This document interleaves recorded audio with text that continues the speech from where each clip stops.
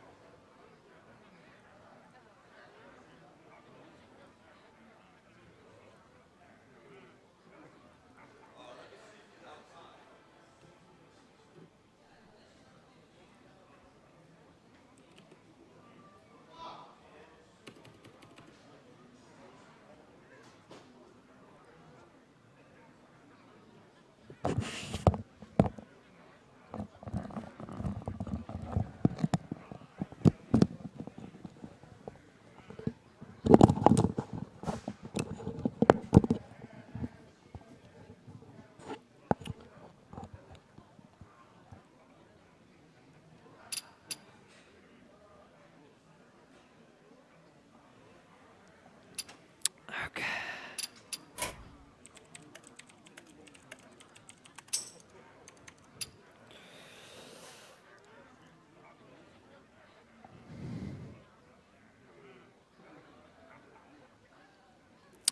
Hello guys, this is me this is Weva at the cave, and we are going to be doing our second Tavern Hero today.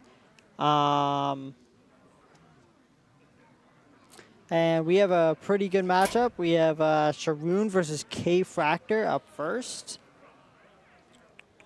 And in a sec, the match will get started. Just stay tuned.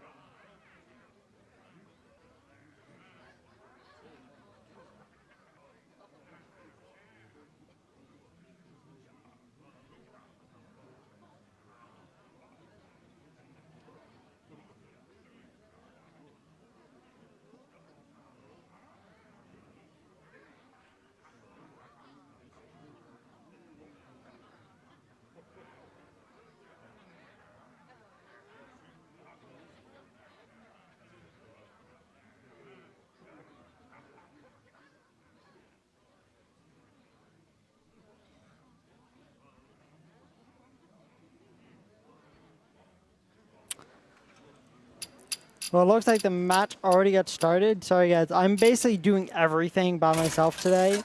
There's really no one here helping me. I'm running the tournament, doing the broadcasting and casting. So, yeah.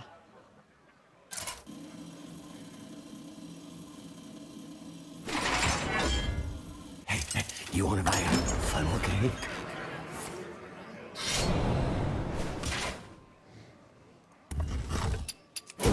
So we have Sharoon on Warrior and K Fractor on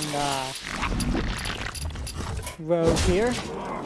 And K Fractor told me he's going to bring quite a different rogue.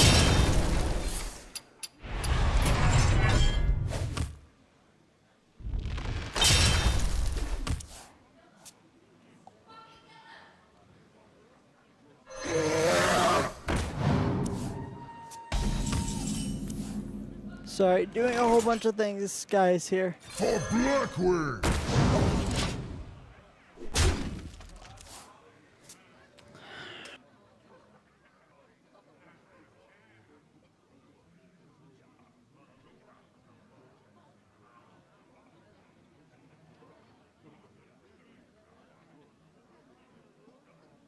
What lurks in the depths?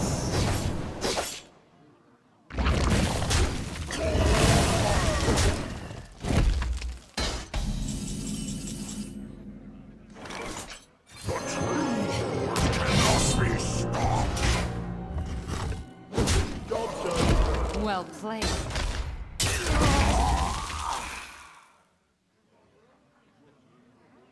Feed the fish, landlubber.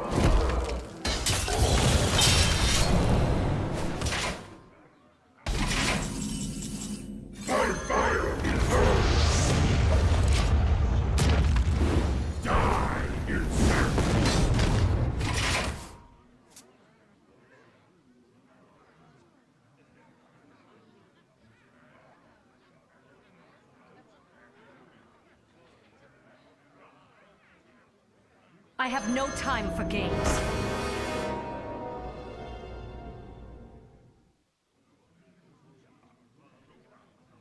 Ha, this guy's toast.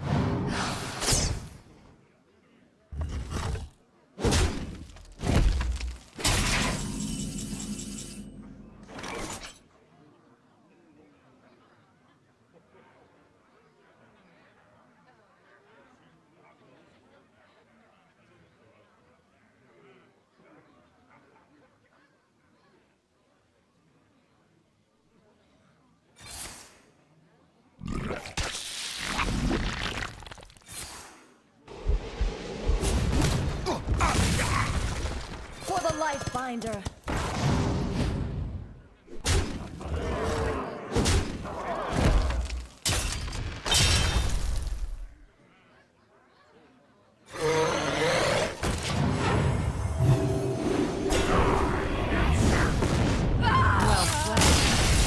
Well played.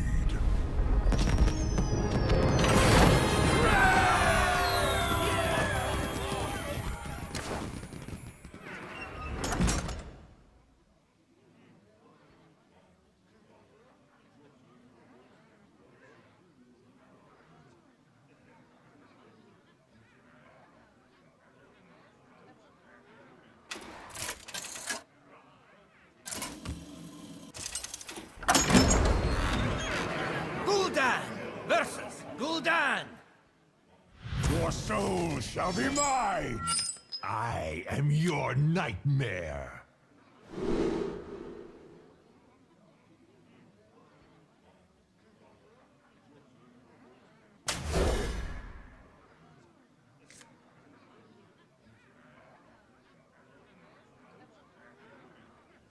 I greet you.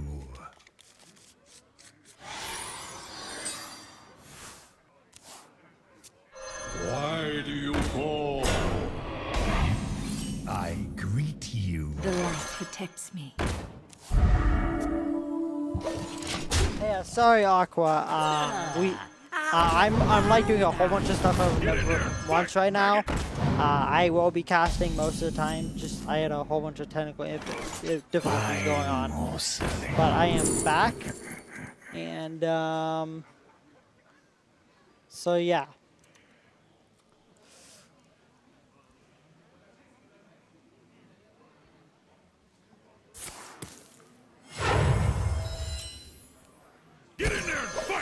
maggot! but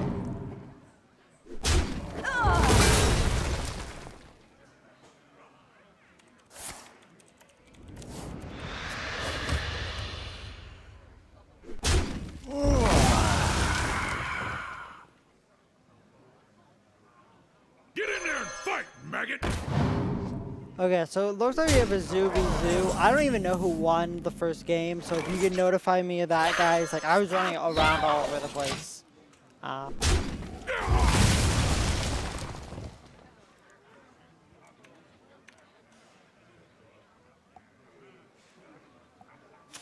And we just actually asked Sharoon.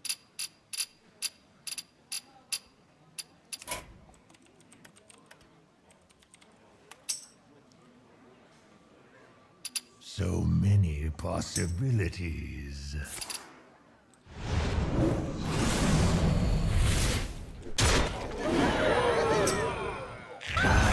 So it looks like Sharoon won the first game with his warrior.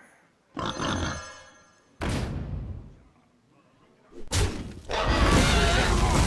it out! Get it out!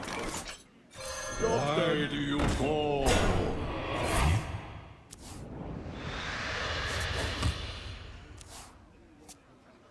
Put this apple on your head.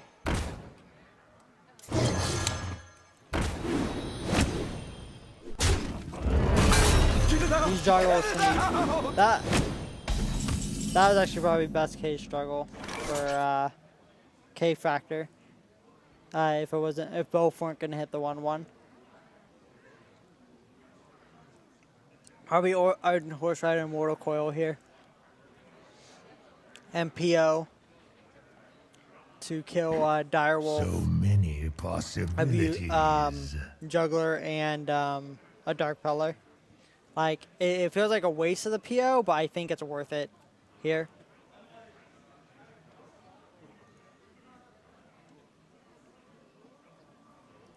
Don't worry, loves. The cavalry's here. So I'm just curious if Sharon's gonna see the PO play here, just to get rid of the Direwolf Alpha. What's up? So everything crashed?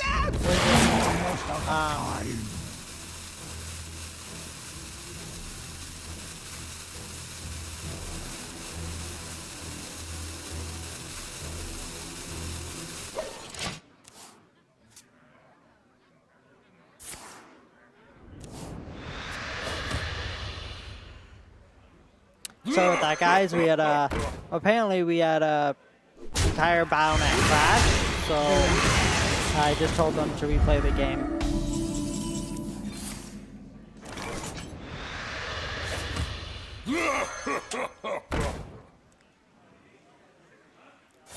And that feels bad for Soulfire, but you now see, like, those POs are both stuck in hand, and he should have PO'd to kill that Direwolf Alpha, and he wouldn't have had to waste 2 cards there to kill a Direwolf Alpha.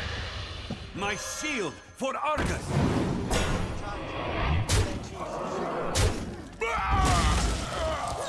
Actually,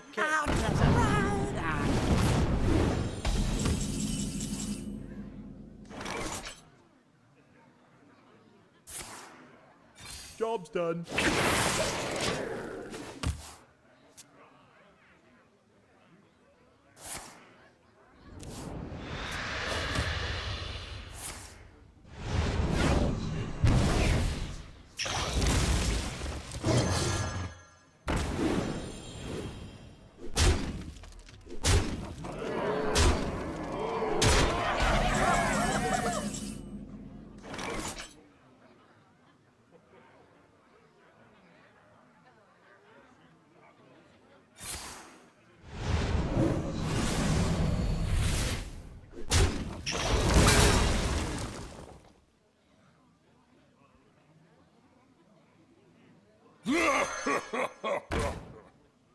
My shield for Argus.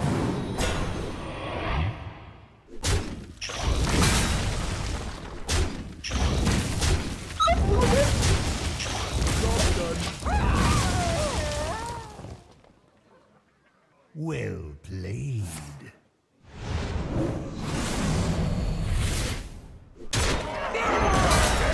Summon me. Well played.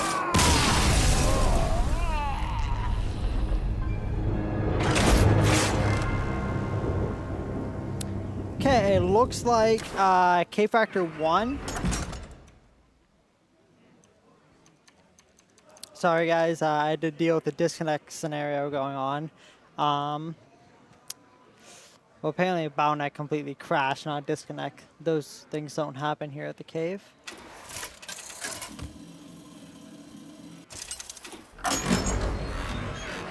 Gul'dan versus Malfurion. I must protect the wild. Your So the soul score is shall be 1-1. mine. This matchup here is definitely in favor of Sharoon. Zoo versus versus Druid.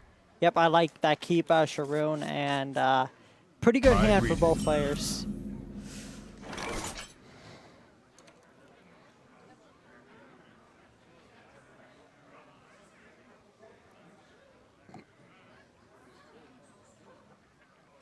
Get it out! Get it out!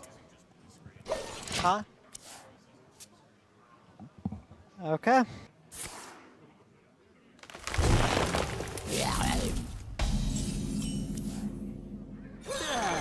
Out of round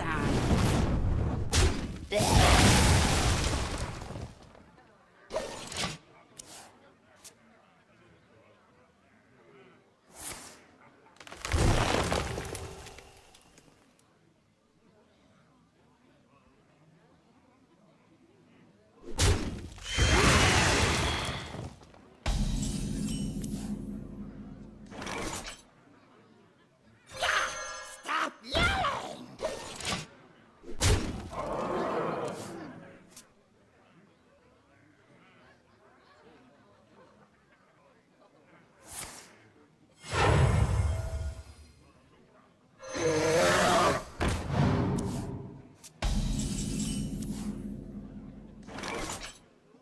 Buying or selling.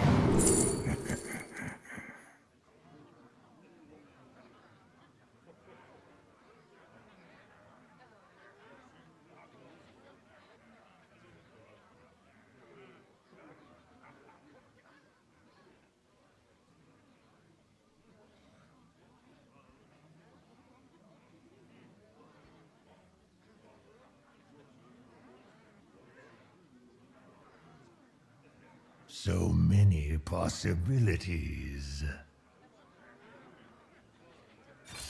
You love my new recipe.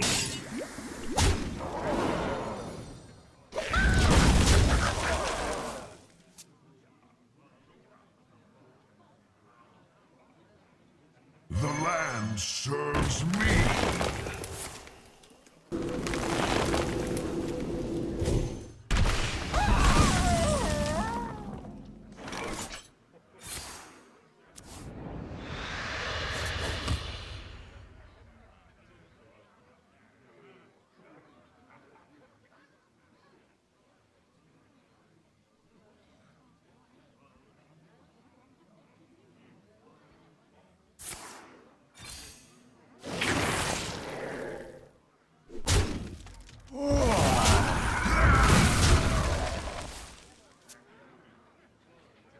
Where shall I strike?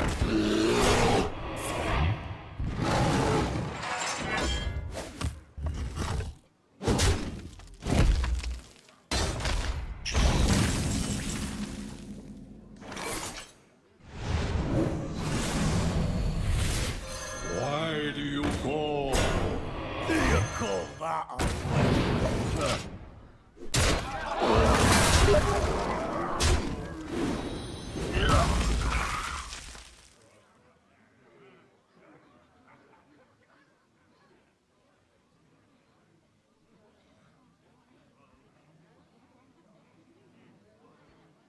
The Ancient One calls.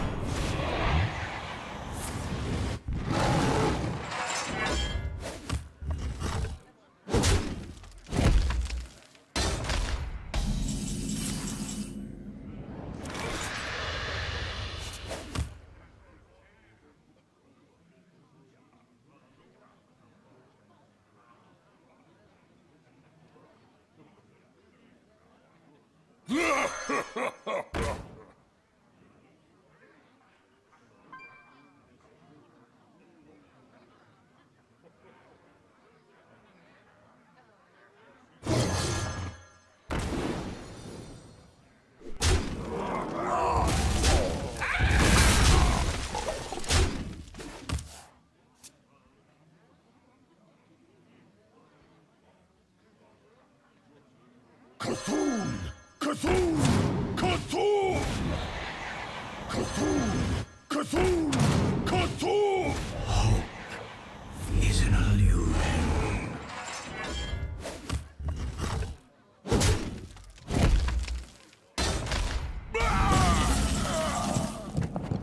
I am really sorry about all this, guys. Yeah, but tons of things happened. Anyways, it looks like Shruin is ahead, like I predicted him to be.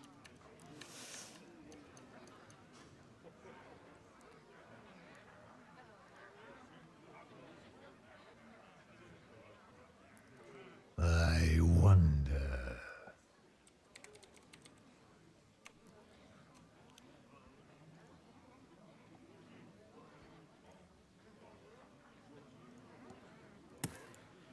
I'm pretty sure you just play Darkshire double one drop here and you double trade. Like I don't think it's too complicated.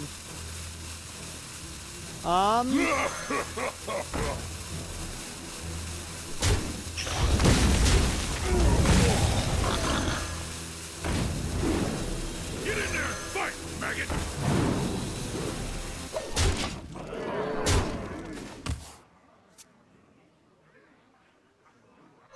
My dreaming ends. Your nightmare begins. Crew Bethian is not there. Put this apple on your head. Not here. The light protects me. Oh, nice, Aqua. Well played. Yeah, that's lethal, the swipe draw.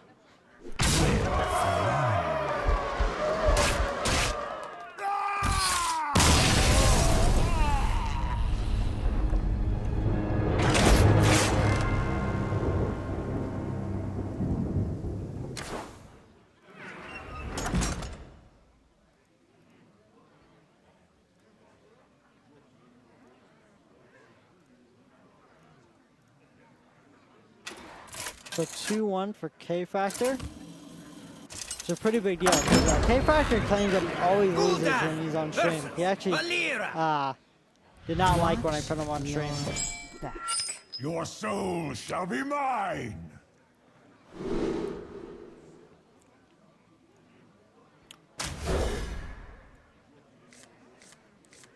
And The well, that is a pleasure is good mine. that's a good hand for both players.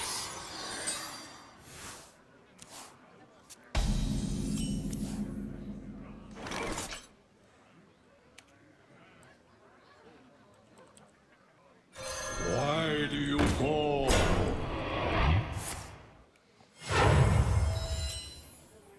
The light protects me.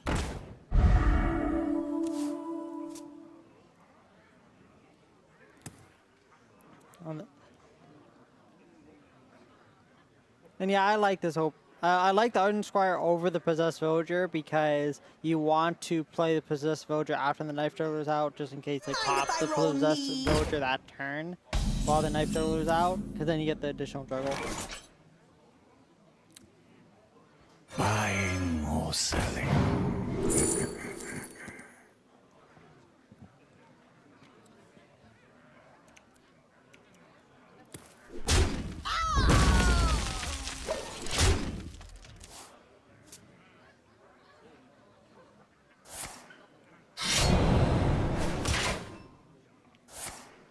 Yeah, I wonder if he's going to use the backstab. Yep, it looks like he is.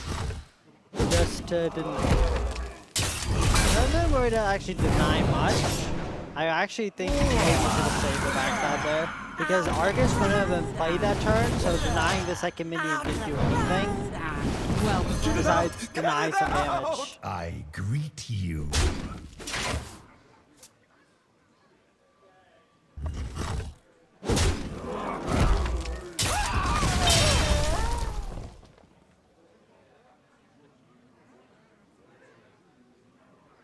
Funnel cakes! Get your funnel cakes here! incredible.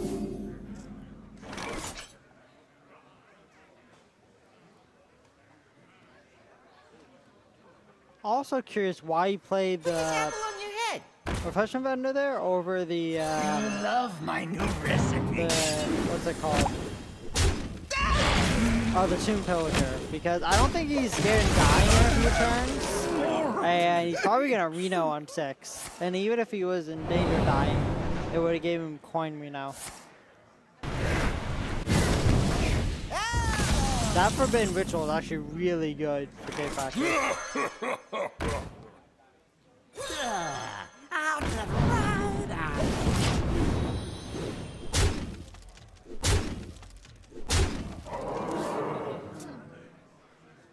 Thank you. Hey, you want to buy a funnel cake?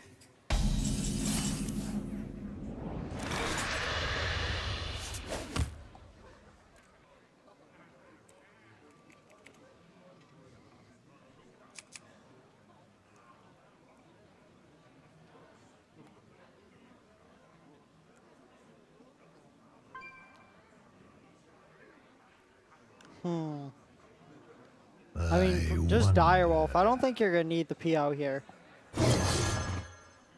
Yeah, see? So trade in the imp, trade in... Oh, is that just lethal? I guess that's just lethal. I missed that. Well played. Well.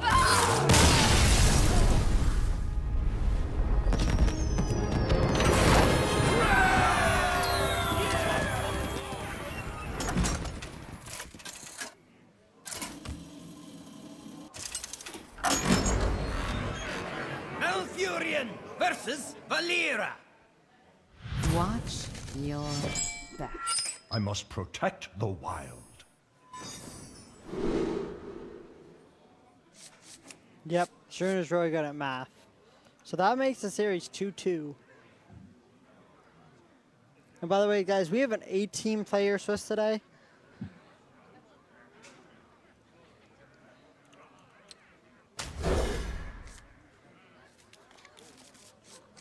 The pleasure is mine. Job's done.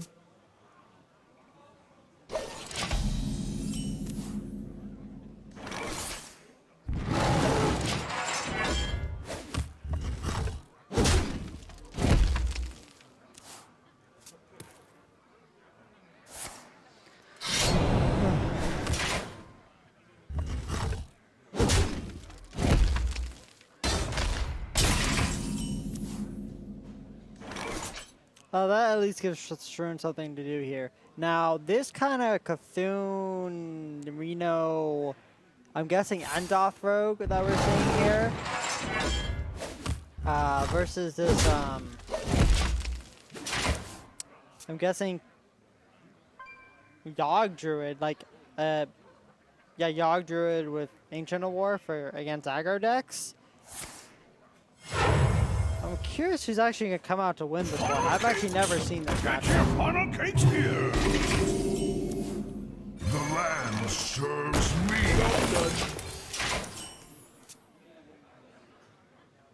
Cthulhu is my shield.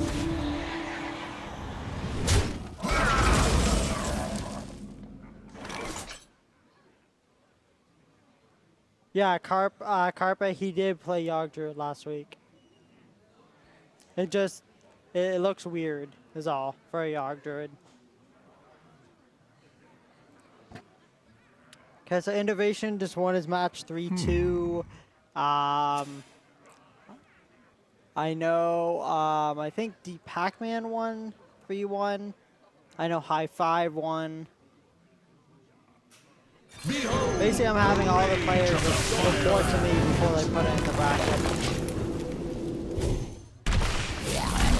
But if you guys are interested in following the bracket, it is, I will pull it up for you guys. What lurks in the depths?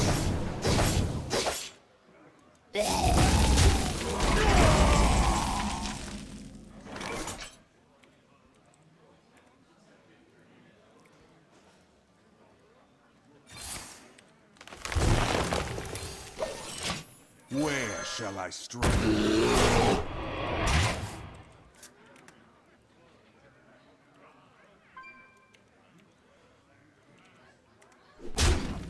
yeah, at this point, it's obviously You want to buy Yogg. a funnel cake?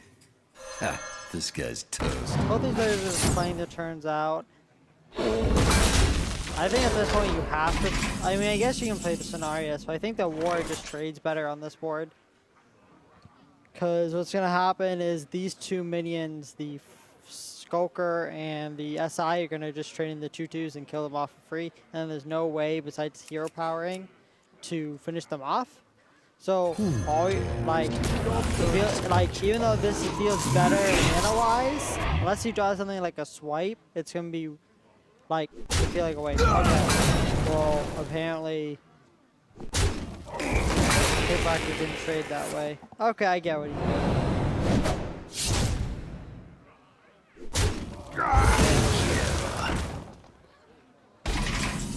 Probably Ancient of War hero power. Especially after seeing one Shadow Strike.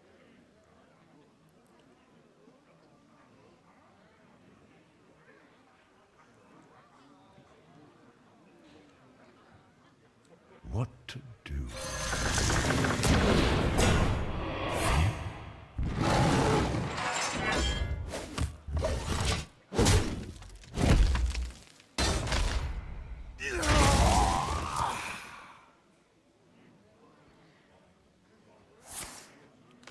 Well, I'm surprised at that Nourish.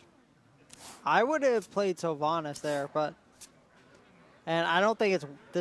I don't know if this is even worth sapping, because you can't develop something behind the sap. So all he's going to do is replay the Ancient Warrior, and you'll be in the exact same position you were in before. Like, you get 5 more damage in, I guess.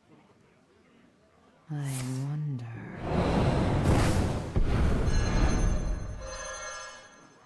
Aqua, not very effective. Discard is not effective in Druid.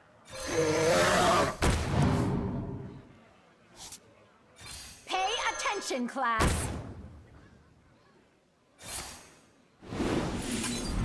I am ready to learn.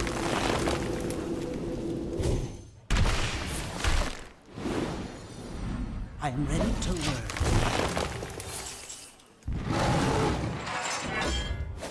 I'd be surprised if there's no Sylvanas here for K Factor. I guess, yeah, he can coin Cthulhu. How big is that Cthulhu? It's a 6/6, it's not even worth playing. So I have no time for games. Mind if I roll need?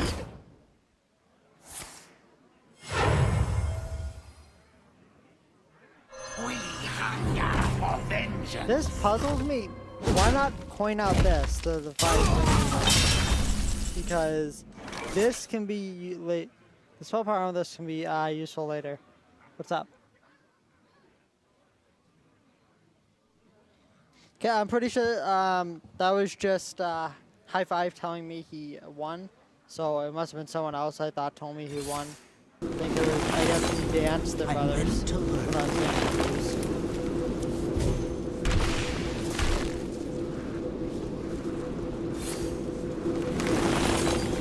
I'm ready to learn.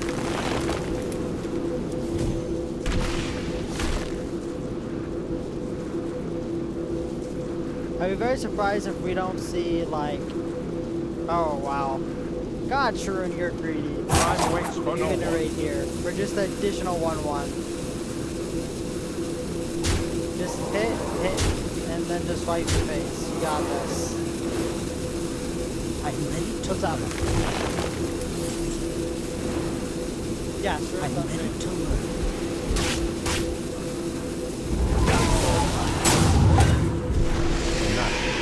Wow, and Sharoon even Well tried to played. prevent the bad luck from happening there. And Reno Jackson actually may just shut Sharoon out of this game.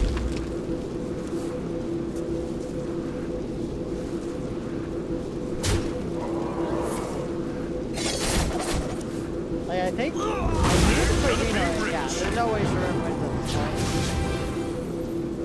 point. Like, he's down on cards, he's down on health. And I think K-Factor's deck is just better in the late game.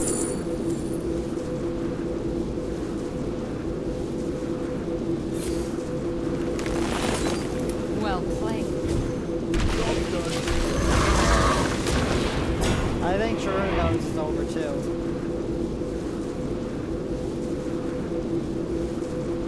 Yeah, I guess a giant yacht. Never mind. Like, unless yacht casts Doom. Yeah. Well played. So, Sharoon is going to go down 3 to K-Factor. That is going to be it for round 1. All the other games are finished. We will resume back in a second, guys, so stay tuned.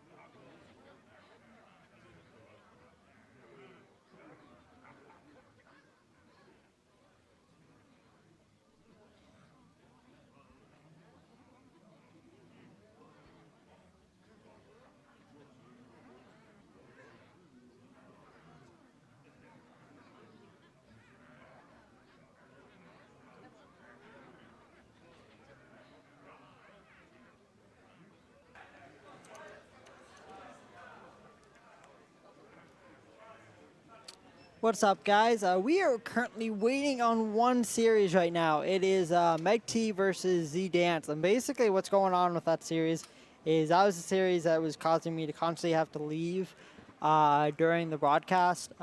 Basically, at first, Z Dance versus computer crashed on BattleNet, and then blue screened, and then so I got him to move off of that. It took him a while to get him a computer where he couldn't see his opponent Meg T's screen, and then so that's what basically took so long for that match. So so we're just waiting on that matchup to finish because they had to they not only had to basically replay a game when it was almost over, but they had to there's a whole bunch of moving around for them. So I just want to give you guys a heads up about that. Their series should be done pretty soon. So stay tuned, and thanks for watching and staying diligent.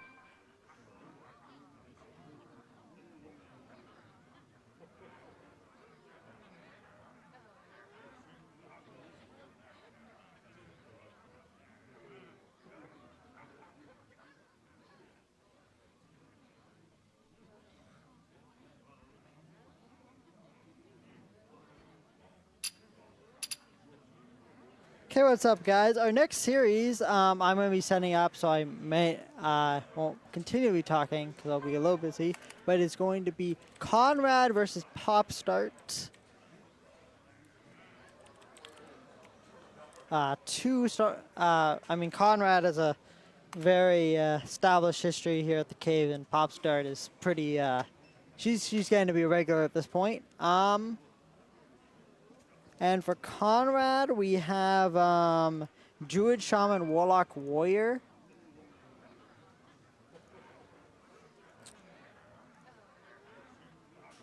And then for Pop Start, we have Warrior, Druid, Warlock, and Shaman. So they literally brought up the same lineup. Okay. That's cool.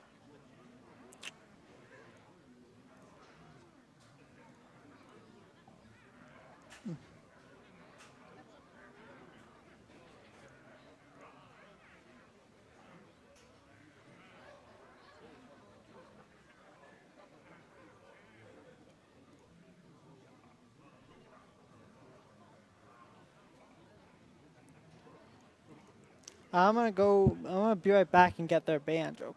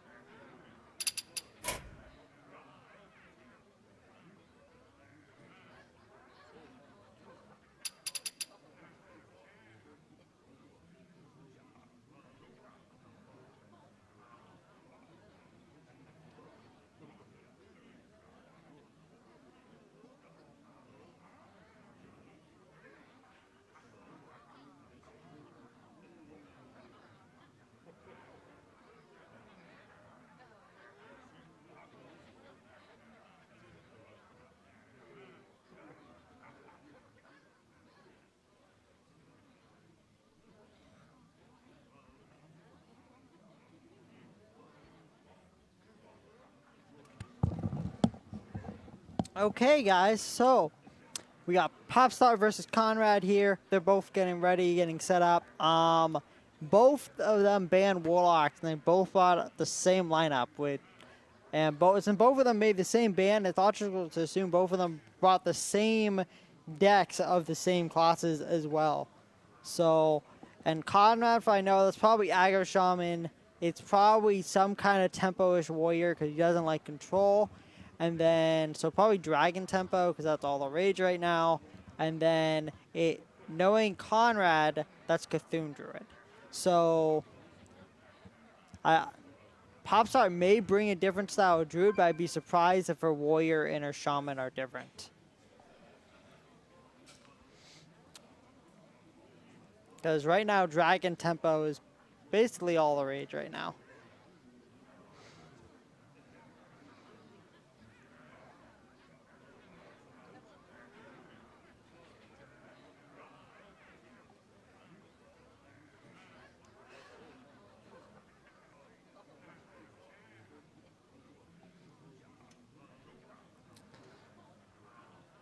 Both of them starting up Hearthstone. I'm going to let them know they can start immediately.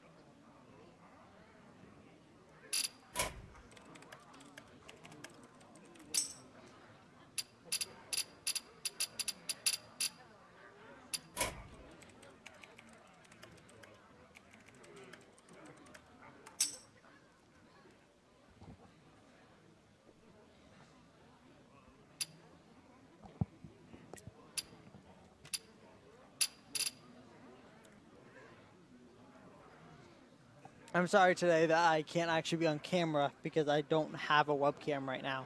So,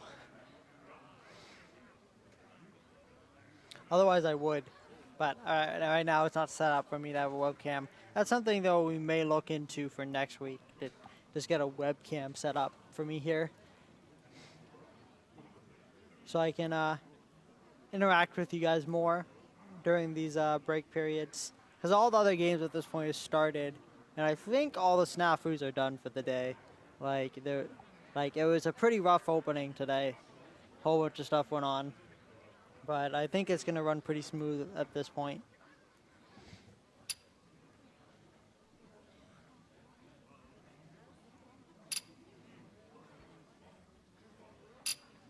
And it looks like they have started. So Conrad is going to be player 1 and Popstar is going to be player 2. Malfurion And then versus Druid versus Thrall. Shaman. This is definitely in favor of Popstar. I must protect the wild.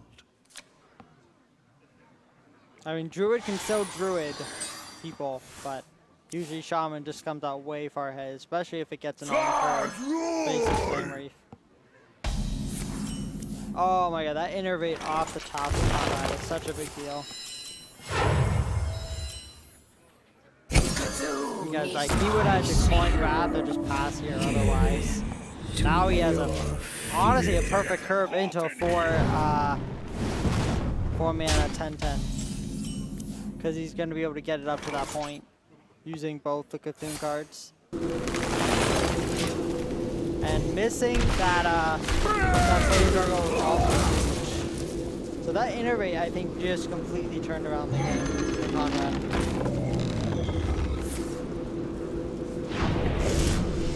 It's God. I hate this one.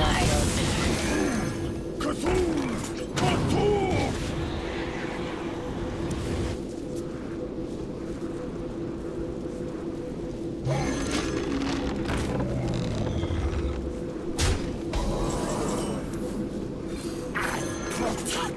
Since this is an aggro town, there's like no way for Popstar to deal with this thing. Absolutely zero way. 1 mana 10/10. She's basically just gonna have to ignore it, and it's gonna constantly just pick apart her board.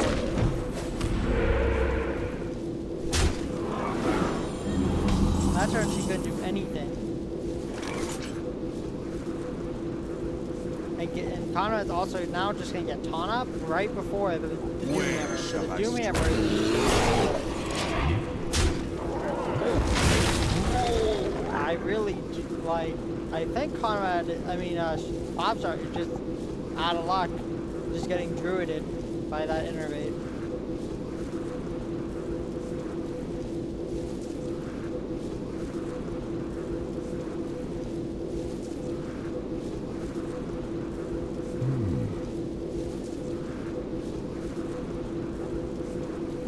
God, okay. Yeah. I'm sorry, I can't deal with that wrath bug anymore. I doubt you guys could either.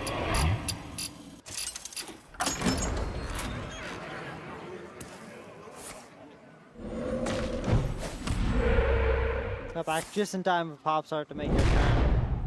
I mean, it's pretty hard for Popstart to come back at this point. Usually when Aggro Shaman gets behind, unless they can cheese his opponent out, there's really no way for it to come back.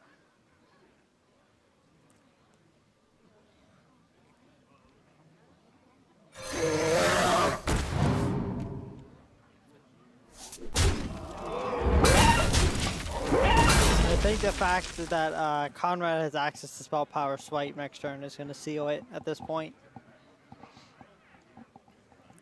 And just the lackluster draws that Popstart's been getting. She honestly needed a 4 mana 7/7 the turn before the Doomhammer, because then she would have been able to clear the Druid of the Claw. I mean, she wouldn't have been able to Doomhammer the following turn, but she would actually been able to fight the board. But right now, she's actually having to take 8 in order to develop the Doomhammer.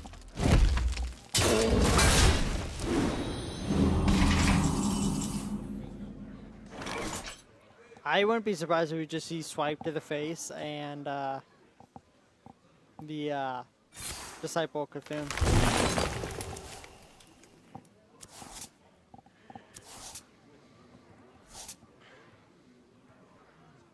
I guess Nourish is fine too. I think Conrad is going to Wild Growth here just to get to a faster Cthulhu. Because next turn he can play Brand or something else. The following turn.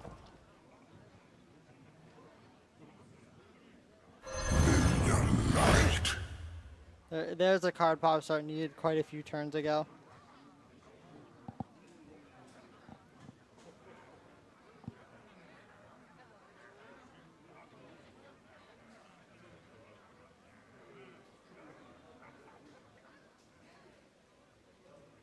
I wonder.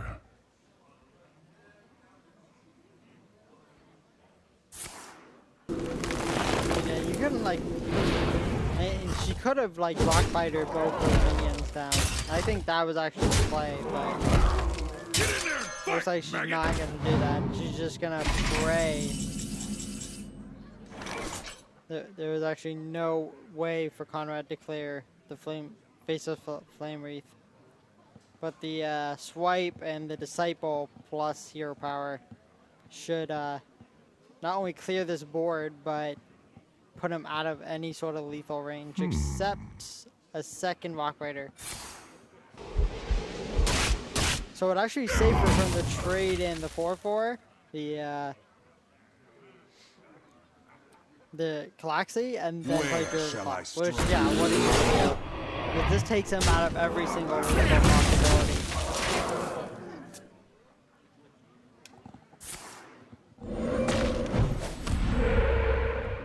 Yeah, he actually would have been dead if he went with the original play I said here. He would have 100% been dead. Because she had exactly 12. She has exactly 12 right now. Actually now 13 because of the Spell Power Totem.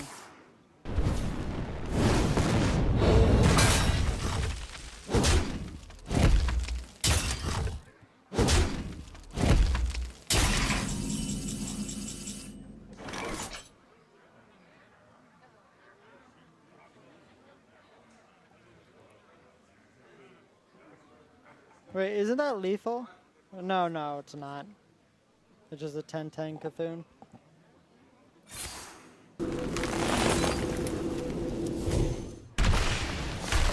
I like to play out of Conrad, making sure to get in that hero power. Could be the difference of him living or dying.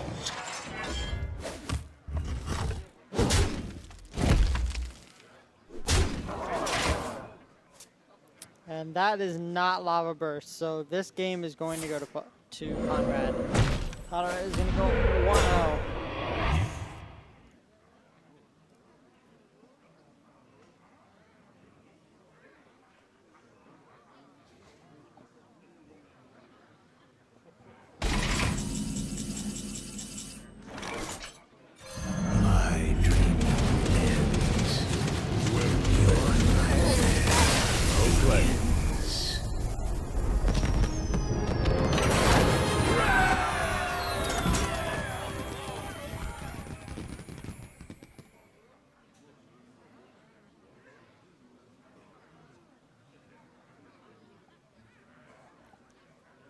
Yeah.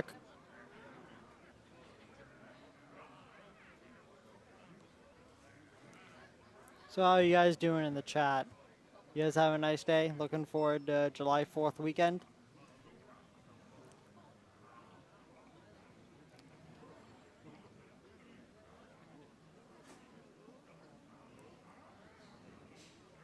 If I was Conrad here, I would assume Popstar's gonna start out with the exact same class, which is Aggro Shaman. So he should probably queue in the Tempo Warrior, but that has the best chance.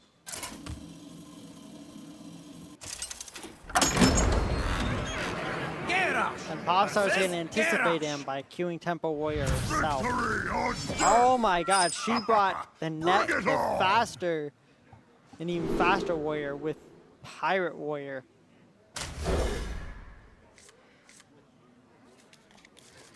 Conrad has a pretty good hand here, but I think Popstart may win out a little because she has the Fire War Axe. Is Conrad gonna coin something out? No.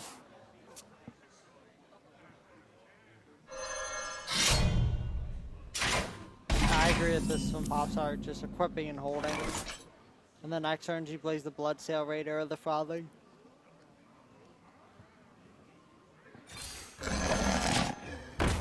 I don't know if I agree with that from Conrad as much, but I guess he's just accepting that something's eventually going to die to the War Axe. Might as well be the Mana Worm.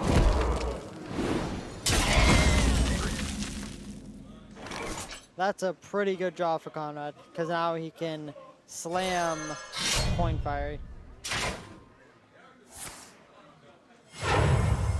to kill off this Frothing. This is going to be a huge problem.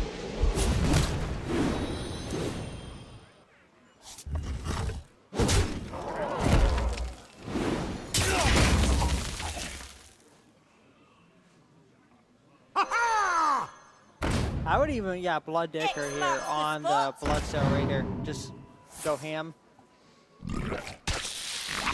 It's interesting that she runs that card in this deck.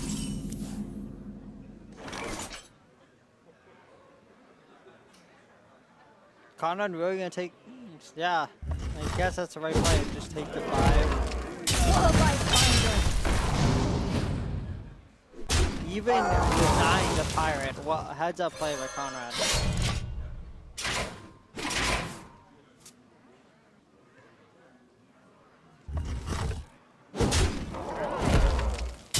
Also, just gonna equip the Arcanine Reaper over just like playing a Mortal Strike or something. I don't know how I feel about that. I guess it's fine.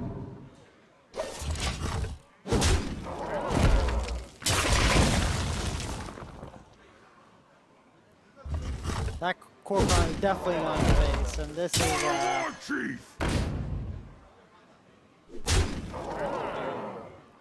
and I think this lights out for Conrad. This Pirate Warrior is just a little bit too fast for the deck Conrad is playing, especially since Conrad only runs 2 taunts. Maybe it's Conrad, he may be running 3 or 4, but most Dragon Warriors only run 2.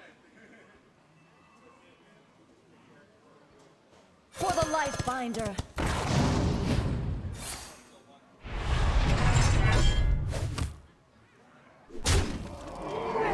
What's up, mostly Matt? How you doing?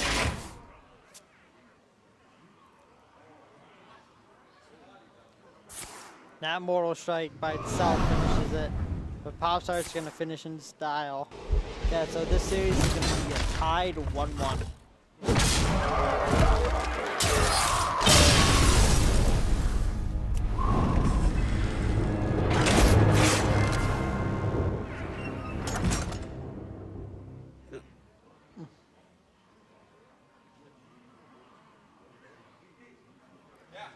Now, Conrad is probably going to queue up the Dragon Warrior again, trying to hit the... Yeah, probably... I would queue the Dragon Warrior, which means Popstar's probably going to queue the Druid.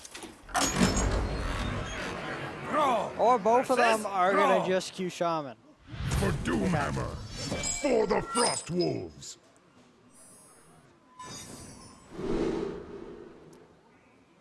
Are you going to Texas mostly mad to celebrate 4th of July? Or like business or something?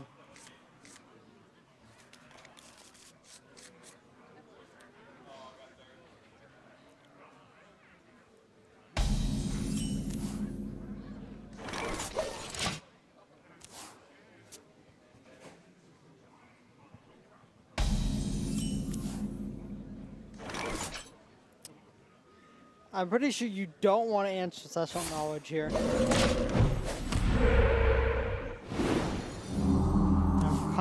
Now Popstar probably wants to coin out the Tuskar Totemic.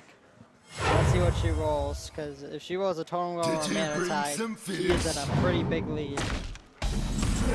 That's pretty good too.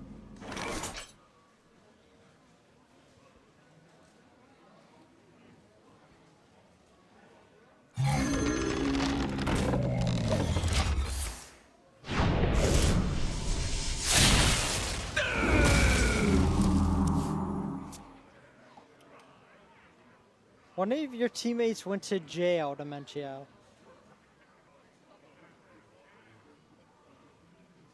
Okay. I don't know how that happens, but... Did you bring some fish?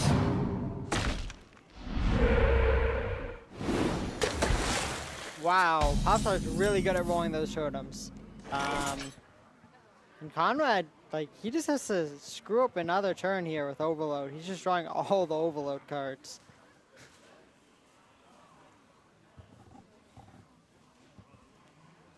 By the way, guys, this is a Tavern Hero, so these guys are playing for pretty big stakes. What to do?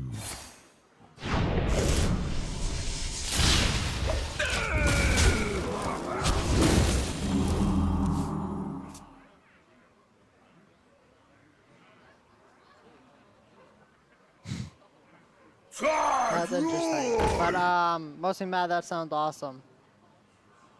Get in there and fight, maggot!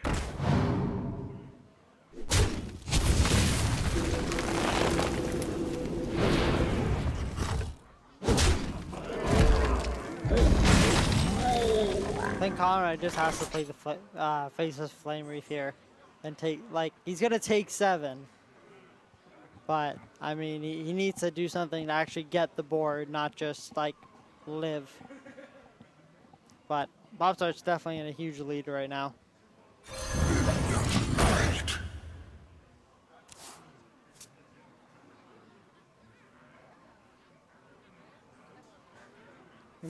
God, that is...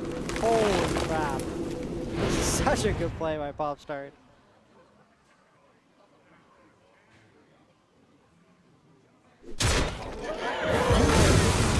I wouldn't be surprised if Conrad just concedes here.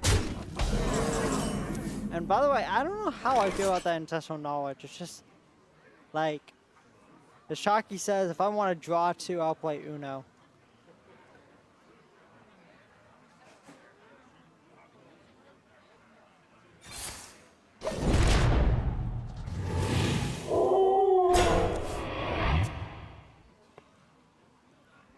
Well played.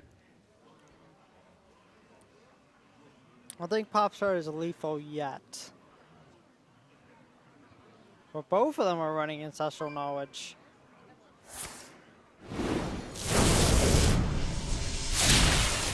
Interesting.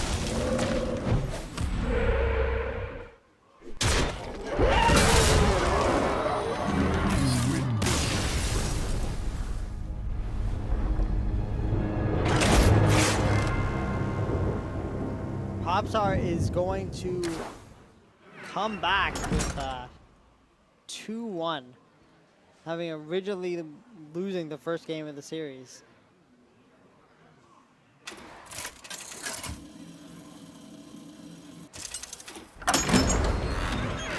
Brawl versus Now this is the exact reverse of what happened in the first game of the series.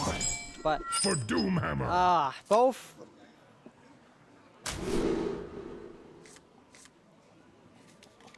I think Conrad definitely got the better hand here.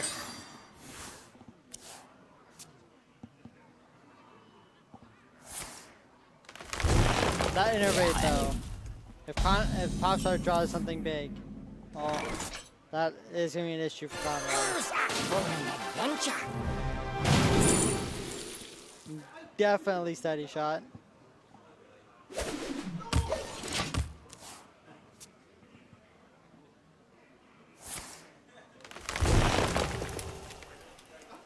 And this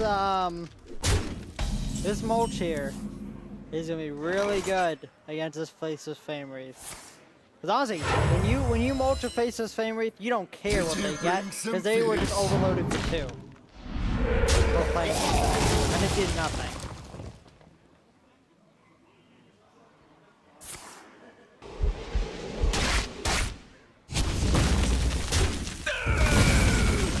Are we gonna? Okay, no, we're gonna see double trog here. And unless Popstar draws something here. Okay, she's gonna probably play that. I was about to say she's gonna need to innovate Sylvanas.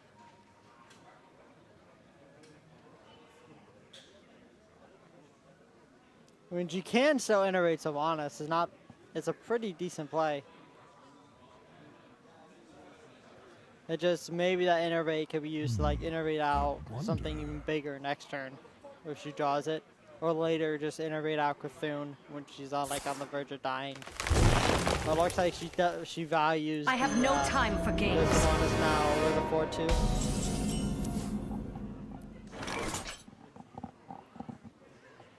Innovation, you want to cast?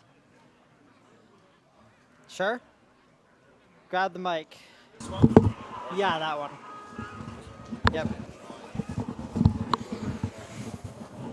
What's up, Innovation? What's up? So did you win? Yeah, I won 3-0. Okay, so you're 2-0 right now, right? Yeah. Awesome. So this is Popstar's currently up 2-1. I see, okay. Yeah. So the warrior and the shaman won. Yeah. I see that. Both ban Zoo, I'm assuming, because both of them play Zoo. Yep. This looks like a crazy board. Yeah, but that mulch. Mulch is pretty good, yeah. I tagged one into my druid deck as well. See what he gets. And the chosen one in the chat's probably pretty happy that we're saying mulch is good here. Because he just loves that card. Oh yeah. He enjoys a lot of RNG fun cards because, you know, he plays the game Differently. he has a lot of fun with the game, so it's a good good mentality sometimes. I was taking the game a bit too seriously in the past weeks, and I started playing a little more a little bit more for fun, and it's been working for me.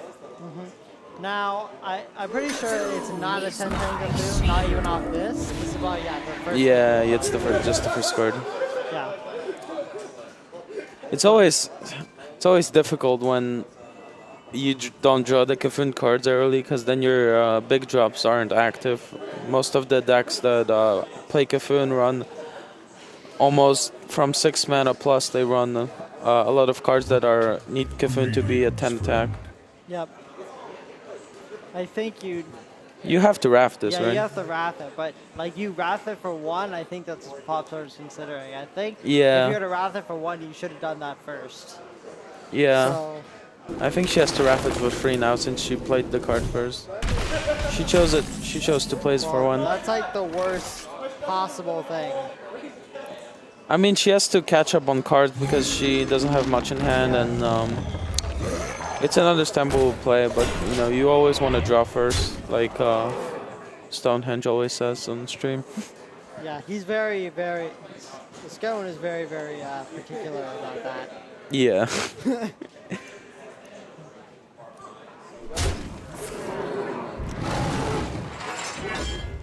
So, do you just play the 4/5?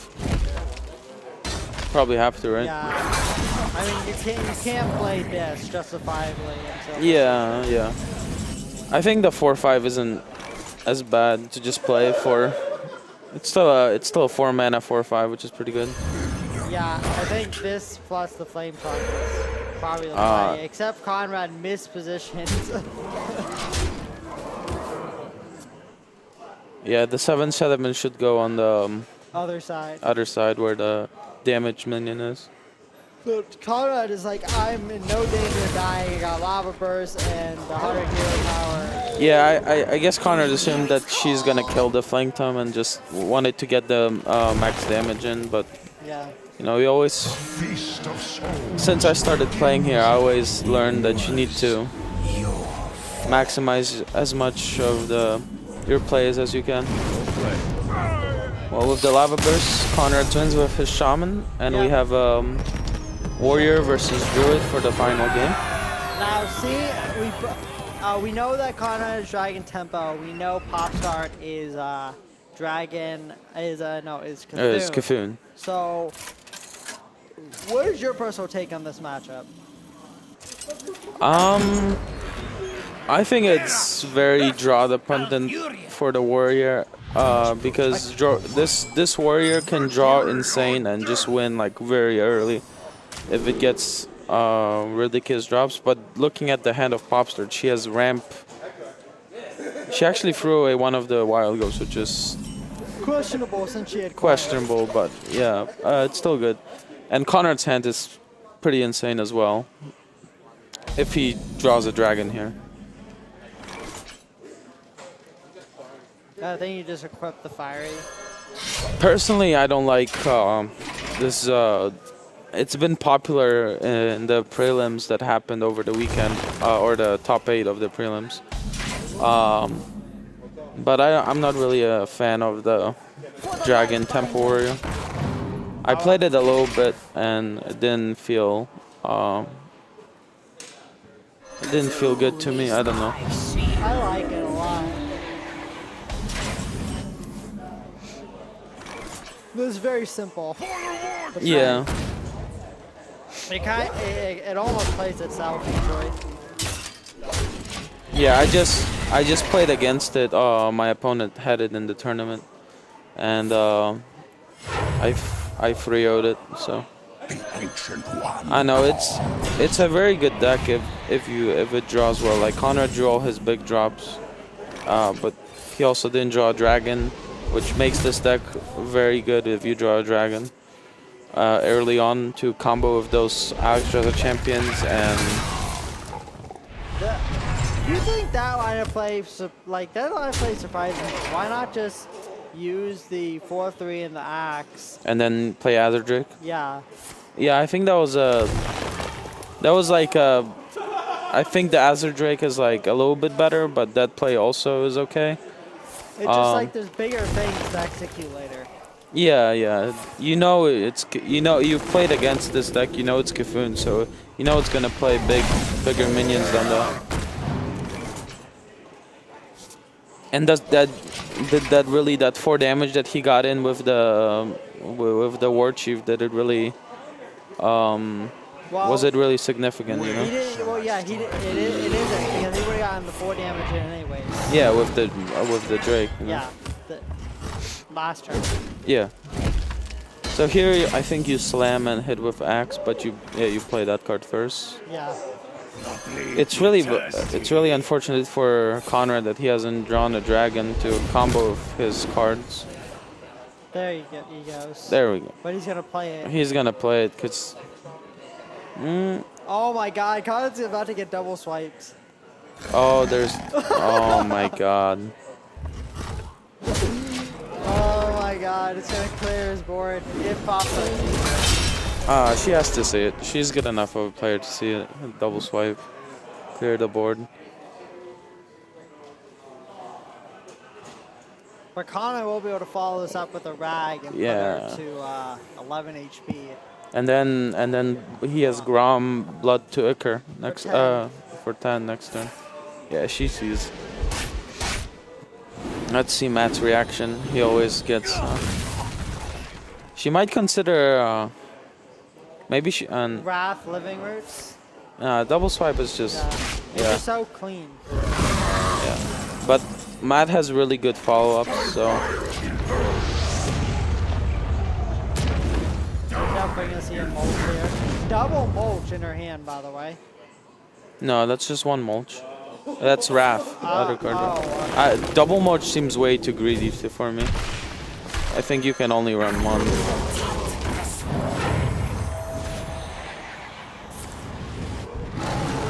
And So- Conrad is 2 off.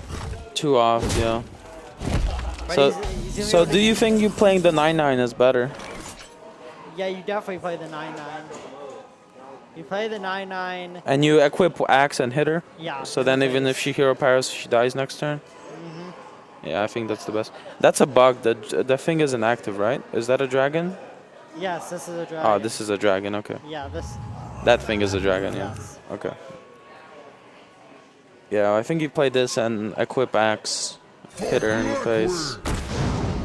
Yeah, he does the play. So he has lethal next turn, but we see that Twin Emperor is most likely gonna Yeah. come down. There's no way that's not getting played. Yeah. And she has 5. So she can actually clear the 9/9 and keep the 4/10.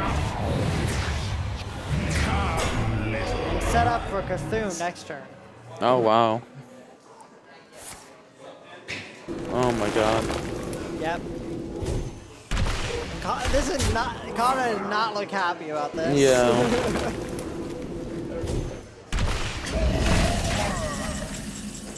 Oh, that's not a card you want to see. Well, if he added a few turns ago, Yeah. Do you think he's just gonna play to clear one of the 4/6s? I think he has to. Like Ramet and then Blooddicker in a rage. What now? Yeah. That feels so bad though. Oh, he's using his face. He's trying to. What? Why not Inner Rage and then Blooddicker or something else later? You get the 2/2. Well, why? Well, what is he saving the Inner Rage for? Maybe like a Korkon with more damage, but I don't know. I think Blood Taker was better there. Definitely Cthulhu. I mean, Inner Rage was better. Sorry. Yeah. And I think that's just it for Conrad. Looks like Popstar's gonna win this series 3-2. Conrad was so close too. I mean, she doesn't have lethal yet. Yeah, because of the taunt. But pretty sure just Like, What secrets will she's gonna buff the Cthulhu and play another taunt. she's gonna buff that Cthulhu +6. Yeah, and play another taunt, which basically seals the game. No. Well, I mean, you're not even life tap to draw him something here. As he Dan Switch just won his series, by the way. Alright, well, And this series is over. congrats to Popstart for winning 3-2.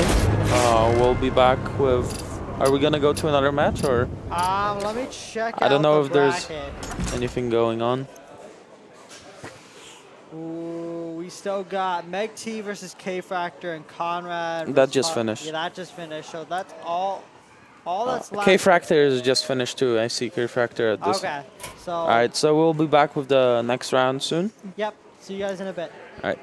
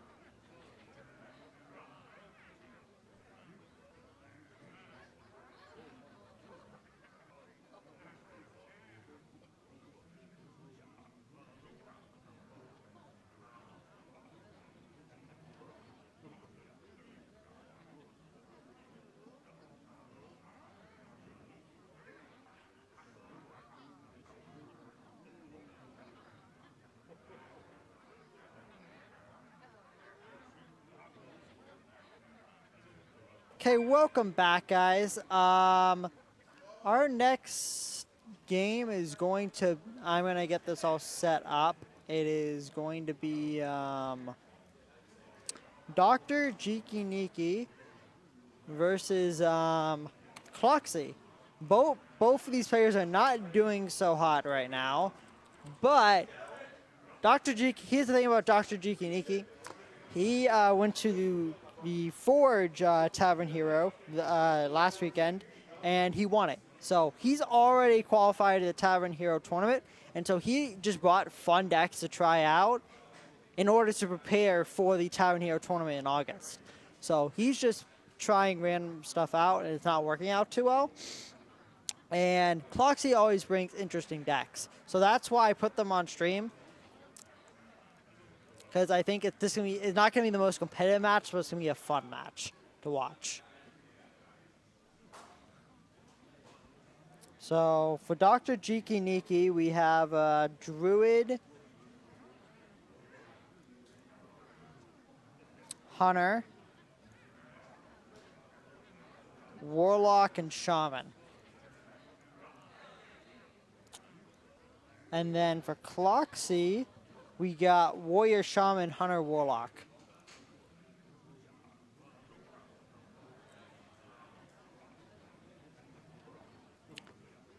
So the difference is the Warrior versus the Druid.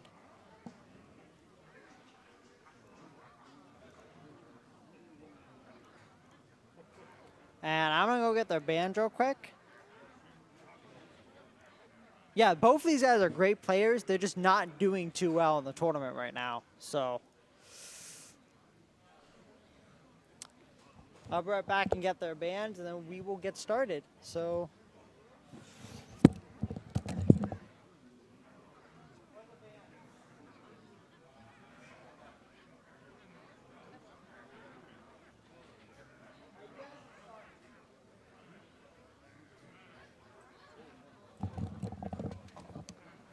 okay, so Dr. Jiki Niki's Warlock is banned, and Cloxy's Warrior is banned. So, one sec. Just going to refresh this because it makes things go. Okay. Guess I just gotta manually refresh all these scores.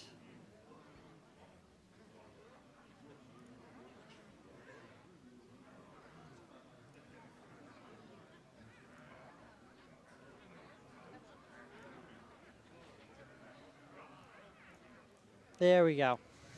Sorry about that. And they're probably getting started right now. So let's just get into the game.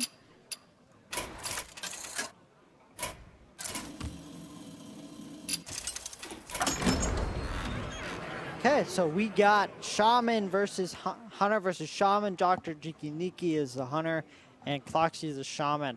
Oh, I guess Cloxy is the one who's tryharding here. I bring aggro Shaman.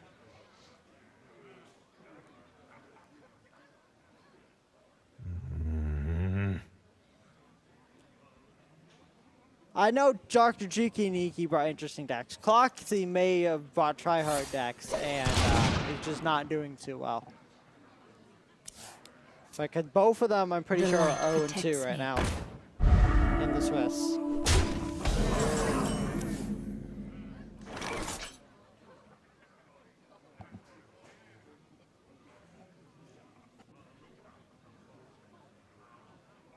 So Unleash the Hounds is kind of appealing here, but it just if you play the Ardent Horse Rider here, you get wrecked. But I guess Unleash will just be better later. I don't think this is Yogg Load Carpe. I think this is mid-range that's trying something new.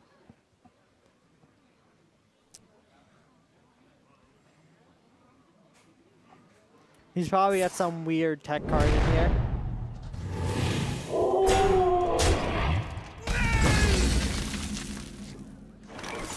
God, that's not a card he wants to draw. Call for the Wind is pretty good, but not right now. And it'll be a miracle if that Leok lives, because then Unleash is like a godsend. I seriously doubt Cloxy will leave that on the board.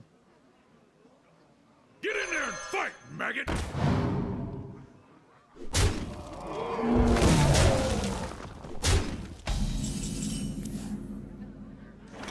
That's a pretty good draw to Dr. Jikiniki. It actually gives him something good to play here. And then next turn he can hope to roll Leok again and Unleash.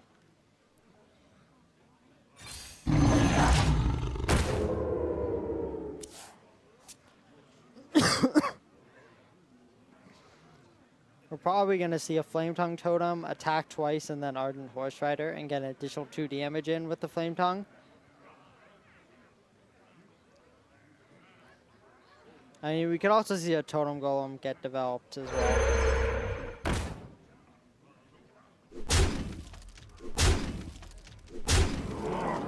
Yeah, Cloxy's going to get an additional 4 damage in here, and threaten lethal for next turn.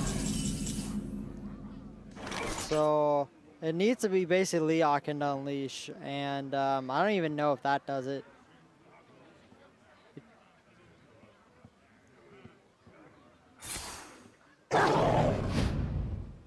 Oh, okay, I like this out of Dr. Jikiniki. He's doing this first, and then he's going to try to roll for the Leok. It's an additional dodge in this way. I think he should use, the Stranglethorn to kill that off. He can leave the Flame Tongue up. It's just everything else he can't leave up. And that Misha though was like the second best, if not actually the best here, because it does the 9 damage out of Cloxy. So,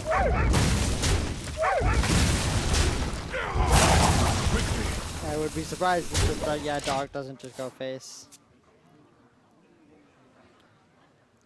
So Tunnel Chug, Totem Golem, Lava Burst, the Misha.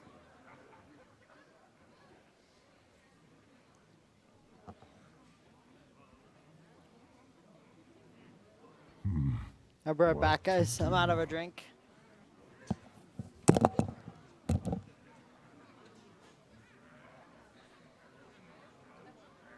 Charge! Roar!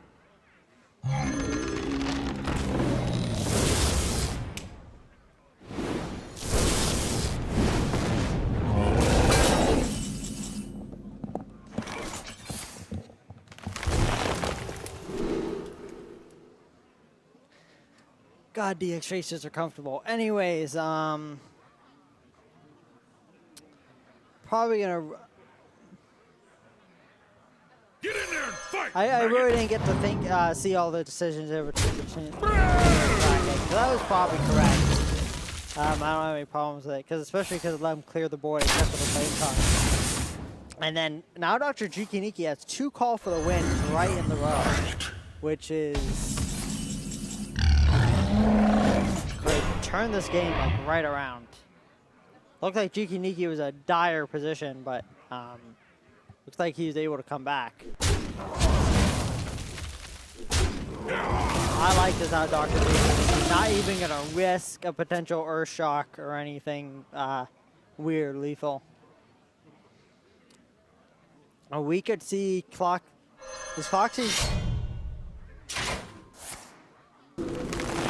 gonna be very disappointed when next turn he gets absolutely destroyed by the second Call for the Win.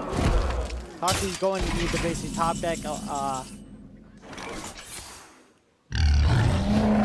second Rock Biter, or he's gonna need to top deck a Lava Burst, or get Spell Power Lightning Bolt. Those are 3 outs. Oh my god, so he has a 1 in 4 here.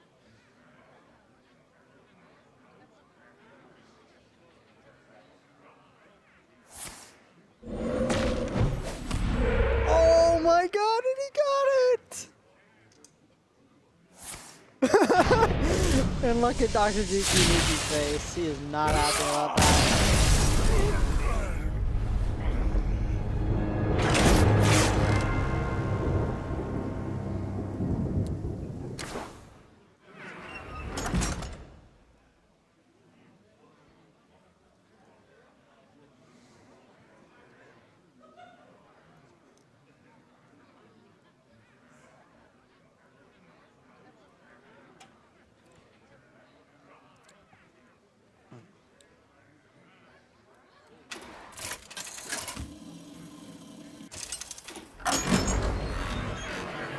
Balthazar versus Gul'dan. Your soul shall be mine. Let the hunt begin.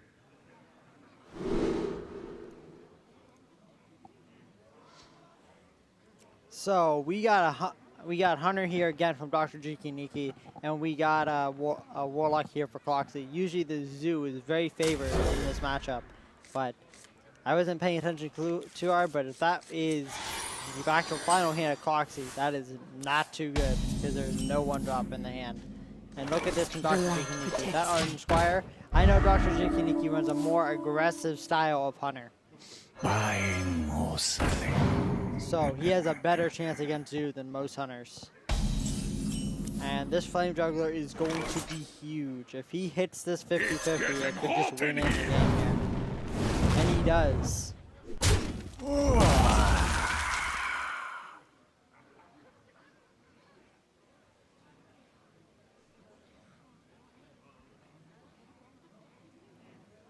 I think Dr. Jikiniki is just thinking about whether or not I should coin out the fiery bat. Your soul shall suffer. Thanks. Stop! Extraordinary. Proxy cannot be like mad about that juggle hit because that was a 50-50 and he got a 1-4 last game. It's called karma. So now, do you deal with them getting boss now? And by doing that, you would quick shot and run in the 2-3, and then run in a 1-1 into another 1-1. Or do you just leave it?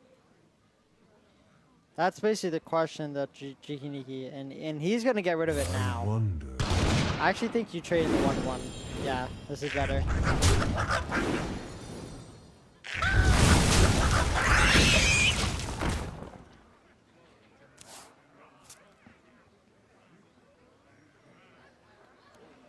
Clocks is a pretty good turn here. He has he can just tap double 1-drop, or he can triple 1-drop, or he can actually double 1-drop and then Crazy Alchemist the Flame Imp. It's also a play. Many possibilities. You love my new recipe. I'm surprised that he's not gonna try to Crazy Alchemist his Flame Imp. Give himself a 2-3.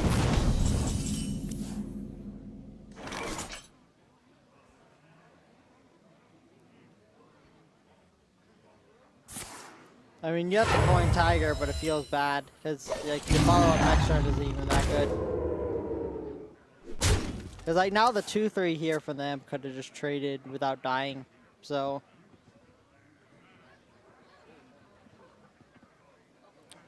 We're probably gonna see Voidwalker Gormok, even though it will only clear 2-1, or we'll go to the face-off for it. When you can Gormok, you just Why do you call? it's so rare when you're actually able to get it off. By the way, guys, we're just cutting off the top 8 out of 18, so like even if you go 0-2, both these players actually still have a chance. 3 2s will be able to get through with only 18 players.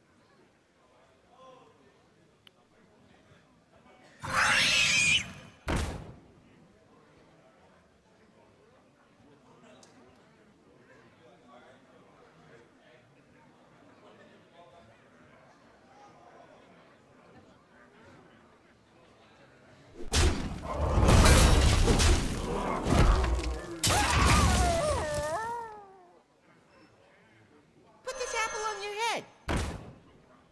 My shield for Argus.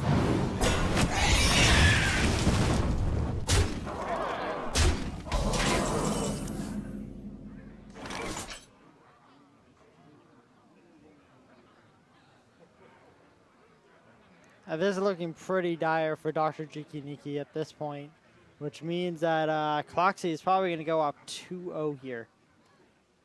This might be a very quick series. Like, I can't see a good play for him here.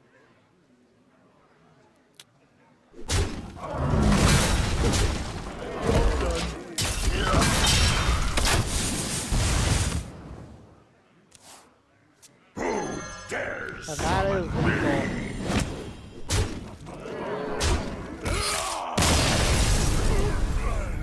I think I got the bands. Oh no, I forgot to just update the band, I think, for Cloxy.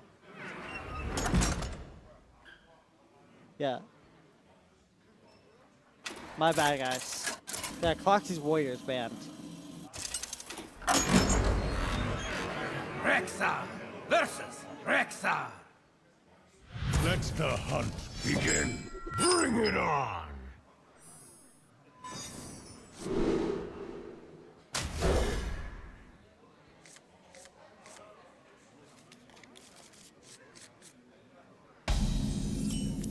The light protects me.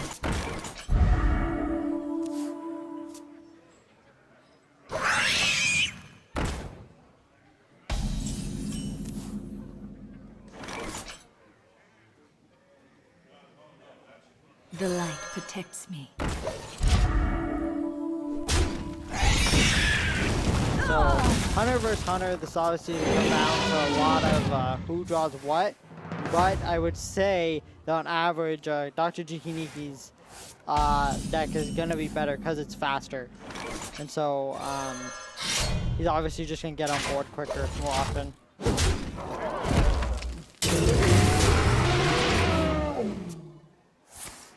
To my side.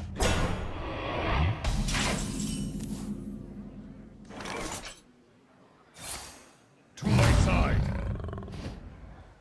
Get in there and fight, maggot!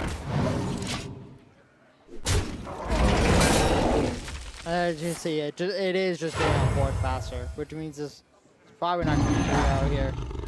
Like, he's going to have the Stranglethorn Tiger here to follow it up, and then he's going to get an additional, there's a ton of damage in here.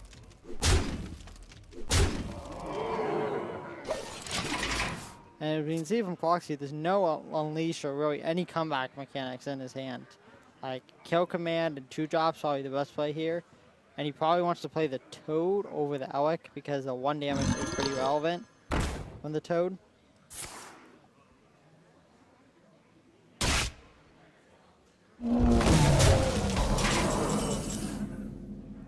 Second Tiger.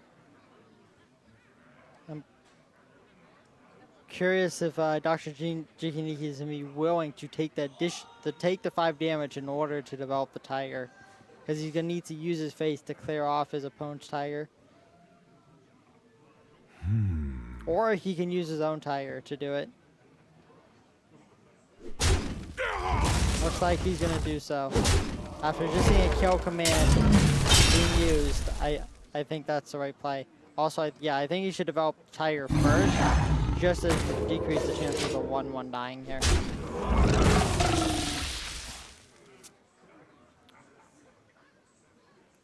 So Alec and Wolf is probably the play here. I mean, there's 10, 11, 13 damage right now on board. If you include the hero power.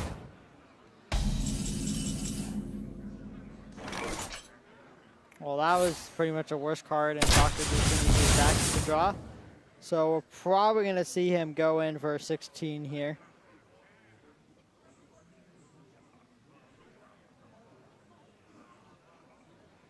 Which will bring Cloxy down to 6 HP, putting him pretty much almost impossible to position to come back from. I'd be very surprised if we don't see a quick shot here, at least on a minion. Why on the Wolf is playing 2-2? Okay, he's just playing around Houndmaster.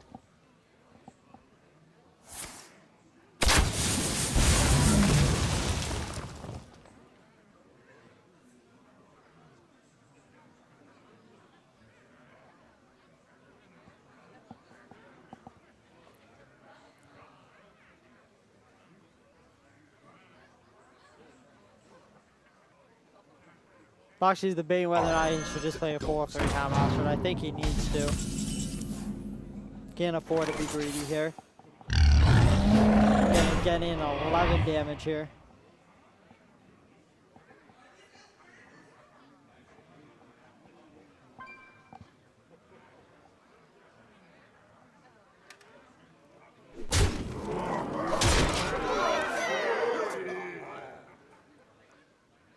At least the Kodo is going to do some work here. And the quick shot's going to draw a card as well.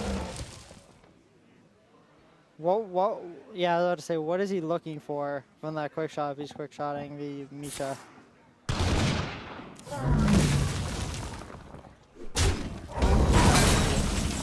And that is game.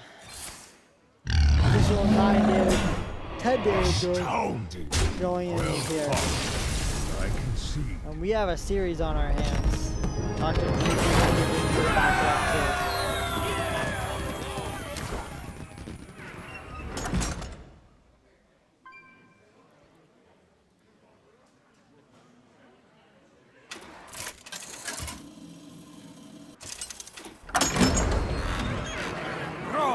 Versus Rexa. Let the hunt begin for Doomhammer.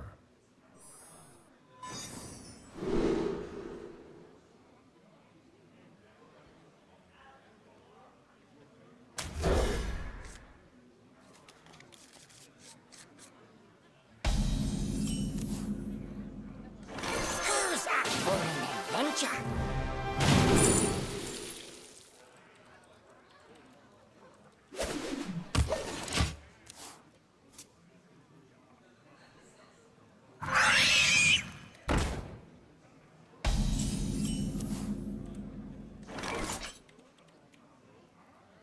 Okay, so we got Aggro Shaman versus Hunter here.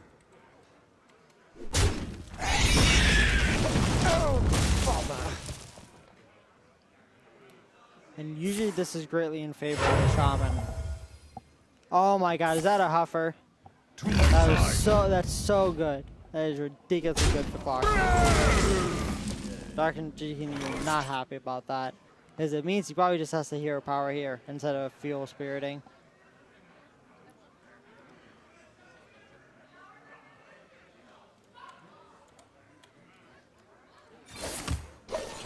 Astounding. That's incredible.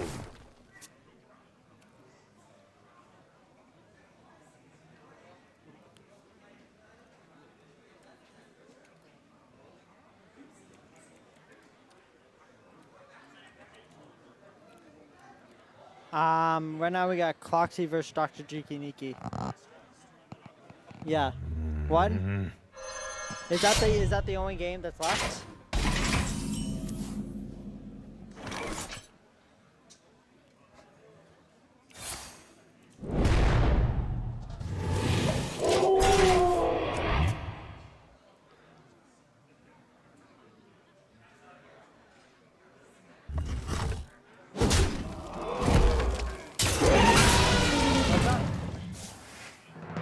Okay.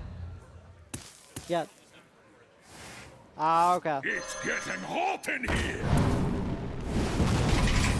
So yeah, we have 2 or 3 games still left of this this round, this was. But looks like Clock Dr. Jikiniki is starting to slowly pull back the game, but let's see. This Tiger is going to cause some issues for him. Yeah, but I agree swinging there, because you're already going to take the 4, you might as well remove it. And you have other ways to deal 3 damage. The double Flame Tongue here, each protecting each other. I'd be surprised if Don't worry, Dr. Lux, the Okay, so cavalry. he's going to actually break this up in order to get the additional damage in.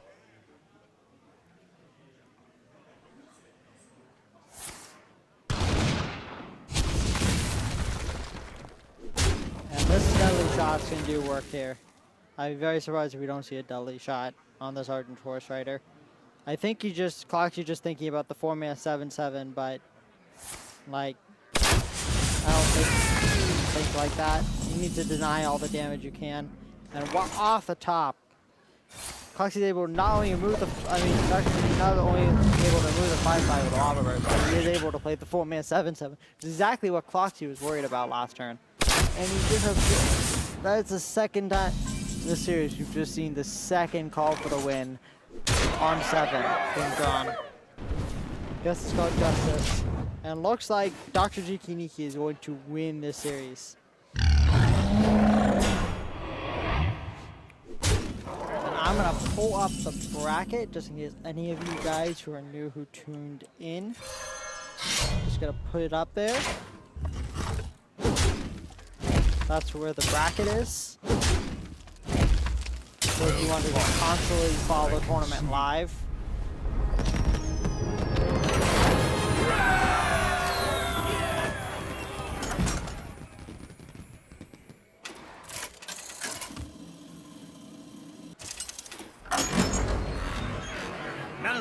So we got Druid versus Hunter here is the last game. I must protect the wild.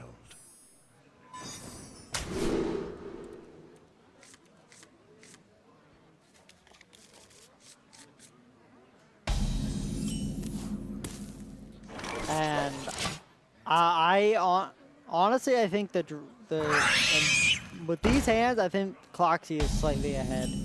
Like, this is the Druid that Dr. G. Kiniki, I think, definitely regrets bringing, which is why we haven't seen it yet. It is a full-on Beast Druid.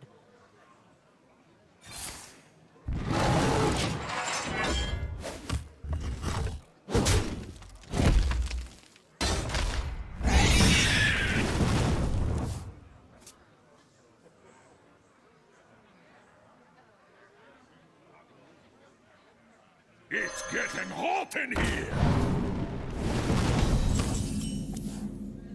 Ooh, that is a good draw. That is such a good draw. Because able to just clear out this 2-3 for free and leave something on the board. Now, if trying to think what one drops punish Dr. Punish Foxy here. That is not one of them.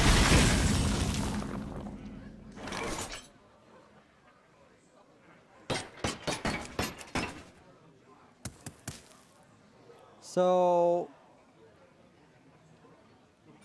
yeah, I think this is definitely the play here. The Toad and the Mark. You draw a card, get out of the way, develop a 5-4. Pretty good stuff. That Freezing Trap is an ace draw.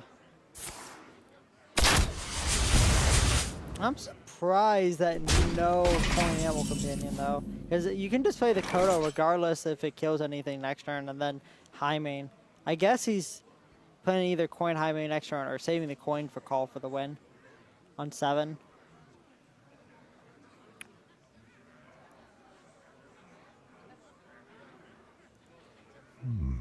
I wonder. Wonder if Dr. G. Kiniki is going to use the Savage Roar here in order to clear that 2-2 and then play like the Druid of the Flame. Which will make him just follow, get absolutely destroyed by the Kodo.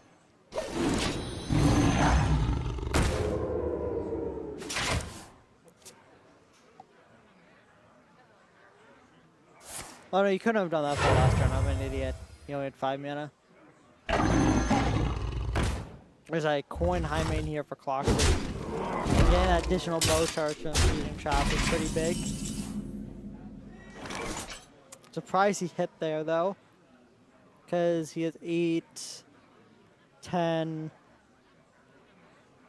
Okay, he has exactly lethal.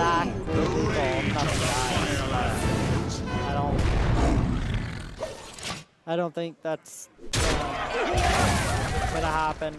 So if he rolls Huffer, that's lethal. To my side! Nope. He's like 2 or 3 off lethal right now.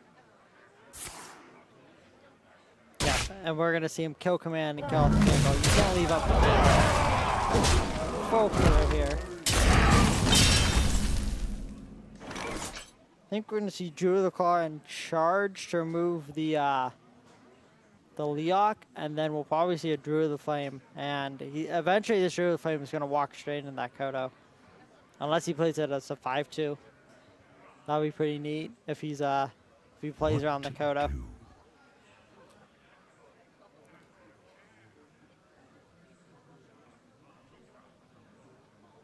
Why do I keep thinking that Druid Flame is 2 mana? Because you can't do that play.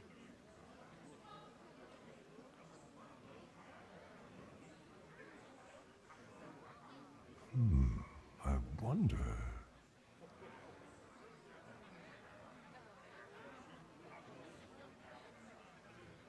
Where? Time waits for no one.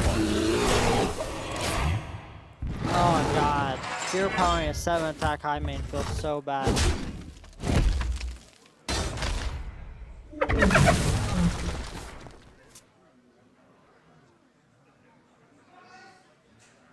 And that is not lethal.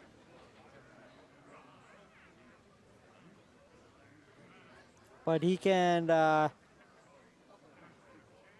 just Kodo, hero power, double trade. I think hero powering is better than playing the ooze here.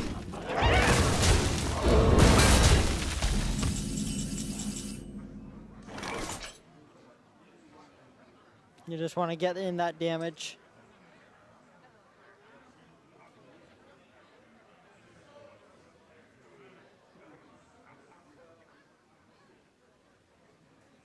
Coxie already knows what he's playing next turn. He's hovering over it, but I'm seeing a hard way for Dr. Jiki Niki to come back at this point.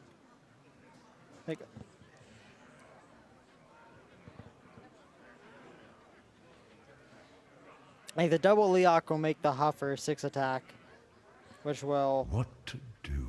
absolutely destroy this Druid of the Where Fall. shall I strike? And he is gonna charge it. Go off that Leok. But he is dead because Huffer is gonna be at 5 attack and that Kodo is gonna be at 4. Which means that is 9 damage. Fox is gonna win this series 3-2. A lot of it's been all 3-2s today, so that's pretty cool. Curious, have the other games finished up yet? I know a lot of people have been slow to report their scores, which is fine. Let's check out the bracket real quick, guys.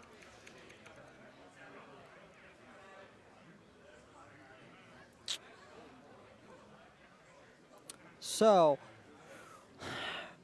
Bro Baka beat D Pac-Man, Daniel beat Bad Shops, Kel beat Sharoon, Innovation beat High Five, Wife Pleaser beat Zadantzwitz, however you pronounce that name. He doesn't even know how to pronounce it, so don't judge me for not knowing how to pronounce it. Siege and Philodorus is still going on. Meg T vs Conrad. Let's see if we can get into Meg T vs Conrad while we're waiting here. Yep, they are still going.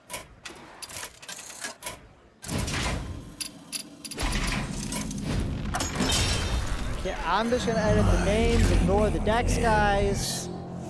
Your nightmare. Meg T is going to.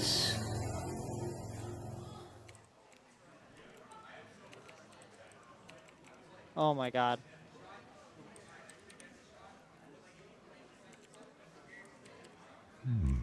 I wonder. Meg T is on the bottom, Conrad is on the top. Just completely ignore the decks. And I don't even know what the score is. I'll ask Conrad. What to do?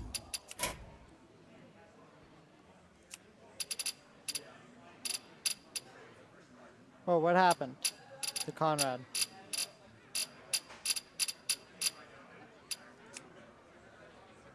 Is the game just over?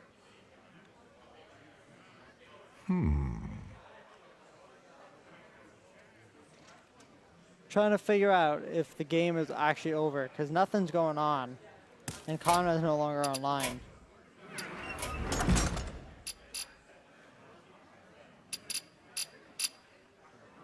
Yeah, I guess the game literally ended as we were spectating in. That's really weird.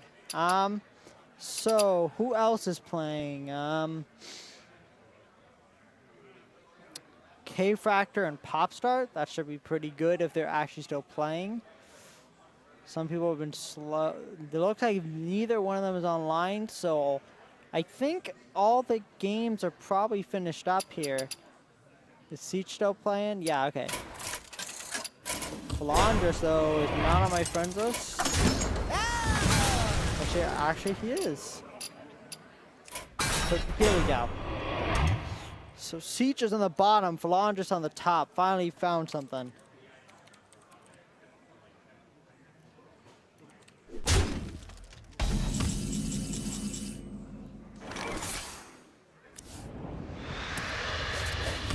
And looks like Cease is just dead. We may have appeared into another just lost game. I don't know what the score is. This time.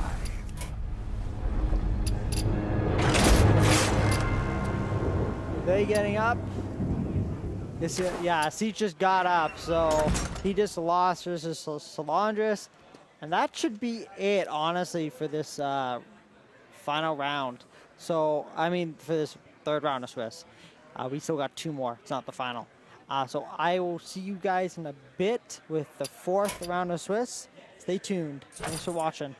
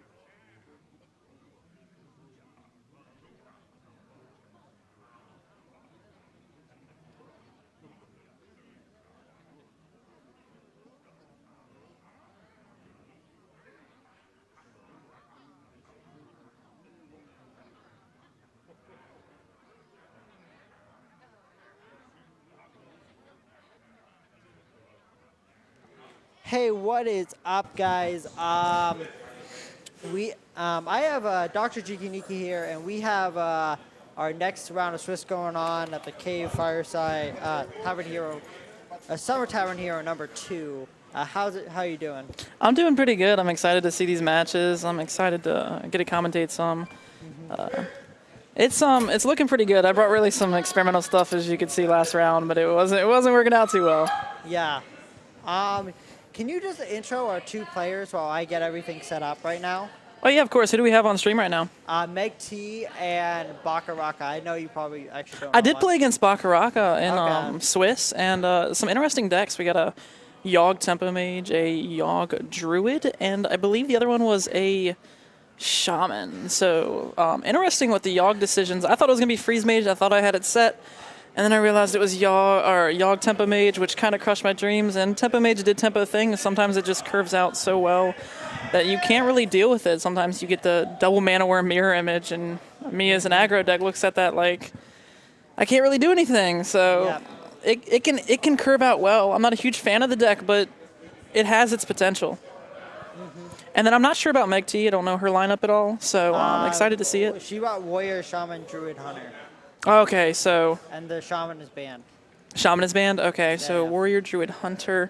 Surprising there's no Warlock in there, because Warlock seems pretty powerful right now. Yeah, and I'm surprised that she brought no Hunter either, because from what I know about her, she loves Druid. I mean, she loves Zoo. So. Does she? Yeah. And Zoo's just such a powerful deck. It's hard to not get a win with it in anywhere in the lineup. It kind of it really only loses to like the if one of the decks gets a really good curve, or if it plays against Warrior and they have the War Axe, or even with the new Dragon Tempo Warrior that's been circulating around, if they get the 3/3 charge, which even then it's kind of bad if you have a Flame Imp because it just trades evenly. So I think Warrior is the biggest thing. So we got both our players here. Their classes are up to date and everything. I'm going to let them know they can start whenever they want. All right, sounds good. And I'm excited to see how this is. The Mage Band, that's interesting. I wonder if she has knowledge that it's Tempo Mage. And then the Shaman Band, of course, Shaman just such a strong, powerful class. That would make sense to ban something that powerful, especially when you're playing things like the Tempo Mage and the Yogg Druid that are a little, well, the Tempo Mage isn't too slow, but the Yogg Druid definitely can have some slower turns, especially with Violet Teacher. Unless you see that Innervate start. Yep. Let's find Bob Rocca and tell him he can start. Because I think that's...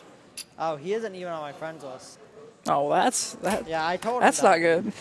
Let's go ahead and send him a friend request. Yep. He's looking at it going, I don't know if I should add this person. There we go. He is online. You can start. Let him know. Both these players right now, Meg T is 10th in the bracket, and Bob Rocca is... God, where is he? Well, I know I lost to him, so he's got at least one win under his belt. Yeah, I thought both of these... Bob Rocca... I mean, Meg is actually 7. Bob Rocca is actually 6. Both of these guys are 2-1. Okay, so that's good. Yeah. Bob Rocca just... Yep, they both started. I need to make sure to spectate Meg first. Meg is on the bottom. Bob Rocca is going to be on the top. All right, nice. All right, so we're looking like a Shaman versus Druid. Yeah. And generally, I think Shaman does pretty well in this matchup. It does appear to be maybe a mid-range Shaman with the Hex in hand. I would say it's up in mid-range. I would definitely say too, because I doubt you'd want to run that in aggro Shaman, but you never know. Did he keep the Lightning Bolt? That's kind of questionable. Did he keep the whole hand? They're playing so fast, I just can't keep up with them. Yep. I do like the Druid start there. The Druid start looks really good to beating like even the aggro Shaman. And we're going to see a Flame Juggler. Flame Juggler doing Flame Juggler things. Let's see if he kills a 1/1. He does. That's pretty important. Yep. We actually have a... That's actually, I think, the first time we've ever actually seen to hit a 1/1 when there's 2. Really? Yeah. Oh my goodness. Flame Juggler not doing its thing today. Well, no. Just in general at the cave, when there's 2 living roots on the board, Flame Juggler just likes to go for the face. So we saw the coin out, the 2/1. Guess she really wants to kill it. It's kind of interesting. I guess the next turn play for her would be the Wild Growth Raven Idol, or maybe even Hero Power if they play something weak. But Feral Wolves is going to come down. Not a clean way to answer it yet. Wrath Pickup's pretty good. So Yeah, she doesn't need to living roots. I mean, to Wild Growth. So I think the Wrath, it's like your next turn is just gonna be. Exactly. There's nothing to ramp up to at this point. Even this, that's an interesting pick. See, going up against Shaman, I would insta pick the Naturalize because like you want to be able to remove the 4-mana 7/7. That's true. And Claw can be decent in removing things too if you combine it with Swipe. So I'm gonna go with the Claw. Wonder if she decides to cycle or she decides to just outright kill it. She also could have picked up the second inhibitor and actually allowed her to take it. And oh my, we got the Wrath Bug. Sorry about the Wrath Bug. The infamous Wrath Bug. We need to tell people they can't bring Druids so we don't have bugs. Yeah, I'm actually, I used to just leave it, but I can't stand that. It's too much. We're going to miss so many important plays that Shaman and Druid are doing. Yeah. As in their Tunnel Trogs and their Totem Golems. All right. So, speaking of the devil, Totem Golem has hit the board. I think it's an easy. Cthulhu's chosen.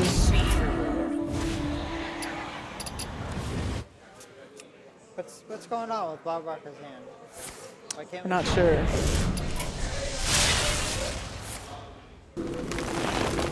Really wanted that 4-2 dead. Yeah. Spectator mode, thanks. That's one thing I really do hope. We can just keep flashing in and out and just like being surprised at the board state. Yep, there we go. Okay. All right, so it's looking pretty good for the Shaman right now. Got a clear board. The Wildgrats really aren't going to do anything. Wow. Feral Rage. Didn't even. That was a snap pick. I mean, that was probably the correct pick. I wish it would let us see the options here. Exactly for the Raven Idol. I wish it would too. Okay. I'm going to play that Mana Tide down. Put it in between. Get some face damage in. Yep. Maybe Bob Rocker recognizes that Meg T's hand is not that great. He's going to keep putting on the pressure. And it doesn't look like it's getting much better. Yeah, it's not.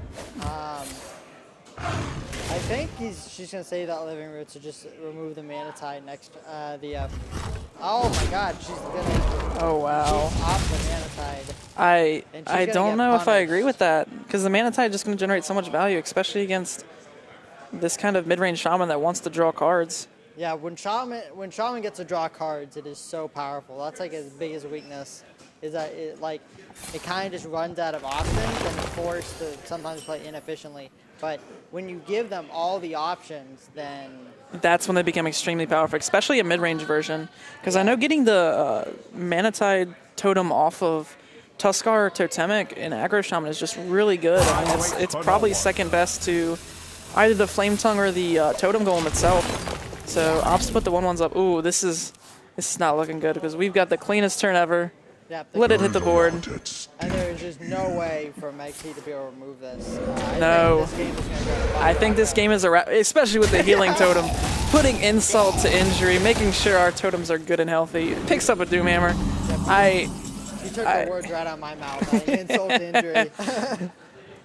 So we can Nourish to draw a 3-mana card that clears the board. Maybe a Mulch to kill the 3/6. That's the best case scenario. So we can kill the spell damage totem, but after that we're going to be facing down a 4/3 Mana Tide totem that can be Primal Fusion. And we've also got Tuskar Jouster to buff whatever totem comes out of that, so let that sink in. Yeah, we got Tuskar Totemic. Did you bring some fish? Yeah, Tuskar Totemic. Power, Primal Infusion. This is just... You might, if you had enough mana, I'd hex it. Like, why not at this point? Yeah. 8/7. An 8/7 Mana Tide totem. I'm waiting to see the Bloodlust off the top. Aw, I gotta stop speaking. It's not gonna happen. And it's just not looking good at this point. Honestly, I might just... Meg T probably just needs to concede and go to the next one because there is no answering this board. I wouldn't want to get it to tilt me because I know if my opponent has something like this, I would just definitely concede on the spot. Not even give them the satisfaction of killing me because it may tilt me if I see something like a Bloodlust or whatever. And I know some people don't get tilted, but you know, it's still a factor in these games. Also, Aquafae 5, would someone give Doctor the caster job? So, they're liking you. Oh, are they? Yeah. Well, someone pay for my trips from Richmond, Virginia up here, and you know what? I'll cast for you. I enjoy casting. It's a lot of fun. But I enjoy playing more. I also enjoy really early juggles that decide matches. There were none in their game, but you know what? We still got a hunter in the lineup. We can definitely see some juggles. Oh, and speaking of the hunter. I must protect the wild. So now it's looking like a mid-range hunter versus the... I can't really tell yet. It might be Ramp. It still could be Cthulhu. Some people do play the Mire Keepers in Cthulhu. You don't see it too often because it does compete with the 4-2 with Divine Shield, but it's still a possibility. Oh, what am I saying? I played Bob Rock. I know it's Yogg Druid. Yeah, it's definitely I completely forgot.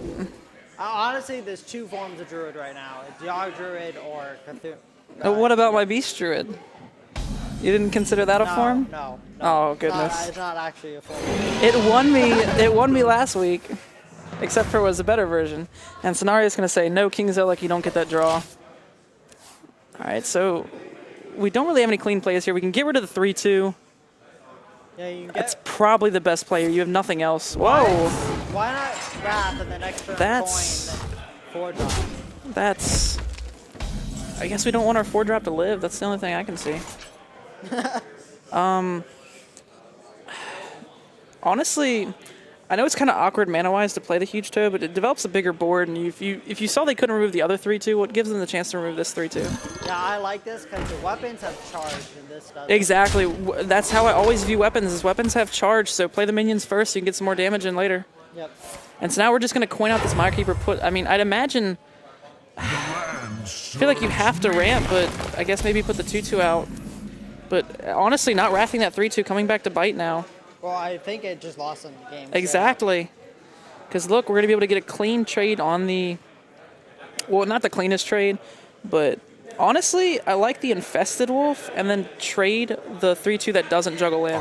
I like the Howlmaster because it's like, after you see your opponent ramp, and at this point I would kind of be assuming Yogg Druid, it could be likely, like, Wrath, Swipe, Living Roots here clear me. So like... That's also true. So like I want to get the Howlmaster in as soon as possible. Make sure you have the bigger minions on board so that it's more impactful. Yeah. Like... And so now we're looking at this interesting turn here where we can... that is a clean trade. There's no way you leave up. Yeah, exactly. I would not leave up any spell damage. Puts down the Infested Wolf and puts down a Fire Bat. So it looks like the Houndmaster was the better play in this situation, just because you want to keep that big minion on the board. You want to make sure it gets some more damage in. And other than Swipe, it's kind of hard for the Druid to deal with a bigger minion. Probably double living. Yeah, double living. Double Living Roots to kill the 5/4. Ready to learn. Put up a big board. Almost as good as Fandral. Almost. I will admit, you know what Bob Rocket did to me, and this I'll never forget it. He decided to put Fandral on the board. Of course, the aggressive hunters can't really answer it. He then decided to put Violet Teacher on the board, and he decided to double power the Wild Me. So that happened. So I like this clean trade here. We're going to try and make sure we maximize the juggles. Hopefully we hit a 1-1, and then go ahead and juggle again, try and hit this 1-1 again. Perfect juggles. Looking very clean here. But what I will say about Meg's hand, all she's gonna have left is a Eagle Horn bow, and I like that. I like playing the Fire Bat. I like also the fact of her just taking a second to bait it because we haven't seen a swipe yet. That's true. We have not seen a swipe. And Wrath swipe would clear the board here. It would, but honestly, if I had not seen a Wrath early on in the game, I probably wouldn't think my opponent would have one. True. Because there were so many moments where Wrath was the play, and if I hadn't seen it yet, I would just assume they didn't have it. Yeah. Especially when they're just trying to find answers. So, finally going to see that Wrath played. I wonder what we're going to kill. I guess maybe we have to cycle again, try and find some more cards through our deck. Because if we kill the Infested Wolf, if Bob Rocket decides to kill the Infested Wolf, it really doesn't do much. It just takes 1 damage off the board. Yep. Oh, goodness. Always Huffer decides games. Pretty sure Huffer is lethal. Oh, gosh. We're not going to see Huffer. There's the Huffer. Yeah, sorry. They don't see that on the stream. Yeah, I'm pretty sure Leok would have been lethal, too, because you have the hero power. So either Leok or Huffer would have been lethal. only Misha would have not been lethal. So even then, just such a dominating position. Could have hero powered that turn, and then just kept hero powering to the game, because unless Yogg did insane things with healing and Yogg put an insane board up that could kill the next turn, I doubt there was any way the Yogg Druid was going to be able to win that game.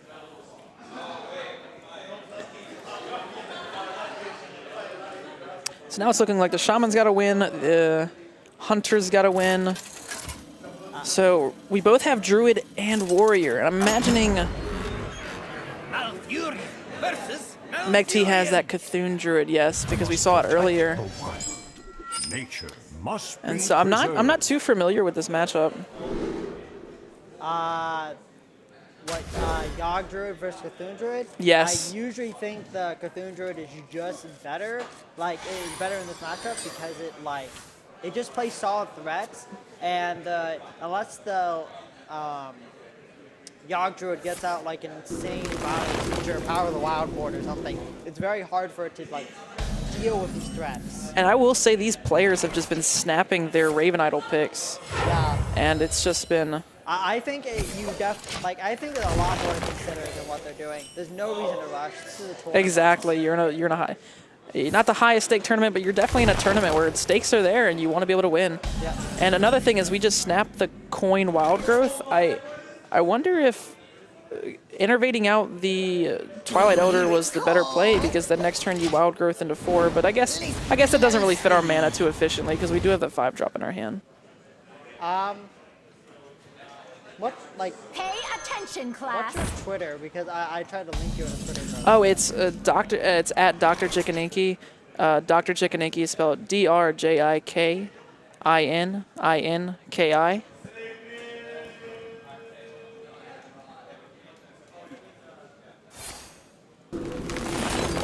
So it looks like we're gonna opt to kill the Violet Teacher. I even like innervating out the 4/6 here,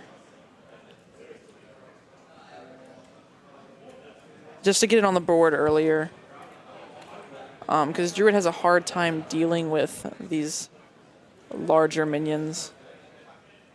I'm not sure if Bob Rocca plays. I believe he plays 1 Mulch. So the thing is, if you just passively play your hero power here, you're leaving a 3-1 up that just dies to hero power, and then they get back a board initiative, so you really don't want to lose that board initiative. And also this 4/6 with Taunt is going to be able to protect the 3-1 from dying to a hero power. Looks like we're going to go ahead and Fandral Living Roots. Go ahead and kill off that 3-1. Develop 2 1/1s of Bob Rocca's own. Definitely start off with the Raven Idol. See what we can see with our options. Maybe we find a swipe to try and help clean up the board. Now, there is argument. Astral does fit our curve perfect. No, I'm just playing.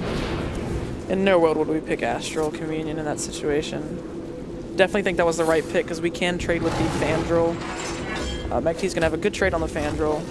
And Bob Rocca's hand is looking pretty awkward. Doesn't have much to do. I guess Bob Rocca can ramp up, but other than that... The land serves me. And that's one thing that hasn't impressed me with Yogg Druids, is it can do powerful things, but a lot of times you're just playing with awkward cards. Yep. And the way I see Yogg decks is, except for Tempo Mage, which is just a little bit of an exception just because their spells are so powerful, is any Yogg deck plays in inconsistent cards in combination to pull inconsistent wins, and if they don't win through those means, because the deck is a little bit more inconsistent, they have an inconsistent measure to come back. Yeah. And that's how I view Yogg decks, but I mean, they've been seeing some success lately, so maybe I'm wrong.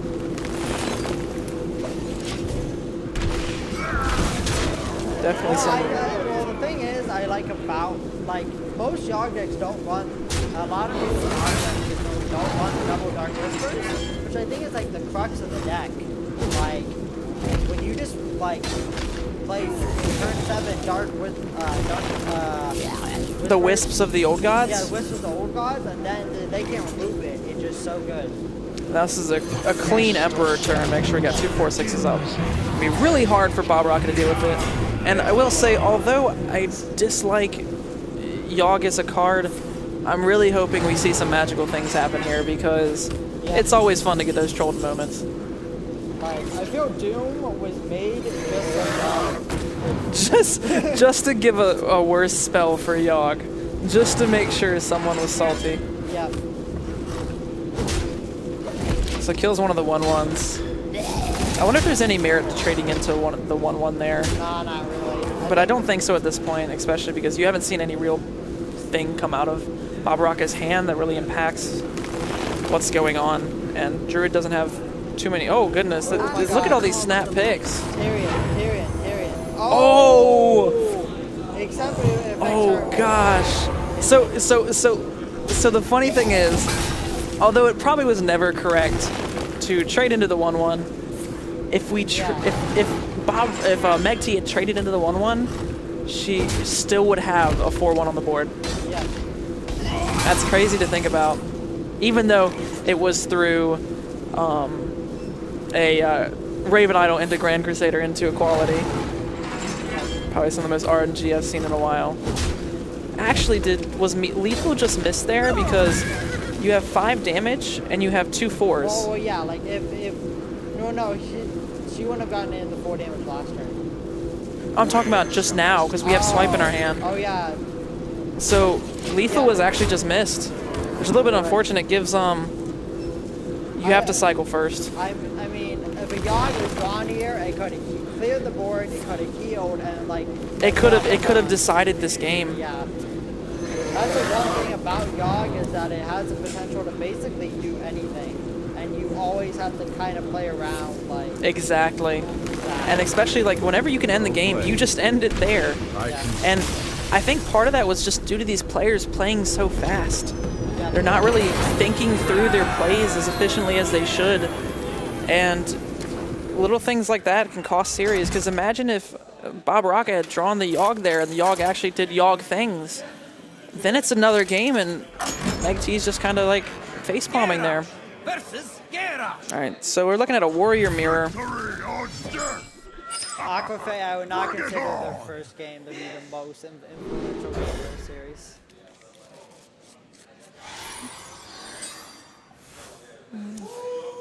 It's looking like that, It depends on the matchup. I mean, I guess in general it is, though. But, like, depending on the lineups of both players, that, like, depending on what deck hits what is what's... what most... You're talking about, what decided this series? Yeah, what can decide a series. What can decide a series? A lot of times, series are just decided within... It's always hard to say, because some series I would say are decided within who queues up what, but those series are mostly because of the fact that like maybe y'all brought the same exact lineup. Because I know there was one week in which the lineup I had brought was the same as the other undefeated player in the series, and I had queued up Hunter first. I disagree with that so much. Do you? Yeah, the Hunter hero power over the Warlock one. Oh, I thought you were talking about my statement. Oh, the Hunter hero power versus the... Okay. Yes, I do disagree with that because you're not going to be able to burst down your opponent, especially a control warrior. The way you win this matchup is through gaining resources, making sure your minions stick, making sure they're alive. And so... That honestly is just, I think, a game-losing... Game-losing decision, exactly. Yeah. And it's a lot of this is decided by not thinking through our plays, just kind of rushing with it, just going with the flow. And now, one thing I actually want to talk about is this warrior list. Babaraka told me about it, but as you can see, yes, it is. Hello to say, like, there's a lot. There's a lot of one-ofs, which is something I personally don't agree with. As a big warrior player, and the reason I say that is because you have such powerful cards in the form of Shield Slam, Execute. Well, I used to be a huge advocate of Reno Warrior back when you had Deathbite, and you could run 2 of those. That's true, because Deathbite was such a good card, but now you don't have that anchor point. And the reason just specifically Warrior is because Warlock can get away with it because you have that hero power. Yeah. And that hero power will allow you to keep drawing cards, whereas Warrior, you don't have that hero power. And so when you run out of resources, you've really ran out of resources. Yep. So I like this. We can even blood to Icar on the 5/5 and trade the 3/2 into it, which is going to be good. Or we can take the face damage, but I think you run in the 3/2 because of Brawl. yes, exactly. You play around Brawl for that reason. Oh, that's... I mean, Baron getting is mad here if a Whirlwind was picked up, if he was even running Whirlwind. Well, Baron Geddon actually, clears yeah. the board. Oh, Yeah, yeah, you're right. because of the slam. Except for the... Oh, the 1/3, but you know. So Finley's here to stay. So Finley's going to take on that Baron Geddon by himself. My thanks. Going to go ahead and slam. Ooh, that's a really nice pickup. Make sure we don't take that 7 damage. Gets to save the weapon hit for something later. And looking at our opponent's hand, I mean, there's a couple plays that get... Wow. These players are just playing so fast. Don't even consider what they're doing. Yeah, And, I don't get it. Like, there's no reason to rush these turns. Exactly. I mean, you could even see in other sets where I'm sure people are playing pretty linear and aggressive decks, like your Shamans, your Zuloks, your even like Beast Druid, and just little things like that. And even those you need to think through sometimes.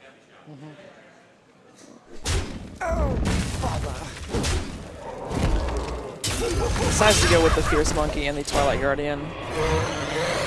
Put up as much pressure as possible, but like you said, if we had Warlock Hero Power here, Meg T would be in a much better spot. Could keep hero powering, trying to find those threats, but this Reno Warrior is just a mounting a hand that just can't be dealt with. And this Doomsayer is really going to put in some work.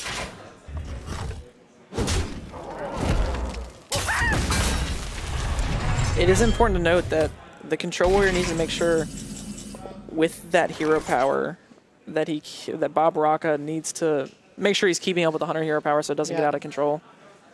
But I think with Justicar that won't be a problem, because I think that's just exactly. Next turn. Especially on 10 mana, Justicar, nothing feels better than a Justicar and Warrior on 10 mana. But I will say, like, there's a way to remove this Doomsayer, and I think Meg should go for it. You have to. I don't see how you don't, because if you remove the Doomsayer, the 5 weapon hit is awkward and doesn't kill the 3/6, and then after that, it's like your only win condition because you have a board. Oh my goodness. This isn't looking too good. A lot of questionable decisions. Yeah, now, like, oh my god, that plus the Justicar, I think that seals it. Oh, decides to go with the... Yeah. See, I don't agree with that because if you're trying to gain health in this situation or board pressure, which I don't think you really need as a Control Warrior sometimes, because especially if they didn't have a way to kill the Doomsayer, I wouldn't really be putting board pressure up. I would have just slammed that armor rip, and you would have gained 6 health through that means anyways. I like this a lot more because you put you get more on the board, and like you're not in danger of dying right now to getting burned out. So like the armor up is not nearly as useful as the board pressure. That's also true.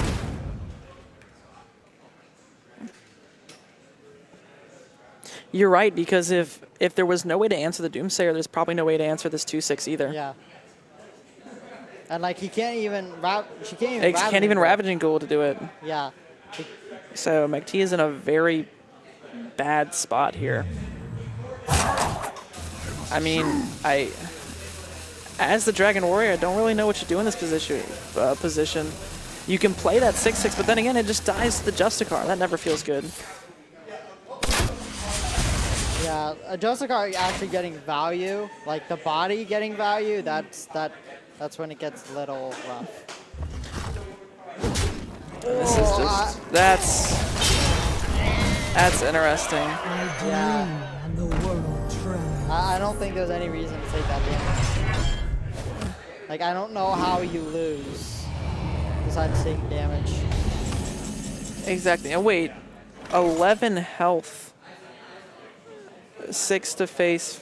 What hit face this turn on Bob Rocca's part? Just the Justicar? Just the Justicar. There was a... Oh, because I was going to say if there was a way to enable the... No, there wasn't. Oh, there wasn't. Okay, because... Yeah.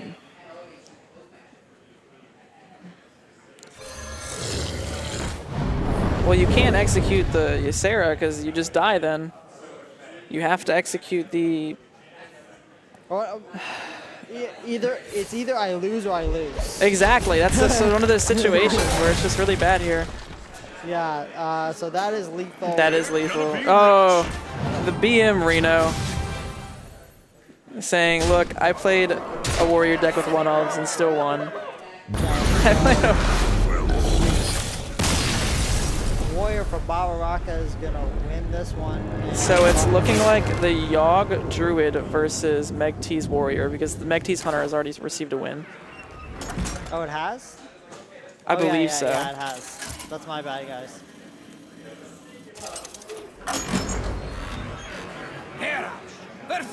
So the series is 2-2 right now. Protect the That it is, and another matchup I'm not too familiar with because I've played little Yogg Druid, and the times I do it, I just blow it out of the water with whatever I'm playing. Yeah, I think this warrior deck is pretty favored against it in general. I would have to say so too, just from thinking of the cards, but looking like a decent start for our warrior player. Mekti's got this is all first mate, a card I really like in this warrior list. I do too. It helps you like set up really good ghoul turns later on, Exactly. which can blow out a lot of like hunter and stuff. And it also just allows you to kill things you otherwise wouldn't be able to, because 3/1 pings is incredible. Yeah, I would point out the ghoul because like you have 2 right now. I don't know. And you're gonna just follow up next turn with the ghoul anyways. I don't know, I kind of like saving both ghouls, one of them for an execute enabler, and the other one, if we save the ghoul, we can potentially take out a Violet Teacher play or Wisp of the Old Gods, all depending. So I think saving the ghouls for their intended purposes would be pretty good in this matchup, just because there are cards like Living Roots, the Violet Teacher, or even I can even find like the Wisp of the Old Gods, or if he plays the Wisp of the Old Gods. But I think For the Life Binder. that's interesting. I like that play. I like it too. Just because you keep the health on the 3/4, they would have to dedicate a swipe to Pay it. attention, class. And as we can see here, I don't like this though. Oh, actually no, this is fine because you have the double one. yeah, you get the double 1/1s, but this is I'm ready to learn. it looks like a I don't like committing fully to the 1/1s. I like dealing 2 damage to the monkey. you like dealing 2 damage over the. Yeah, the 2 1/1s. But Oh, now, yeah, and this now. is. Oh gosh, that's just brutal. Yep. That is another insult to injury moment. We can put it on the list. It was already bad enough that Ravaging Ghoul killed everything, and then you got the 1-mana execute off the top of your deck to make sure that Violet Teacher was not a thing. Kamiki, it is on stream. Look at the check marks by the bosses. That's the number of wins they have. Now, the question is here, do we play another Ravaging Ghoul knowing that the other second teacher's gone? I think we do, just to get some more pressure on the board.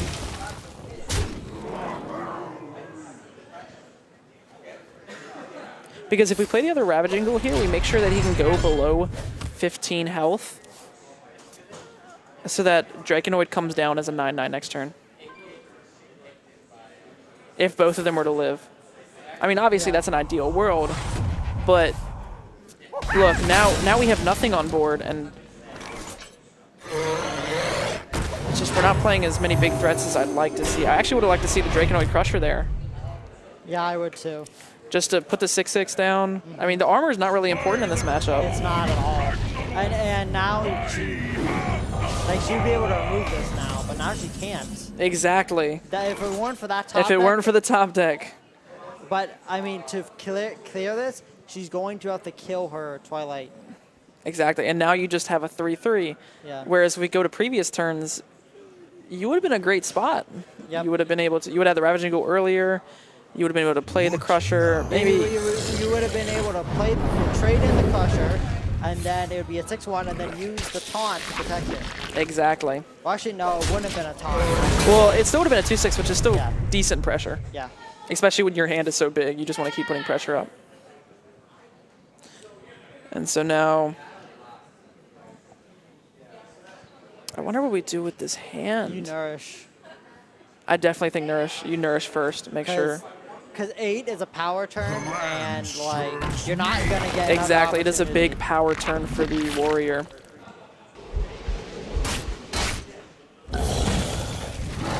Because clearing the board really doesn't do much, especially going into turn 8. But maybe clearing the board was correct. Would you rag or would you wrong? I don't think either one is wrong. I don't think either one is wrong. I think rag, because rag preserves health and can kill the minions, or it puts them into Grom lethal range. That's a good point. Because Grom is going to kill one of the minions, and then it's going to be susceptible to removal, which obviously is probably the Yogg Druid's hand if Bob Rocca has not been playing much and just been swiping stuff. And so if we play the rag either has the option of killing a 3-3, killing a 2-2, or going face, which none of our bad options, and then the removal is that was wasted. an important draw. See, that's what I'm saying. Is like, I mean, I know it was a draw off the top, but if the other swipe was there, now you just lose this Grom. You lose one of your biggest That bursts. I disagree with. Yeah, I don't.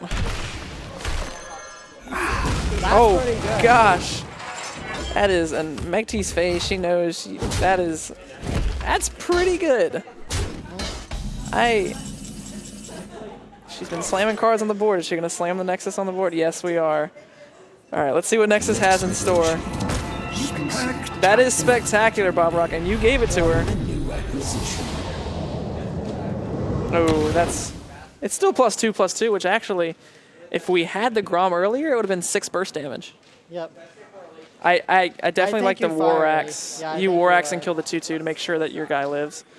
Because if you just feed the 3/2 into the 2/2. Yeah.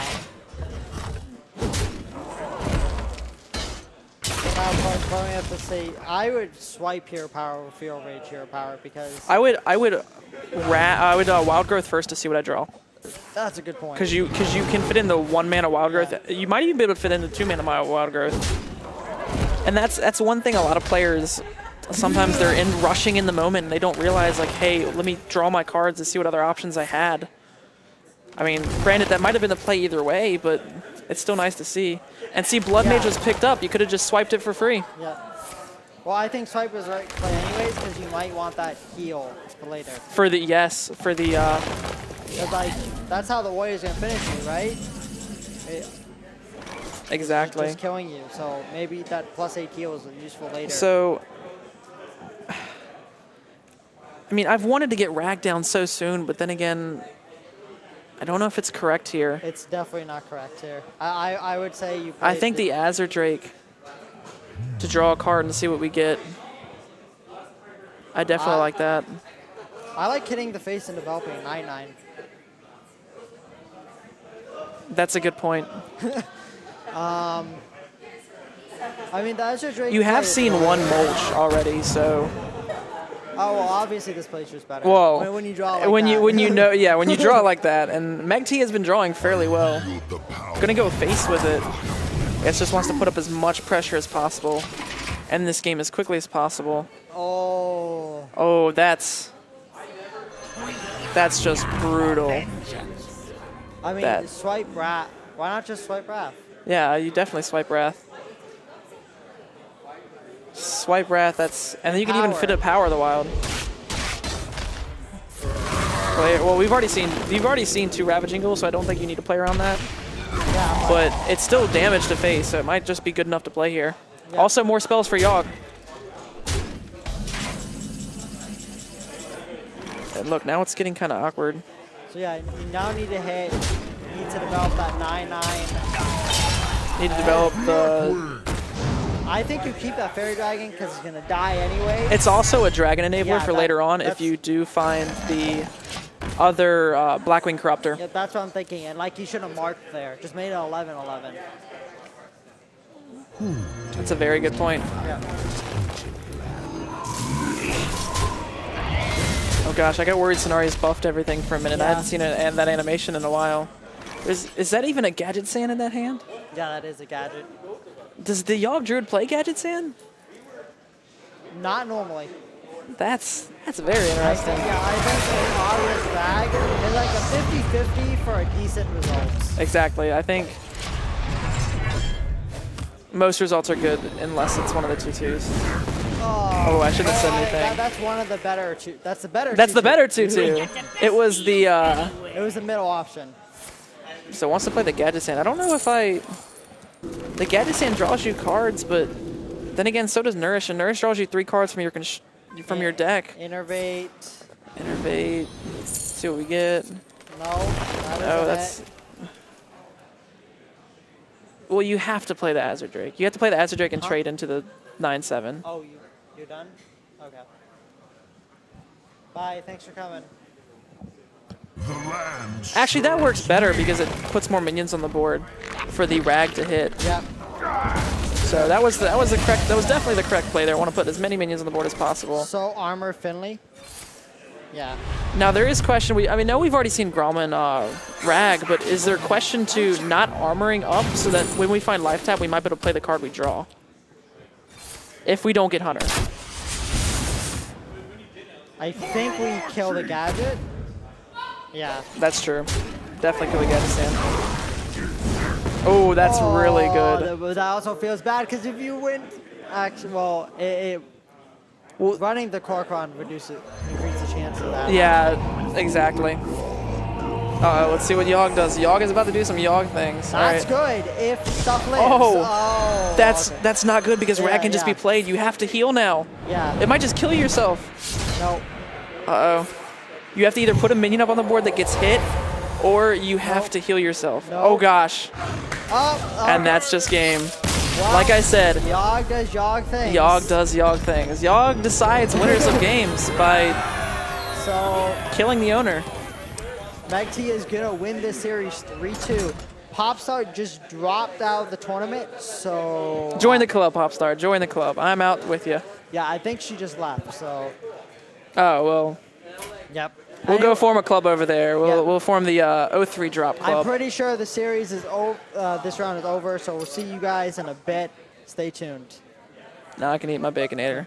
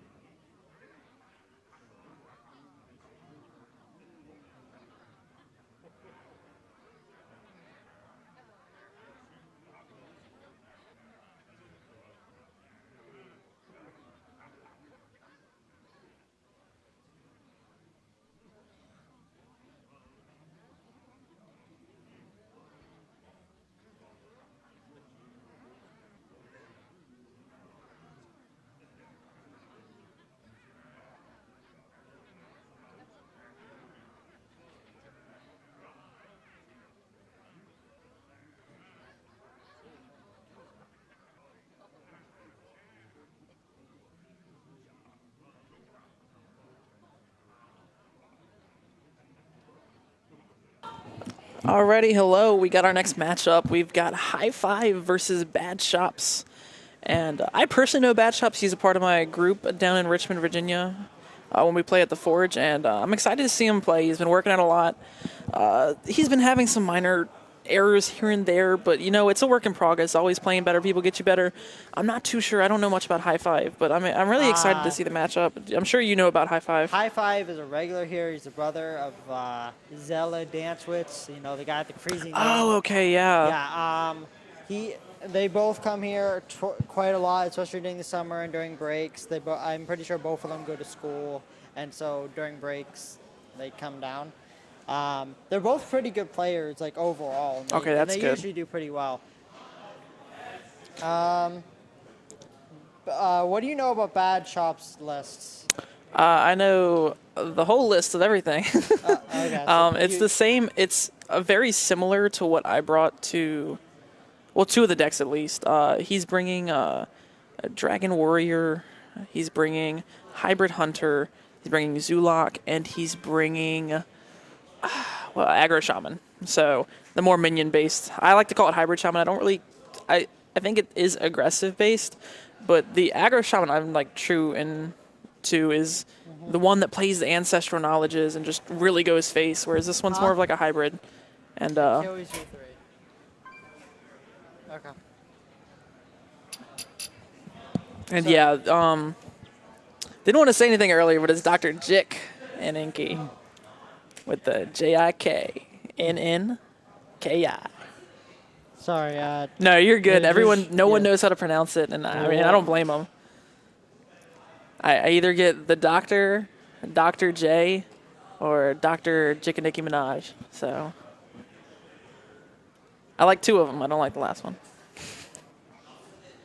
Oh, that's what okay. I got confused for a sec. Okay, they should be good to go. Let's put the verses on. I'm actually gonna do something really quick. Okay, let me tell them to go. And find High Five.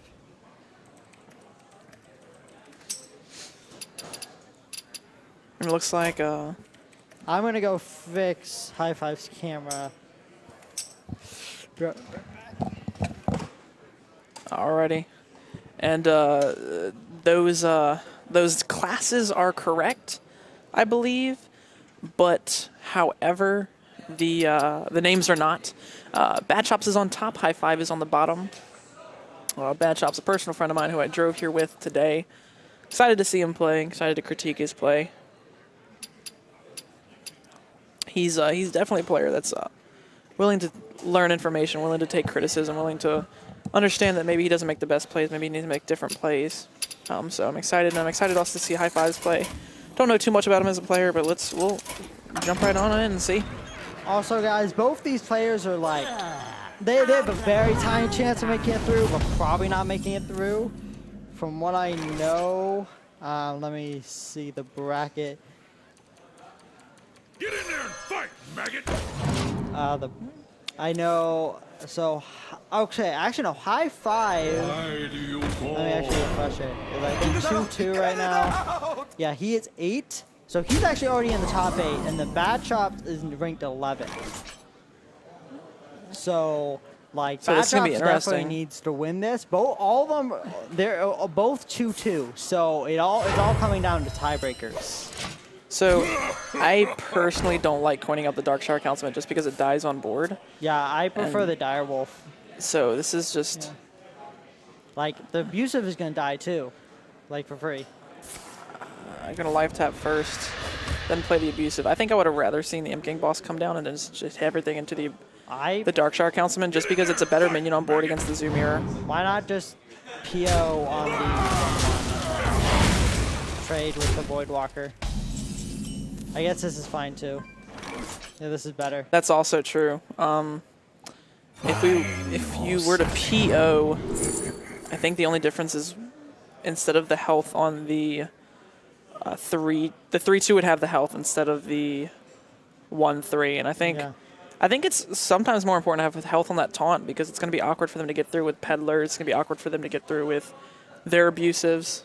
Because, like, as we can see here, that health on that taunt actually may matter because, look, If he didn't have the Flame Imp and the 2/2 just came down, 2/2 has just such a hard time trading. And now we're getting some really clean trades here. Definitely Imp Gang Boss. Definitely coming playing up. Imp Gang Boss this turn. There's even merit to soul firing, just to try and make sure you have as big a board as possible. There is, but Then again, like I said, like it trades awkwardly, and you can even trade in your own 2 minions, yeah. and then go face for some damage. And this is the point where I think you have to Forbidden Ritual and pray. But I mean, it. Oh yes, definitely. Oh, I don't like this nearly. I don't as like much, that nearly 'cause as it much. Just dies as for free. I guess more pressure was wanted, but even then, it's definitely life tap first before we play anything. That's a lot of times I've been trying to stress to bad shops is that always want to life tap first. Is open up your eyes, especially with Zulak. Make sure your plays are good. Didn't matter here, but you never know. Sometimes it matters. Definitely gonna be some clean trainings, and it looks like bad shops is just coming away with this. Also, if you want to fix the names, they haven't got the names up there. Oh, I'm so sorry. I don't agree with that, though. I definitely think you put one of the 1/1s in just to trade to make sure Sea Giant's a little less effective, and also Defender of Argus is less effective.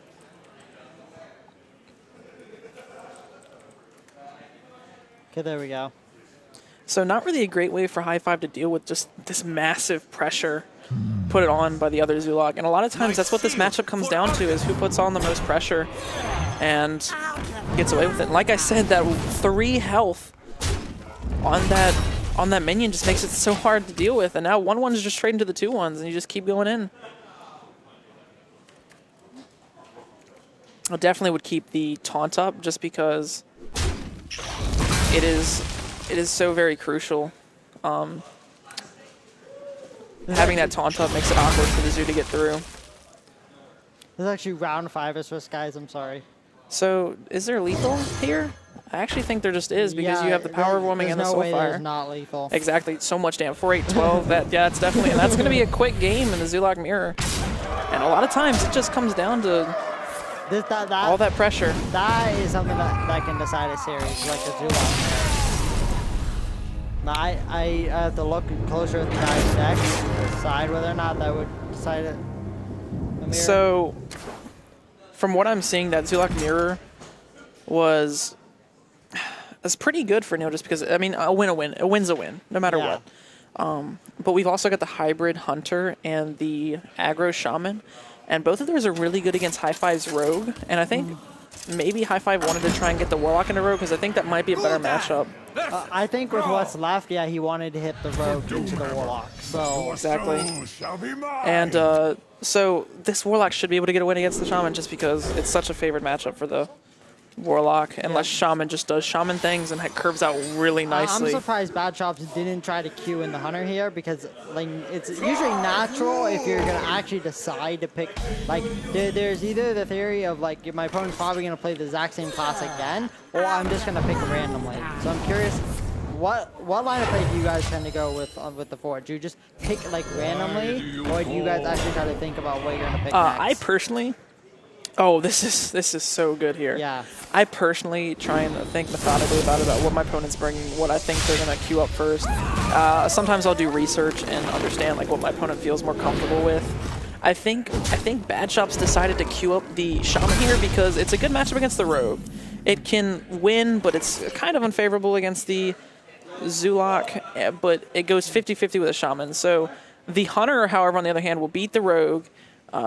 Isn't the greatest against Warlock, but can compete better than the mid-range Hunter, and then isn't the greatest, again, against Shaman. So I think Shaman was just a safer pick overall.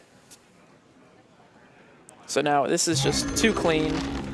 Playing the Totem Golem, this is just looking really good. This is how the Shaman really wants to start off against a Zulak. And look, I mean, the most High Five really can do is just play his minions in his hand, hope to get to turn 5, and then get some efficient trades. I don't know if I agree with that, because what are you life tapping into? There's no real 1-drop, so I like kind of just developing the board better, trying to compete with that board, because that's how you really lose this game. Get in there and fight, maggot! And now that's just 5 damage to face. Kill off one of the 1/1s. I guess face damage is better in that situation. You're denying cards, basically, against Zulok. That's how I like to see it. Like, every 2 damage you deal, you're denying Exactly. And the 1/1, if it does have something to trade in, it would just do it on the one that was summoned. Yep. So, and perfectly on 5 mana. Yep. Doomhammer hits damage. the board, and that's just... Actually, that's even more damage if you use the. I would use the 2 weapon hits to go into that, and then just ship my minions. Well, I think there's merit into trading with the Direwolf Alpha. Yeah, I think you kill Direwolf. Direwolf Alpha, and then the 5/1 goes face. Just really put your opponent on that clock. I think. I don't know. Like, do we just Doomguard here? I feel like you have to pressure? put the pressure on. Like, Because you can't really life tap into No, anything. but the thing is, next turn you can PO Doomguard. I personally like the main boss because next turn you can PO Doomguard, and you would easily be able to get rid of the taunt here. But if you don't play the 5/7 that turn, you play a 2/4. You play a 2/4, but then you play the 5/7 and a PO next turn, so you basically make up the damage. Does that make sense? That does make sense.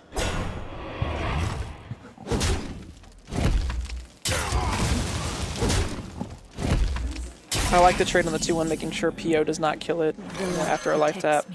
And I think the position that High Five's in, he can never afford to Life tap. life tap again.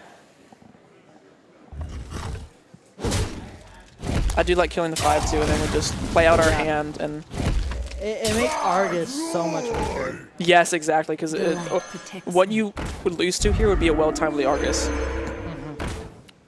Or a, not even things like Leroy PO would kill here, and you wouldn't even have enough mana to play it. So life tap, and I think that's going to be it. Yep. And that's a little High Five just unfortunate. became a level 30 Warlock. What'd you say? High Five just became a level 30 Warlock.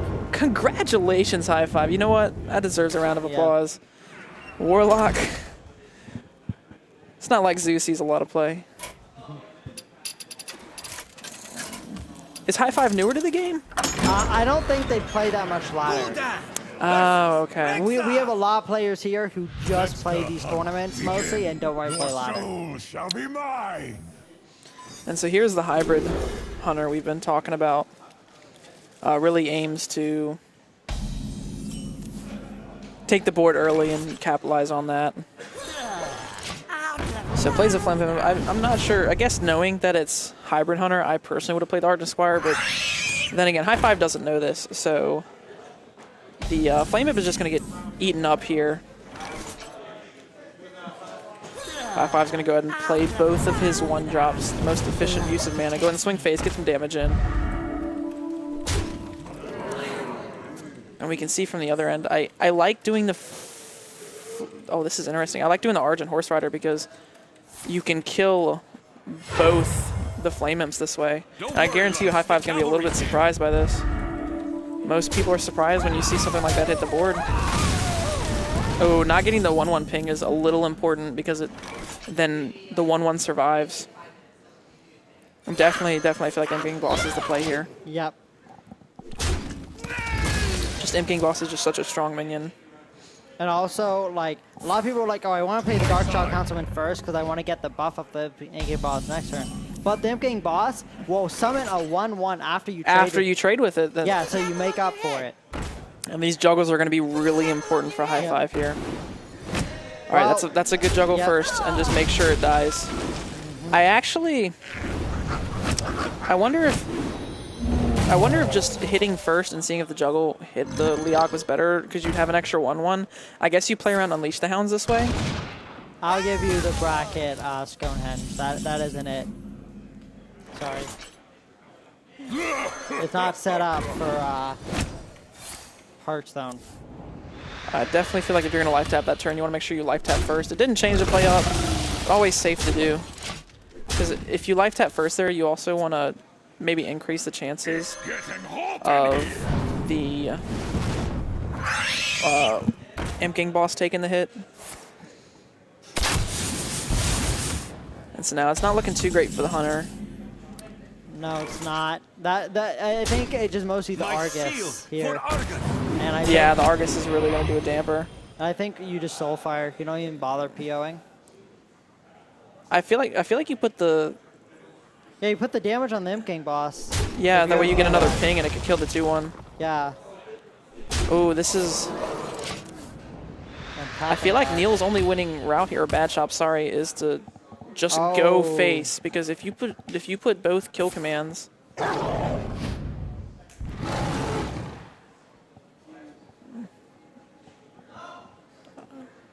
Taking the safer route, gonna go ahead and trade. Oh, you're supposed to trade then kill command the Imp King boss. That's Now- true. Now this is gonna juggle. Oh, Well, well, when it juggles like that, I guess you don't need no to. punish is what I call it. There's no justice. If the Unleash wasn't drawn there, I would have liked to have seen double animal or double kill command on face, just to try and end this game as quickly as possible. But that's just. I think you kill command That's just hero it. power actually because, yep, that's lethal. Well, if you, the reason I say double kill command there is because Wait, you won't wait, always why have a is beast. Hi-Fi playing Warlock again? High Five didn't win with Warlock. Oh, Bad Shop's one with Shaman. oh, that's my bad, guys.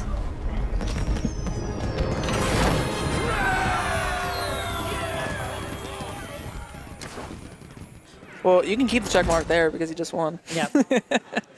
And Bad Shops and I were talking about it. We don't think, with this Hunter deck, we don't think Shaman is as scary. So I'm excited to see how this matchup goes, especially with the hybrid Hunter, especially with cards like the Hunter's Mark and the Argent Squire. Did High Five win a game this series? Sorry, I have lost track. High Five just won his first game with the Warlock. Okay.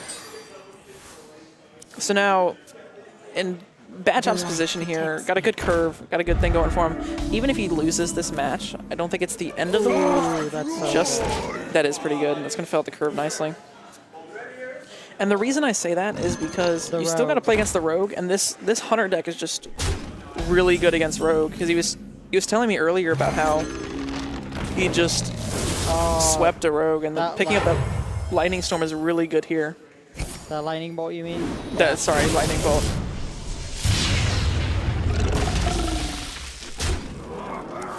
So let's see.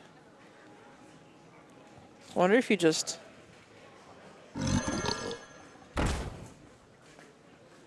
I think you trade. I think you have to put the 1-1 Yeah. into the 3-2 just to make sure like a juggle might hit it to kill it. And honestly, because of that Lightning Bolt play, the Shaman might not be able to play anything this turn, which is really important. It's going to help the Hunter out, making sure Infested Wolf comes down uncontested by what's on the board. And... Oh, wow. I disagree. No. No, this is so punishable. This is so... Because you put the... Yes! Yeah. Exactly. If the juggle hits, Yep. this is just... That was just a disaster. This is very game swinging. Because... And even look at the Shaman's hand. Doesn't really have anything to play. I feel like you have to put pressure on. You have to put that Flame Tongue Totem, or the Flame Juggler down. Hopefully the juggle hits so it doesn't trade evenly. And Pretty sure you tie your trade. I like the Tiger here. Develop as much pressure as possible, and then even trade into the 2-3. Or you can go face. I don't like the face play just because the 3-4 trades into it efficiently. Or yeah, but then Unleash is bigger. That's also true. Ooh, and now this is going to be... Unleash kill command or kill command bow. Probably going to go with the bow route. Yep. Kill the 2-3, then trade the 5-5. Yeah, this is looking... I will say though that the Hunter does need to watch the health total. Yeah, Because I'm surprised he didn't trade with the wolf to just Don't worry, love. save the 2 life. save the 2 life. And, Yeah, and then he developed 2 1-1s, which was fine. The light protects me. Well, if Unleash the Hounds was good any turn, it's going to be good this turn. Yep. So looking like a good spot. You can go ahead and clear the entire board. I disagree. I disagree with that Yeah. too. I kind of like Running in the running in 3/1. the infested wolf, and then putting the 1/1 to face. No, I'm sorry, not putting the 1/1 to face. To abusive sergeanting the 1/1 and killing off the spell damage of them. Yep. But Neil going with a really aggressive route here, I guess. And he put it on that the is wrong the side. Or it biggest. just- yeah, There we go. Let's come back down to earth, Tuskar. Yeah. So now That's actually a huge swing. that is a really big swing. You need to kill the 5/5. I don't like Yeah, that. that's. I guess he could have, if it landed into the 5/3, it could have let him trade in. Trade in with abusive. the 2/1. But the thing is, You wanted the 1/1, the 1 ping to like kill the 1/1 or something. definitely have to. You have to kill the 3/1. You definitely kill the 3/1. You can't leave that up. That adds potentially 1 or 2 damage. The 3/1 always It adds. has 3 damage. Oh wow. So that's just lethal, right? 3, 6, 7, 14. Yeah. Getting hot in here. Unless High Five doesn't see it. Oh, I'm sorry. No, it's 1 off lethal. Oh, okay. I was thinking it was Fireball. I don't know why. I guess Neo just wanted to really put the face in face on her. Well, quick shot is lethal. Quick shot, Call of the Wild, The call of the wild. the other abusive. There's the other kill command. There's a lot of things in Neil's deck that's lethal. That's And lethal. That's lethal. So, So Batchop's gonna go ahead and take this, yep. and some questionable plays, but And High Five, who is in the top 8, is definitely not in the top 8 anymore. exactly, and that's I don't know about Bad Shops though. yeah. Well, of course, me being his friend would hope to see him there. So Yep. Okay. So, but if Bad Shops did not make it through, he made someone else very, very happy. Let's see what else is going on. Conrad is still playing with a friend. Daniel is battling with a friend, so let's watch him. He hasn't gone on stream yet. See who he's playing against. He's playing against Philandris. oh wow, I am a huge fan of N'Zoth Paladin. I don't think it's feel too the great exact here. Opposite. I don't think it's good currently. I just personally love the deck. The chat is probably about to talk about how much I despise watching these matchups. Oh come on now, chat. How can you not enjoy N'Zoth Oh no, in all its glory? they like it. I hate it. Oh yes, chat, come on. I want to hear some N'Zoth. Spam N'Zoth in the chat. I'm sure Steven would appreciate it. That's a good draw. That is pretty good. Then we can refill our board up. And deal It's 4 like you damage. thought you got rid of my board, but secretly I had this trick up my sleeve. And yes, it does deal 4 damage to the face, which is also really important in this matchup. And the funniest thing is, on curve, Edric would only reduce the board's damage by 1. Yep. Which is what Kodo does, the same thing. Kodo. Has potential to do better than Edric. And Kodo, with the hero power, is a 4/6. Edric's a 3/7. I think It's more pressure. Yep. If it takes out the knife juggler, oh, that's 2 damage. Reporting for duty. That was incredible indeed. But don't think there's lethal, right? Probably not. Too much health. Definitely gonna play. I feel like if that was the play last turn, you put as much pressure up on as possible. I'm talking the Argus, the Argent Squire. Just you know what, faces the place. What? See, I don't agree with this at all, because what is trading gonna do? Especially against the deck that has infinite value. Yeah, I think you just go as much face as possible. Like, And even then, we're making not the best of not the trades. best of trades. Almost put the 2-1 into the. Well, I guess it wouldn't have mattered because the 1-1 would have slided over. But you made a. So Tyrion, Is Tyrion the play? I think you just put your faith in the light. Well, yeah, because the True Silver is not going to get a clean trade onto anything. Yeah. Edric doesn't really Put your do faith much. in the light. I'm putting my faith in light, man. Yep. That's pretty good.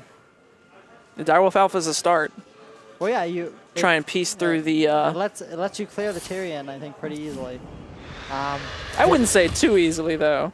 Well, you run that in, and then you play the Direwolf, and you put in the 4-3 and the 3-3. What's up? The Saturday event, guys, starts. Registration starts at 11 a.m. Matches start at noon. Yep. We are having another one of these Tavern Hero qualifiers this Saturday, July 2nd. So stay tuned for that, guys. And then there's a 2-week break before we have the next one. Well, basically a week break. So in 2 weeks. And I'll definitely make sure to be out here for the Wednesday ones. Trying to get some more people to come up here, but Yep.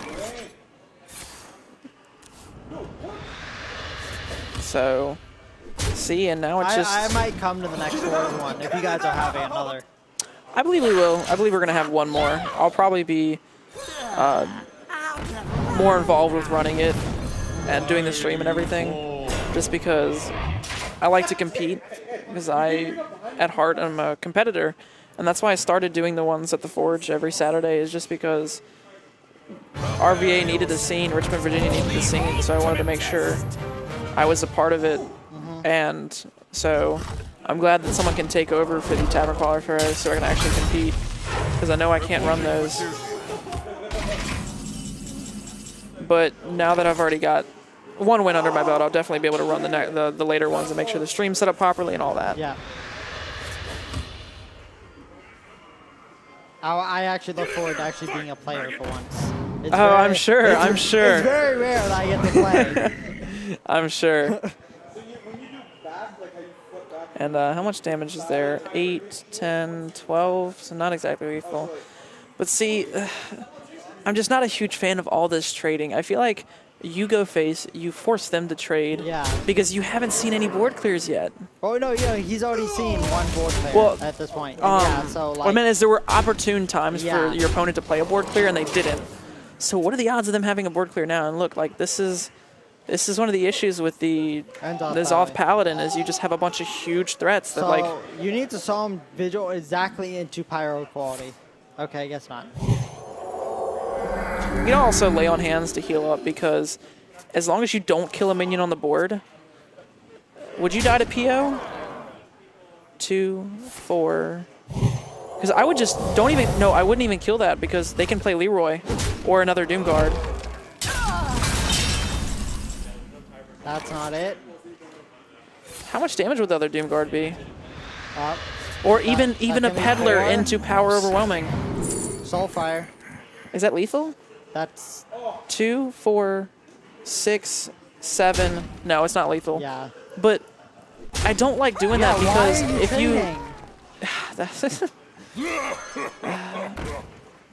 But the reason I don't like the use of the clearing the board is because they all have one attack. You know the maximum damage output they can put. Why would you give them a chance to either Peddler or Leroy? I mean, I guess there's merit because they can kill into your minion. I think it has to be an ends off here because I think you get Tyrion back. You get Tyrion. You don't get the Infested Tauren yet because Infested Tauren hasn't been played. I think you only get Tyrion from what I've seen because Yeah. Sylvanas is still in hand. Karen is still in hand. That's the most you can put on board at once.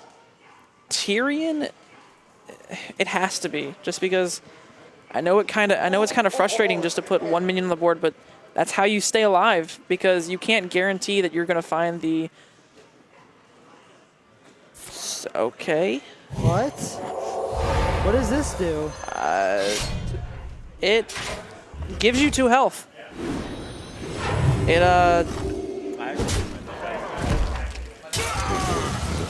Oh, okay, because the Torrent's a taunt too. That makes sense. But still, it's like we haven't seen either PO yet. I'm pretty sure that would have been lethal. Conrad, I'm gonna give you guess, Mike.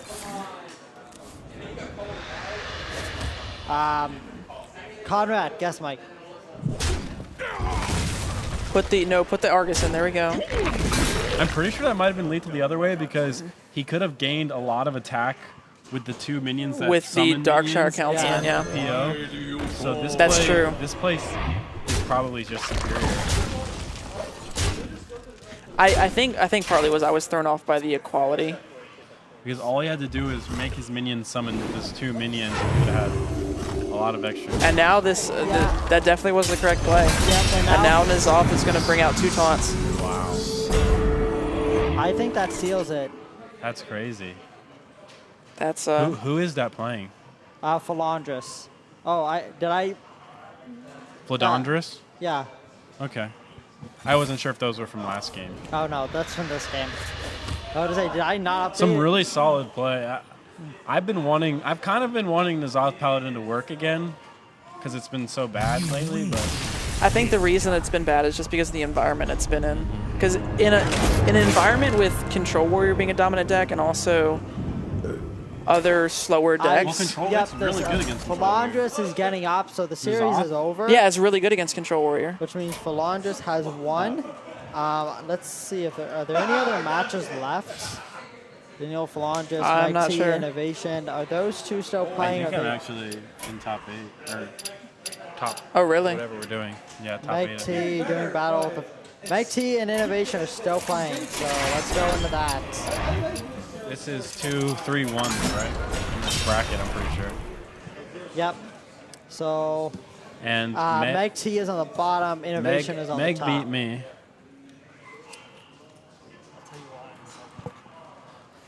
I'm always rooting for my boy Innovation, as you know, practice partners. He won last week's. Yep. Trying to make it a 2-time.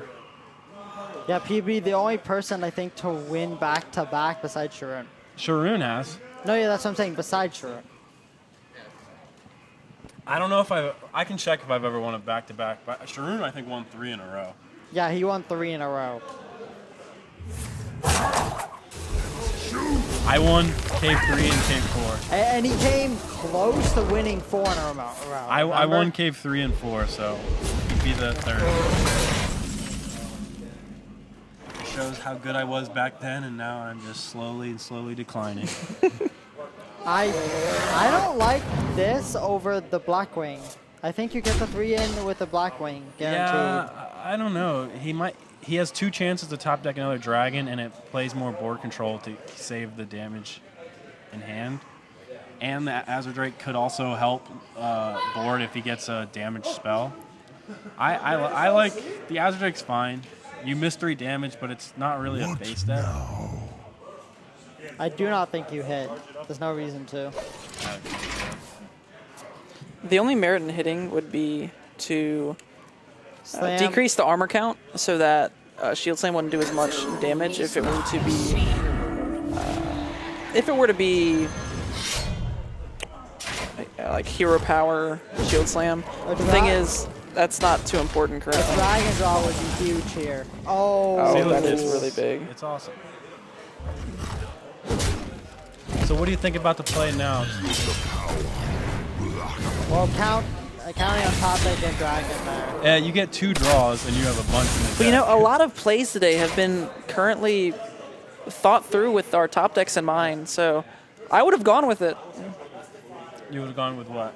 The Azure Drake, because a lot of plays currently have been, I know I'm going to top deck my dragon, and if you play like that, you never lose.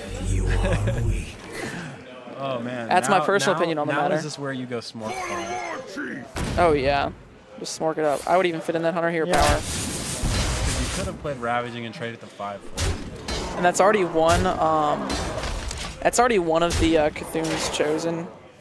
Wait, what is Ancient Shield Bearer? We've seen. 1 mana off of Cthulhu, Yep. but he looks like he's in trouble. Trade. This does look pretty bad. I mean, I think you slam first. I would slam Yeah. the 4/3 just in case we draw Ravaging Ghoul to make sure I kill it. Oh, that's smart. Because then it's a full clear if you get Ravaging. Exactly. It's the best clear you're going to be able to get if you slam the Ravaging. Or just in case you were to see Ravaging. But then again, I don't know how many Ravagings have been seen this game. game. Go for the greed and play Bran and the other thing, but you're just like almost dead if you do that. I'm pretty sure you Bran over Beckoner. Yeah, because Bran has the chance to just double. Oh, come on. Well played. That is lethal. That's game. See, we play like we know the top card of our deck and we win. I We think- knew we were going to draw into Korkron. I think against Control Warrior, you kind of want to take a little bit of chance. You definitely have to. game, You Yeah. definitely you're have just to. gonna lose. And is Innovation getting up? Or are they still playing? I think they're still playing because I don't see either one of them getting up.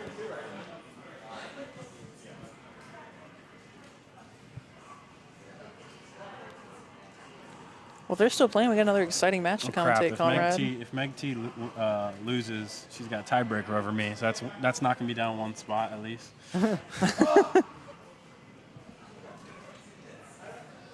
So I don't know who to root for. Bias casting confirmed. Oh, there was no biased casting when my friend Bad Shops was on stream. Hey, None whatsoever. I'm a player casting. I'm gonna be biased as hell.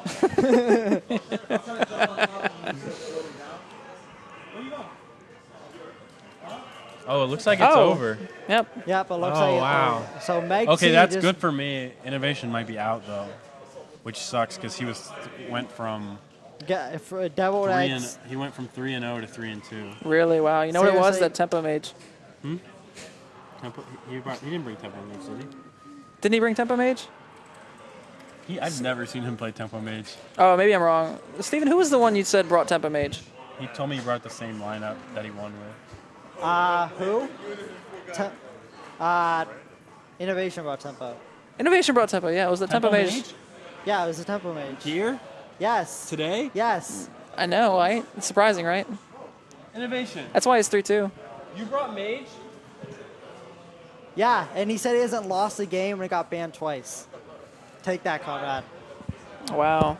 I Was it told yours? Conrad Some to shades bring being it. thrown I told here. Conrad to bring it. I gave him an exact lineup to bring with that Tempo Conrad, Mage what were deck you in doing? it. You should have brought that Tempo Mage deck. Apparently, it's the hot fire. I brought a Tempo Mage. It was different than yours, but it did terrible. Yeah, because it was different than mine. Exactly. I brought Hot Forms list, except I took out an Acolyte and put in a Flame Strike.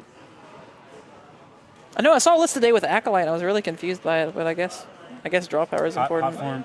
Hot Form plays. It's like you play for board, and then you like all of a sudden you just play like Freeze Mage, where the rest of your deck is fireballs, and you like draw. You either draw fireballs. When the board plan fails, you go face. And you either draw fireballs or Acolyte, and you ping it, and you draw a fireball. I mean, that's what freaking Freeze Mage does. So But I we're comparing a deck that is designed to burn you in one turn to a Tempo Mage deck that curves that out. would be like that with Leper Gnomes and. That is true, though. mirror The face images mage, the grinder mage, where you'd play your mirror images to protect your mana worm. Anyways, guys, I'm going to cut off this round for now. We will get to you with the quarterfinals in just a bit. See you guys soon. Bye.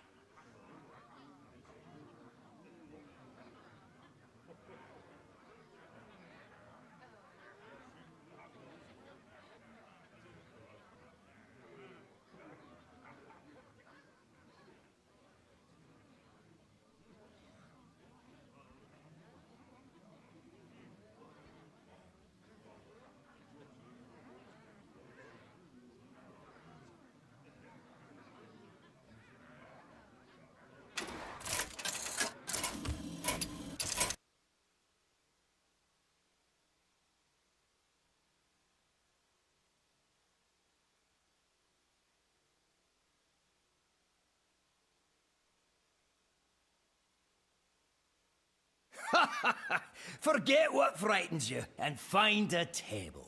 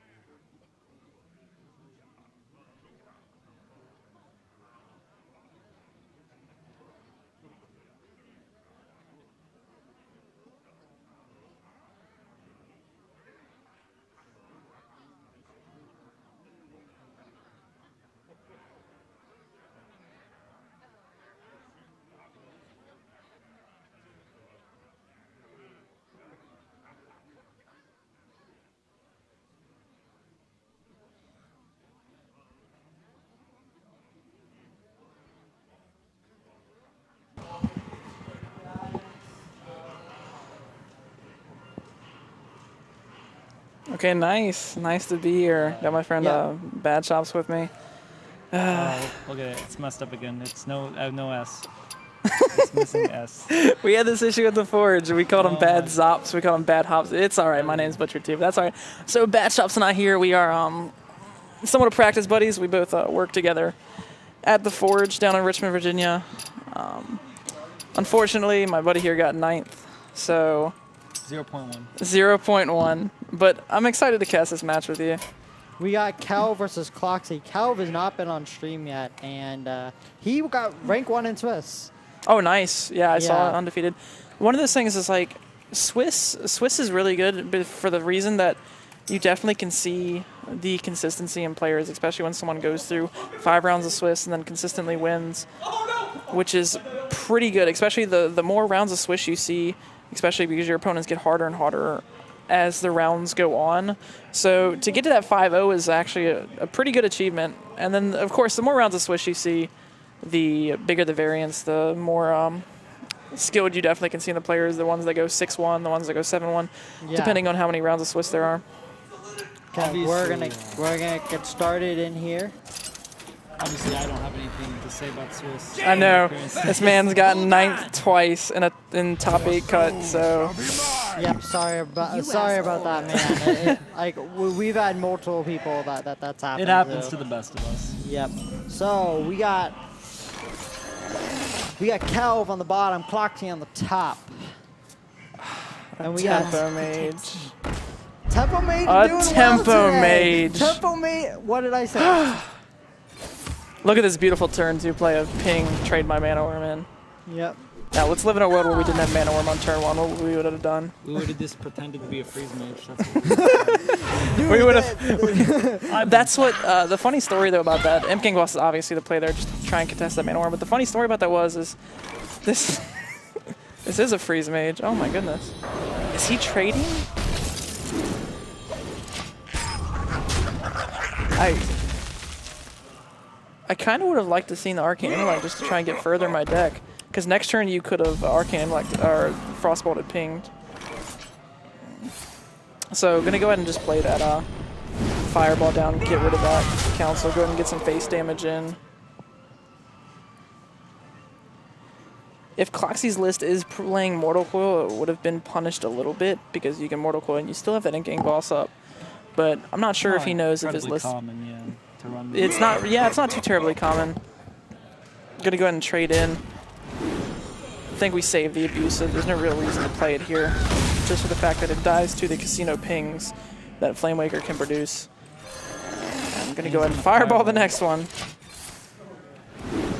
Gonna make sure both of those Darkshire Councilmen don't live. Make sure they don't stay on the board.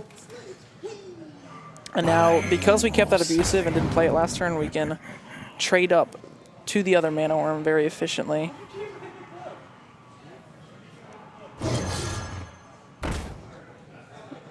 One shot. And I also like this play, just getting Elven Archer in, making sure kind of develop a better board than just the Abusive Sergeant. There's a Yogg Saron.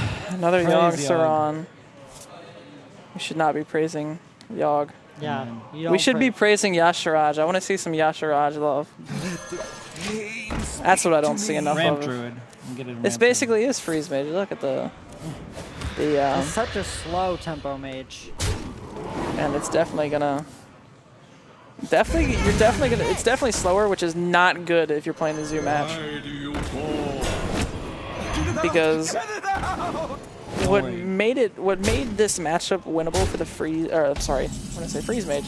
The tempo mage is just the fact that you play this Flamewaker, you get some arcane blasts in, you kill their minions, you ping the minions and kill them. And so let's see how these pings go. They're very important. All right, that was a good ping there. We also want the 2-1 to die. And that was. It could have been worse, but it still did something. Oh my gosh! The Crazy Alchemist reversing the health. The health on the 0-2 just kills it, and then we still got 2 juggles. And then on top of that, we can put that in, put the other 2-1 in and play Abusive and just go face. But I think you hold on to the Abusive just in case your opponent has Flame Strike. And definitely, just life tap. I didn't realize Cloxy had enough mana to life tap. I definitely would have liked to see that first. Well, sometimes when it comes to jugglers, I like to see where it lands before I decide to tap. Does that make sense? Sometimes it does, yeah. This play. Sometimes it definitely does. So, I mean, no Flame Strike from the side. Definitely gonna have to go in. Are we even gonna have enough time to praise Yogg at this point? I mean, that's a very good point. If these pings go right, whoa. Well, you know what? There's always that maybe. Flamewaker. Yogg is 1 turn off.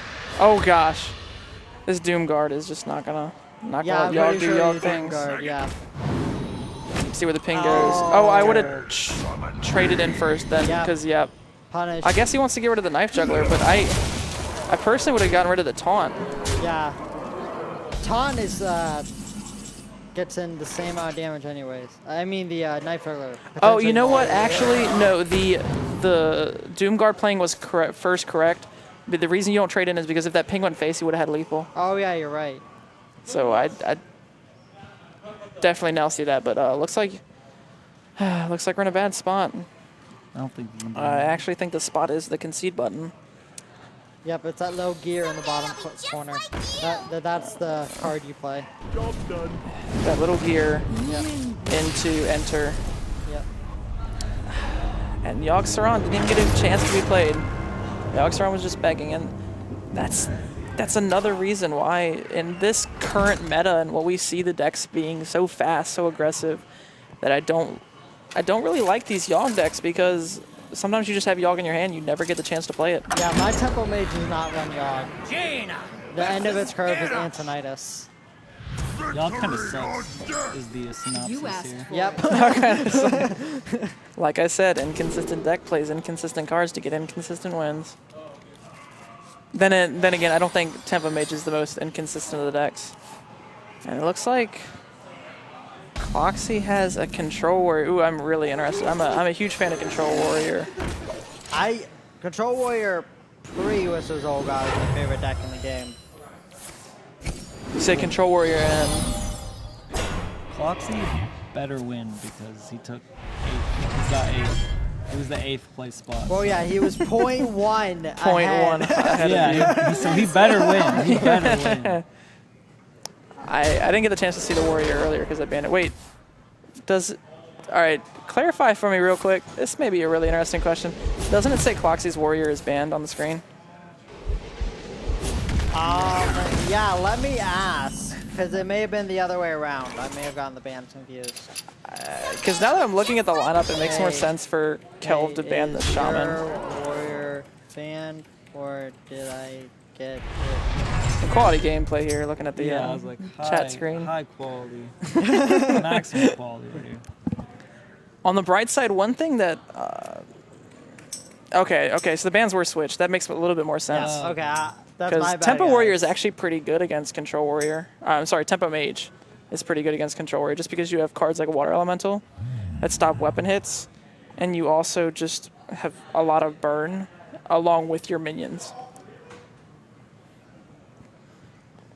And one good thing for Cloxy though is that these mirror images up, and he will opt to he won't opt to kill them because when he brawls next turn, one of those could live. And if one of those lives, it's really good for him because it's not an impact, it's not a threat, and also 2 of them being on the board makes it really good for Cloxy because now it increases the odds of something not as good living. Yeah. And you can see Kelv a little disgruntled by that, but then again, it's Control Warrior. You have to expect him to have Brawl. And actually, one of the best minions survived that. That was the best. I disagree with that because it's an interesting call. I think it's fine, just because if you Arcane Elect, you're hoping to draw a 3-drop, which I don't think the Tempo Mage really has, except for the Flamewaker or the... Just Flamewaker. No, there's also the Acolyte of Pain. Oh yeah, he is running that. Oh, which he would have drawn the Flamewaker. That Emperor is actually pretty huge here. This is really good. Now, is there... I feel like you Arcane Blast first. Or you Why would you Fireball? That's... I guess he didn't want to take the juggles, man. Can you blame him? I can. Well, actually, I'm sitting here thinking that Arcane Blast will get more damage, but it won't. It'll only be 2 damage. So you'd rely on 3 juggles hitting out of 4. Oh, no, but the thing is... Oh, like, you still have Forgotten Torch. Yeah. So you didn't have to waste the Fireball. And you would have put a 6 damage thing in your deck, and along with that, you could have drawn it and had lethal. Yep. Are you my master? I completely forgot about Forgotten Torch. That's hence why it's called Forgotten Torch. You forget about it in your hand. And now we're going to go and brawl here. Cloxy's 2/3's going to live. That's how it always works. So like I caught it before it happened. Wow. That's just how Brawl works as a card. Poor Kelv over here getting the Brawl works. And look, like we would have had so much burn. Someday I'll be just like you. We would have had double Fireball at this point. How much damage was that? That was 3, 6, 12. Needed to find more damage, so I guess you have to kill the 2/3 at that point. But this Justicar may just put him out of the game. Grand tournament champion. Yeah, it's just gonna let him. I mean, that plus the double Ancient Shield Master in hand. Yes, that's so much armor, and the only way the Temple Mage wins at this point is burning out the Warrior. Like, and at that point, we should have been burning earlier. Yeah. And we shouldn't have wasted 6 damage on the 5/5 when we didn't need to. Yep. So when actually we would have gotten more damage to face if we Arcane Blasted it, and then we Forgotten Torched it. Cthulhu is at 10 now. Also. Now Cthulhu is live, so that was a really important pickup to get that Cthulhu live. Oh gosh, Arcane Missile's gonna do Yogg's work here. I mean, I guess Yogg is how he comes back. He gets like a double call for the win or something stupid. That's true, but at that point, I would just be loading spells face. Yogg needs to get charged, and then above. All right, so let's live in a perfect world where we play our Yogg Saron. We clear this board. We then play our Yogg Saron. We then get Call of the Wild. We get Huffer. We get Savage Roar. We get Upgrade. And Heroic Strike. Maybe then. Maybe then this game is No, salvageable. I don't know. I would want double Blessed Champion on the Huffer. Okay, you're true. You're right. You're right. Also Wind Fury. I actually would want. I would want. Yeah, Wind Fury would help out too. Yep. Hey man, one time I got charged on Yogg. One time I got charged with being 1, 2. When you just see a charged Yogg Saron, you just know some game went wrong. You know some keyboard was broken. Sometimes it happens. And this is all but just wrapped up. Yeah, Cox is above 30. All right, we have to Acolyte of Pain, ping our Acolyte of Pain to find Yogg. No! No! Oh my goodness. I would have loved to have seen the ping. Oh, there it goes. I thought he was going to hit the wrong one. You never want to hit. How do you win at this point? Yogg Saron. No, but like... Okay, let's live in a world where Yogg Saron casts some spell that gives Yogg Saron to the opponent, and then Astral Communion gets played, and then... We're living in the perfect world over here, but... Yeah, that's like... No, but you need that to happen after you summon double call for the win. That's true. Yeah. It can happen. We're gonna believe. Uh-oh, it's getting closer. Every turn is just one step closer. I think Calvin's just staying in this game to play Yogg. I mean, you might as well, right? Yeah. Because, I mean, although you know the game's basically wrapped up, on that very, like, 0.00001% chance of you winning the game, I mean, I'd take it. I mean... What I did like about Last Year's Standing compared to Conquest is that when you're losing to a deck, you want to stay in as long as possible to see as many cards as possible. But with Conquest, it doesn't matter how many cards you see, because if they win with it, it's gone. That's true. So Mirror Image, pretty good pick. I don't know what to say at this point. I want to say it's a pretty good pickup, but it does nothing. It adds a card and it prevents. I mean, Toxic, I think it just hero power pass the rest of the game and win. Honestly, he could just play the Doomsayer to maybe stop the Yogg. Oh my gosh, just... Uh-oh. Well, you know what? I'm gonna applaud Kelv's determination to look at this. Just all right, Yogg has to be drawn this turn. I hope for this man's aspirations, this man's dreams, that Yogg is drawn. Okay, I got it. Yogg mind controls the Cthulhu. He plays charge on the Cthulhu. He Blessed Champion ×2 and Wind Fury hits. That's how you win. He has the weapon up. It's just, oh my goodness. He's gonna play to the end. Okay. He's gonna play to the end. He's fighting the good fight. All right, well, let's live in a world where Yogg actually did that thing there. I mean, there was potential. There was potential. Actually, you know what? I would have kept the Cthulhu in my warrior hand to play around that. To play around that? Because think about it. As the warrior, how do you lose at that point? You lose to a great Yogg. You asked for it. And then after Yoggs, you play Cthulhu. So in hindsight, in a perfect world, maybe we should have kept the Cthulhu in our hand. Maybe. I mean, I know this is talking very theoretical here, but but you know, if I was playing, that probably would have. I would hero power pass every turn, remove his board, and then when it was fatigue, I'd let him die of fatigue at 30 health. That would be the game, the ideal game. Man. I would just be burning cards at that point. All right, but back to the other match now that stuff is over. Looking like a mid-range Hunter versus Tempo Mage. And this is a very good matchup for the Tempo Mage. This is the main reason why I think Tempo Mage is Tempo Mage is becoming a popular thing. Yeah, because it just destroys Hunter.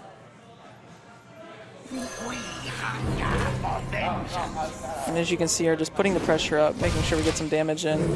Not any real great way Hunter can deal with these kind of boards. Nope. And the tech to Acidic Swamp Ooze isn't really going to help out in this matchup. So Unleash the Hounds is the best way to deal with this board, but you kill the 1-1, you kill the 3-2, and there's still that threat of that 2-3.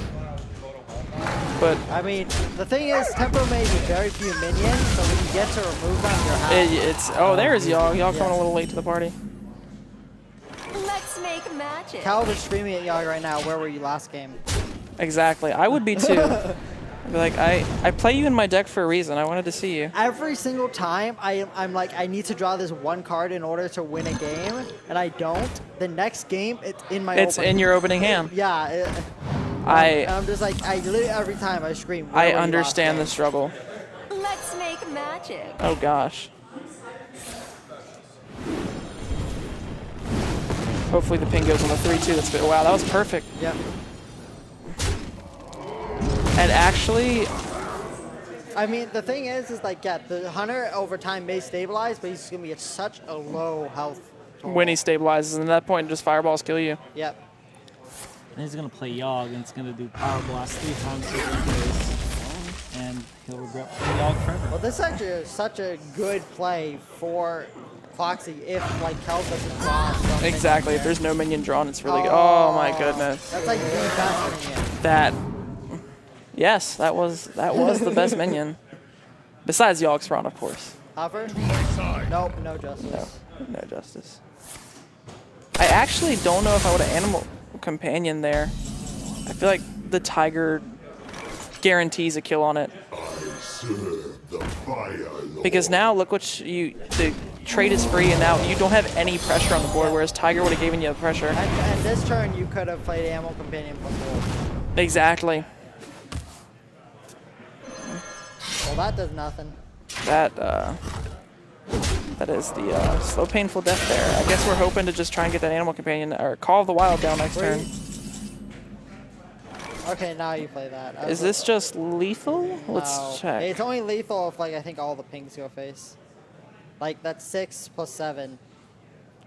Plus okay, tower. two. One ping needs to go face. One has to hit. Yeah. All right, come on, do. That was well played. So Kel finally gets a win it. And look, Yogg-Saron could have been any other card, and his opponent wouldn't have known. Conrad, did you win? So Conrad just won his series. Nice. Good job, Conrad. That was quick. We're seeing Magni versus Rexa. Let the hunt begin for Cosmodon. What I will say, if we look at Kelv's lineup. Wait, isn't Kelv's Warrior banned? Yes, he is. Yeah, okay.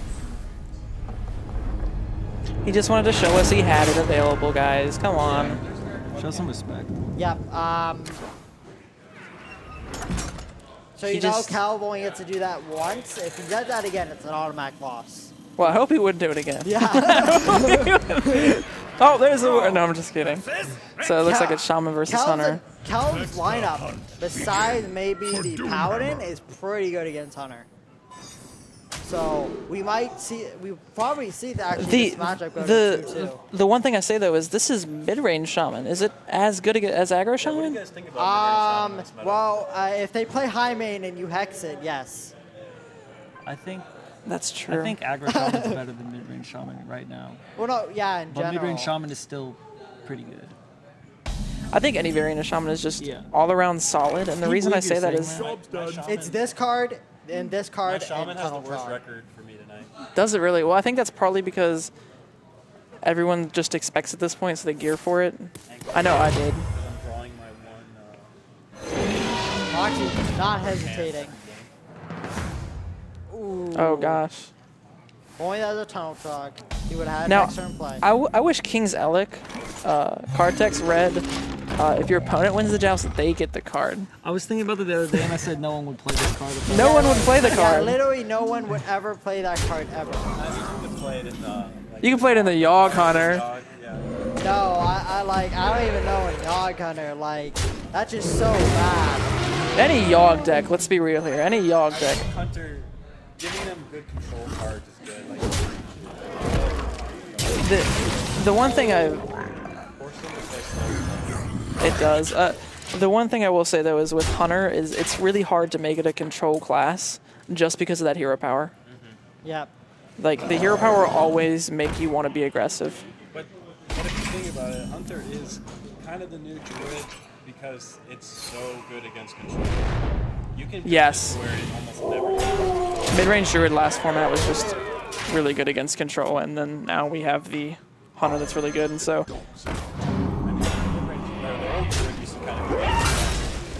Yeah, I'm sorry about comment, but we can't get another mic. Maybe if Bad Shot will share. Yeah, I'll get close. Yeah. Yeah, here we go. Looking like some pretty good turns back and forth. The only unfortunate thing on the side of Kelv is the fact that he has to make sure that he doesn't Trade well with those. exactly that he doesn't get that 7/7 is getting so much work in. Health on turn 6. It's like turn 6 or 7, yeah. Wow. So I mean, mid-range Chuma doesn't play lava. And that's burst or just anything. well, how much mana does he still has 2 mana, so can't. you have to quick shot one of the 2/3s, put the 4/3 in, and then put the 1/1 in to the 1/1, and that's your only.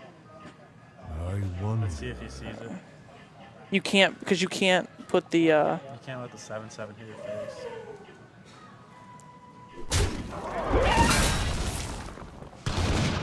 Oh, he sees it.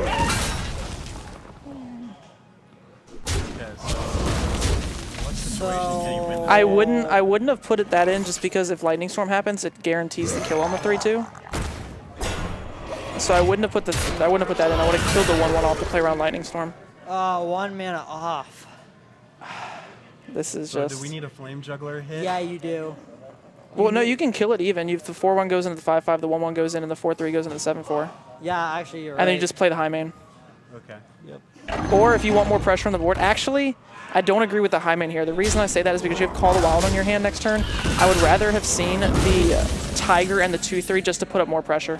Yeah. There is a lot at stake. And also, it plays around Hex. Yeah, that makes a lot of Yeah. sense.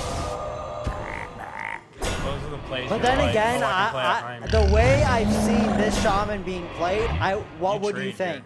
You have to trade. Yeah. You have to trade, but what would you think? You think it's aggro, right? That You wouldn't frog be got playing. some work in. I would have thought it was aggro the entire time too, probably. Yeah, so why would you play around Hex? But the thing is, I think all around it's a better play. I Just think we need Oh no, another I top agree, deck, but what I'm saying, I'm just trying to justify or Cloxy's maybe thinking. a kill command. That's what I was gonna say. Yep, that was probably the best deck other than. that's looking pretty good at this point. So do you just run the Leok into the 3/6 and you kill command it? Or no, you kill command the 5/4 because it's. Well, anyway, you put the.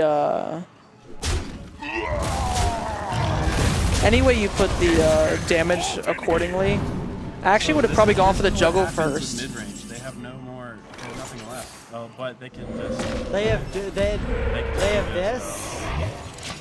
If that Alright, rolls what's some- high, Well, honestly, like just the fact that he had So now we 7/7 to follow Oh, it up. well, that's was just the game. issue. He needed both Houndmasters were seen, so there was no taunt. He needed Animal Companion into Misha or Call of the Wild. And so now, if the 5/5 and the 2/3 had been played earlier, I think it would have been a much better position on board, and this might not have happened. oh no, he was overloaded, but. Okay, so the series is now tied up, and at this point, it's down to the rubber match. It now comes down to Paladin versus Hunter. which is very in favor of Cloxy. If it is an Azoth Paladin. Surprise, Secret Paladin. Surprise, Aggro Paladin. Paladin versus what? Paladin versus Hunter. Please surprise me. Please let me be this an Aggro Hunter. I would love to see it. Oh! My hammer boy. burns with holy fire. And it's Secret Paladin. Oh! I'm so excited. Secret Paladin at Forge? Yeah, I ran Secret Paladin. Yeah, Bad Jobs brought Secret What do you Paladin. think about this matchup? I feel like it might be favored for Secret Favored Paladin. for Secret Paladin, in my opinion. Yeah. Especially Yeah. with the Selfless Hero in the deck. Any deck with like Zooish early game usually. Beats Hunter pretty hard because they struggle to control the board in the early game. I mean, I don't say beat it pretty hard because Hunter can Nothing. Well, Hunter can cheese a win with. They can draw some pretty zooey hands too. They can. But the thing is, like, you have to play the huge toad into that guy, and then you get a free divine. You get a free divine shield.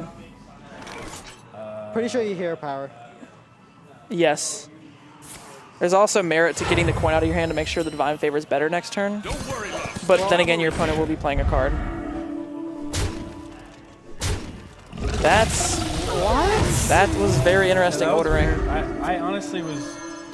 I would have taken more time because I didn't see the best play there yet. But what I've noticed from a lot of these players is they've just been playing extremely fast. Yeah, Hero power abusive. Hero power abusive goes some face damage in. Yep. But like when we were watching one of the sets earlier, they're just you have to abuse it here. What? No. You have divine favor in your hand. Is he playing around? But why? Who cares? Unleash it. Yeah, Unleash like, is gonna clear your board regardless. Yeah. And then it's just. And then also it's such an awkward turn. Because if he has Unleash. Exactly. That's all he can do that turn is Unleash. Whereas now he can develop 2/2/2s. Whereas before you would have been able to kill them with. Well, you can still kill them technically, but it's not as clean a kill. Abusive trade first if he's gonna do this. Or at least kill a 3/2 first, like the Alec. Yeah, because you don't. Yeah, you want to have more chances to not hit the. Don't worry, loves. The cavalry's here. Oh no. So we're seeing a lot of misplays. Yeah, there are a lot of like sequencing orders. No. Yeah.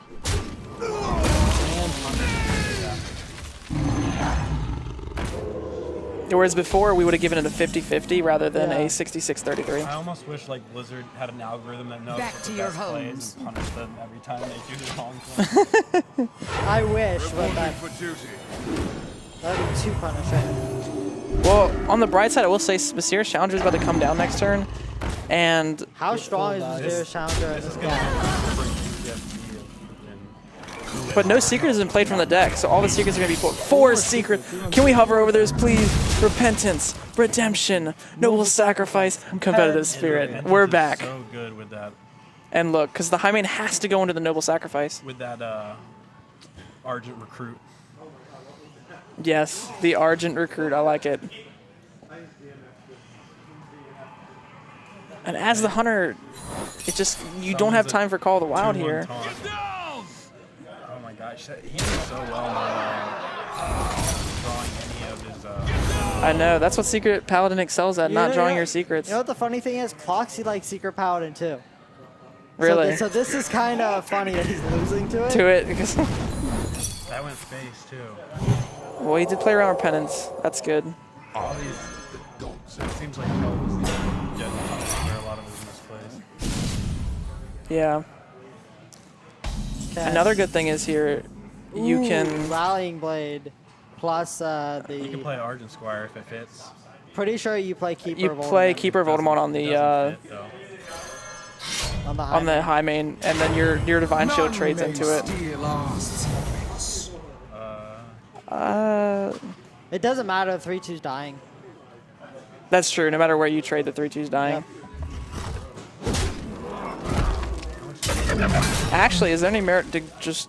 No, there's no merit to going face here because Call of the Wild's next turn.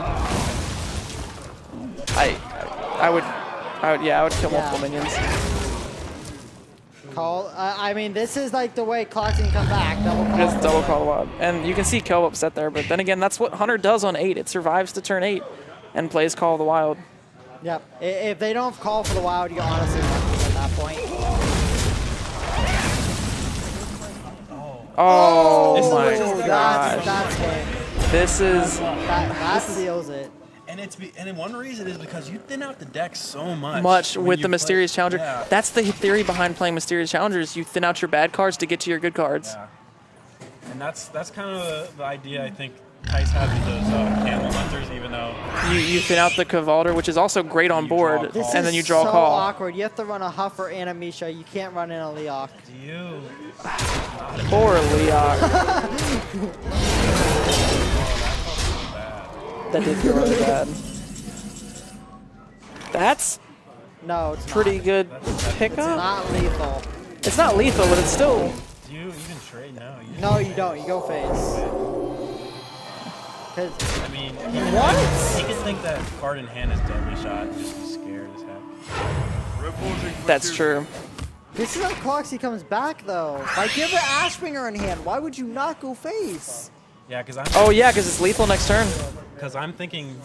And you've already seen both. And if you need to trade, you can trade in Ashbringer. And you've seen both Call of the Wilds. There's like nothing really to be. Yeah, there's nothing to be scared of. And it would have been lethal on your opponent's part. Wow. We need it. Not on my. And Divine Favor, by the way, has been useless. There's a lot of things on the line right now. Like super fast. What? Don't get rid of. You can't get rid of the 5-1 weapon. No, I like this. Yeah, because the juggles now can't finish off anything. Yeah, See? fine. Now I can kill that. I was hoping it did. Yeah. So, but the thing is, quick shot, he's quick shot off from dying. Oh my god, is there lethal? Is there potential lethal here? 6. He needs damage. That's it. Oh my gosh. Well played. And he was not punished for this plays. A lot of questionable plays here. Ben made so many questionable plays, but curving out perfect. I mean, Can having PTSD of the old Secret Paladin, man. Curved out nice. They took away cards in his deck, so he top decked Tyrion on 8. It forced him to trade a Huffer and a Misha into it. Like. Yeah, like honestly, there was a lot of misplays there by that Secret Paladin. Paladin. If he didn't he didn't get Tyrion, that was Call of the Wild and the Call of the Wild, he would have won that game easy. Yeah. And then not going face with the 7 attack and like forcing him to have a taunt. When you've already seen, did you already see one Houndmaster? Yeah, he already saw one Houndmaster. So the only other source of taunt in the deck was either Animal Companion into Misha or the other Houndmaster. Yeah. Yo. Wow. He had really good RNG and misplayed a lot. He got rewarded for it. Anyways, that's it for this game. Congrats to Kelv. Yeah, congrats. I'm pretty sure the other series are done because this one started late. Let's see. Daniel's hang on. Meg T is still playing, so let's actually go straight into that. And so I will say here, though, going back to the previous match. So Meg T is on the bottom. Innovation is on the top. Oh, apparently there was a weapon killed. Yep. There's a bug right now where we don't get to see the weapon. Well, I would love to always have 10 mana. I think that sounds pretty good. Oh, go ahead and swipe and play Cthulhu. Well, you can just do it all this turn. You can play Brand Cthulhu. Look at how... I want to go back to the other game real quick about the Secret Paladin. That's a 21-21 Cthulhu. That's what Druid does, though. Druid's Cthulhu just gets massive. But then... So, okay, Innovation cannot play the Monkey because he needs to be able to execute the Cthulhu. Monkey is one of those things you can't... How many cards are left? Hey, can we check the deck total? Because that's really important in this matchup. 8 cards, 5 cards. So... I honestly think Innovation has like... Yeah, Innovation I think got this in the bag. If he just saves his execute for Cthulhu, he's in a great but spot. right now he has 0 ways to proc the execute. Meg doesn't know that, but if she were to play Cthulhu next turn, Innovation could just have no answers besides brawl. That's true. So I think he needs to play the Doom Caller this turn. Get something on the board. What happens if he plays Bran and he brawls and Bran just lives? What's up? Then you... I like playing this Doom Caller. I like also playing the 2-3. Okay. I don't know if I would have armored up. I think I might have played the 2-3 too. Oh no! What? Oh, it's rogue. What? We're having some glitches right now. Okay, well, just news. Kelv apparently has to go, so we're just gonna let Cloxy go through. Really? Yeah. Well, Cloxy, you still have a chance. Really? 0.1. What happened? Kelv has to leave. Wow. Right after winning. Well, he did misplay, so. Yeah. So, okay, I'm gonna let Cloxy go through. Rather than just letting his next opponent win. I think that's more fair. I think that's more fair too. Yeah. And if you realize you had to leave, why didn't you say something earlier? Yeah, why didn't you say something earlier? He might have just wanted to go on stream. Let the man get a stream game in. Anyways. I like this play, and I think it might Is it forced to brawl? I mean, you know your opponent's Cthulhu is at 21 attack. That is 40. Oh! You play that, and then You Sylvanas. You play. You can even Sylvanas brawl. If you Sylvanas, he thinks he's just gonna double trade, and then I don't have Sylvanas for the rest of the game. He can Sylvanas brawl here, because brawl costs 4 mana. What does that do? It doesn't really do anything at this point, but the thing is, I like the Sylvanas here. Oh no, I was gonna say Sylvanas and Monkey. That's so bad. Oh yeah, that is. I mean, it would play around. I mean, it wouldn't let him just straight up. I like Sylvanas because if you play Sylvanas, there's no clean trade on it. Oh, he would steal 4-1. And he would steal something. Oh, he's gonna go with the brawl. Now you take the brand. And so now you have an execute procer for if he plays. Well, no, you don't, because the brand's gonna die. So he needs to find an execute procer quick. Uh-oh, just gonna slam the Cthulhu down. Earlier better. But see, the biggest thing with us is we have not seen half the cards in the deck, so we don't know the opponent's knowledge at this point. And that's it. That was a perfect pickup. Slam. See what you draw first. Execute. Oh yes, that was great. That was a great pickup. Very high for not having Justice Art. He's been controlling this. He must have been controlling this game very well. Exactly, and that's like it's a hard matchup for the. Wait. Why is there? Yeah, she played it against me. It's weird. She branched against me. What? She used brand. I'm almost out of cards. Yeah. There's a golden monkey in that druid deck. I mean, monkey versus monkey right now. We need to stop all this monkeying around. You're so funny. So monkey makes you question plays like. The only thing I can see here. Why don't you Living Roots it? The only thing I can see here is that you want Living Roots to become a legendary. By the way, score is because the 4/4 2-2. trades in. Score is 2-2. No, you need to look at what's going on right now. This is monkey v monkey. Would you rather? I feel like I would rather No. have my Azure Drake on board. She needs to find Deathwing. Oh wow. That's what she's saving the monkey for. But I think Innovations just got this. So you play that and then you. You play that. You feel like you should have Living Roost earlier. Because you took 6 damage from that hit, whereas it should have been dead. Now you can get 1 legendary. How many cards are in Innovation? You have to Living Roost this because it just trades so cleanly. Maybe she realizes she loses and she needs to pick up crazy legendaries. She needs to pick up Deathwing, basically. But it's 1 legendary. But it's one this is insane. Because you gotta think, can I help? Oh wow. How big is that Cthulhu? 16. 16. I would have liked to see him trade before. All right, monkey, you need to do Yog's work. Yeah, you need some monkey. What's and 6 mana card? No, it's not about the. Well, you're just dead next turn, no matter what, because Cthulhu's gonna hit face. How is that lethal though? Because the 1 armor. Oh, the 1 offer off the Druid hero power. Yeah, you're right. But what are you trying to do after that? That's very I mean, true. The game is over because I was not Deathwing. Does the 1 armor matter because of fatigue? Yes, it does. All right, play the golden monkey. YOLO. Play the golden monkey. There's only 1 legendary. You might as well play the golden monkey. I mean. No, Innovation's playing you safe as hell. No, you play the golden monkey. Wait, you can still hero power. Actually, no, it's lethal because of. Oh, because of the buff. Yep. Yeah. I wanted to see the golden monkey. Innovation played this super well. And to keep a druid, to keep your health that high. That high against the Cthulhu Druid. It was either a poor start on the Druid's part, or just like. I mean, they could Cthulhu Warrior can curve out with minions, and just actually win board. That's control. true. Yeah. It's probably a better matchup. Look, you got all 3 of us here. It's probably a better matchup than the Control Warrior. Anyways, guys, that's it for the quarterfinals. We're gonna go. It's me versus Innovation.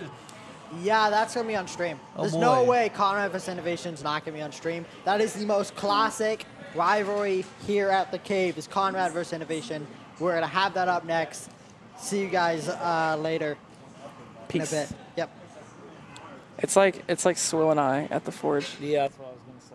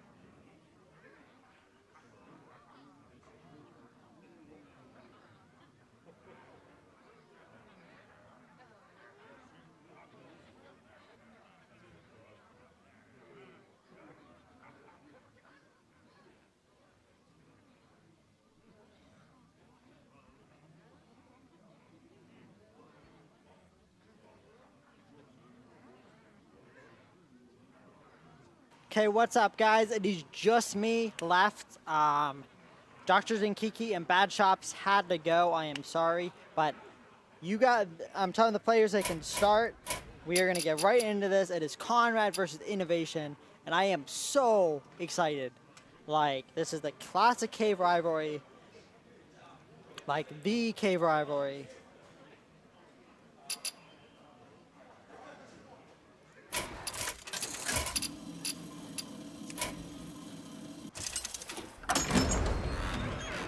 Troll versus Malfurion. I must protect the wild. For Doomhammer.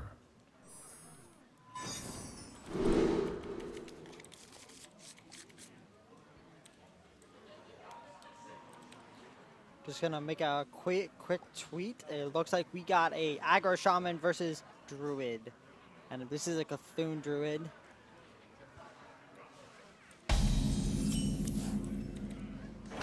The light protects me.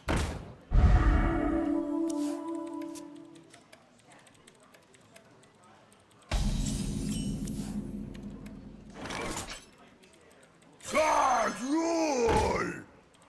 Get in there and fight, maggot!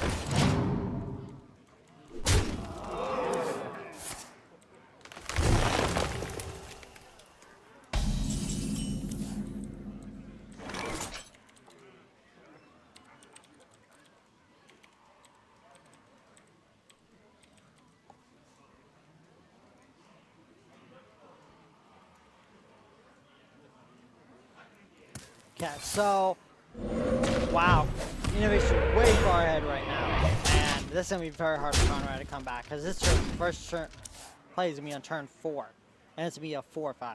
Protect the swarm.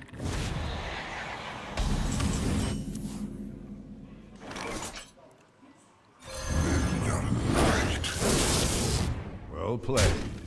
Yeah, and Conrad's going well played. Like this is a classic Innovation aggro shaman draw. He just draws the nuts when he plays aggro shaman. I think Conrad is definitely regret not banning it. But I think also Conrad's lineup is designed to punish all of the aggro decks in the meta right now. So he is trying to. I don't think he wanted to play against Innovation, especially after seeing how well he played against Meg.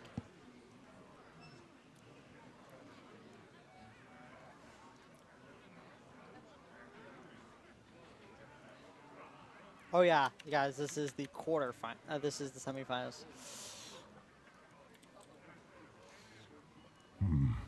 What to do?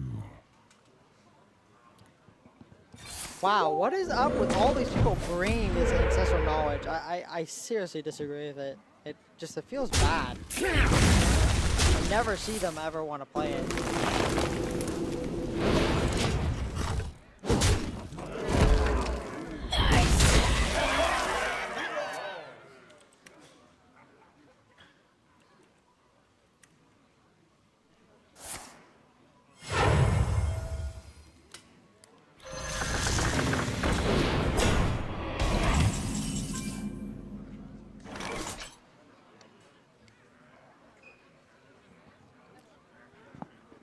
Sorry guys, I'm eating a little bit because I have not eaten in like so many hours, it's ridiculous, so I'm starving.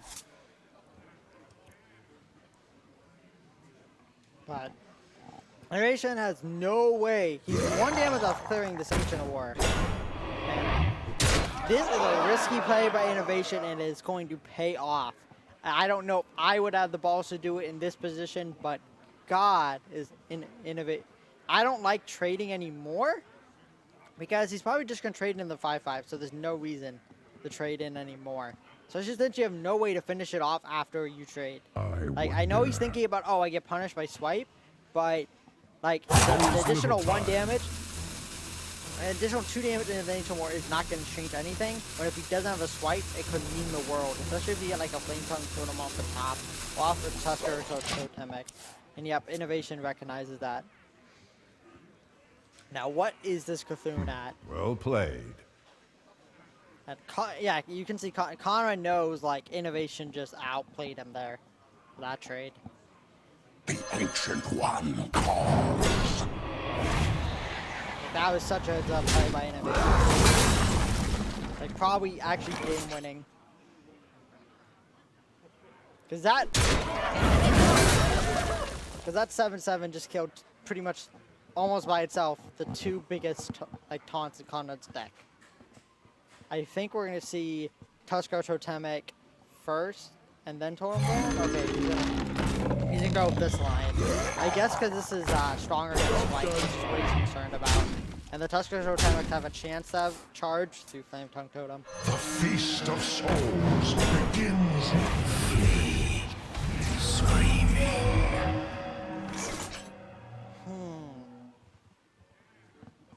So he can't play a Tuskar and develop the Doomhammer. So he has to choose between like playing the rest of his ham and Doomhammer. Doomhammer is instant damage, but it's a lot of trading. And can he?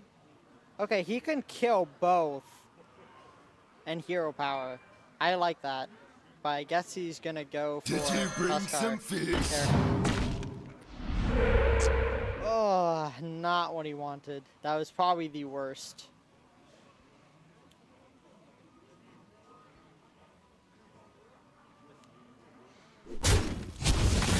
Did you bring some fish? That's pretty good. Always little time. It makes it so the that can't get makes him much less vulnerable to swipe. I think that's how he's gonna play this out. The light protects me. That's how Conrad comes back at this point, is like a swipe. Oh my god. Whoa, whoa, whoa, whoa. Conrad. Who knows what secrets will uncover? Well played. He missed. I can Like, see. he wouldn't draw it anyways, but he could have Azure Drake into swipe and, like, had a chance.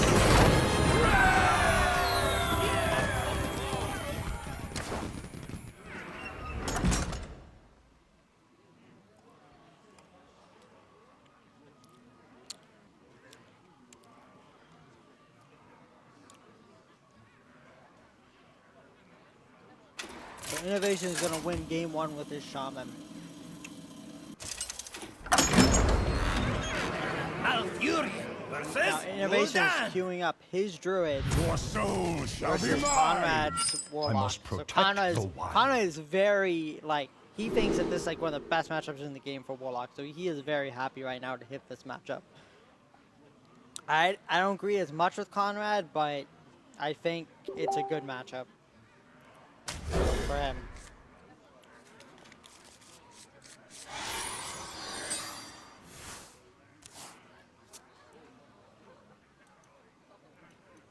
And whatever that beeping is, let me figure it out. Out of right eye.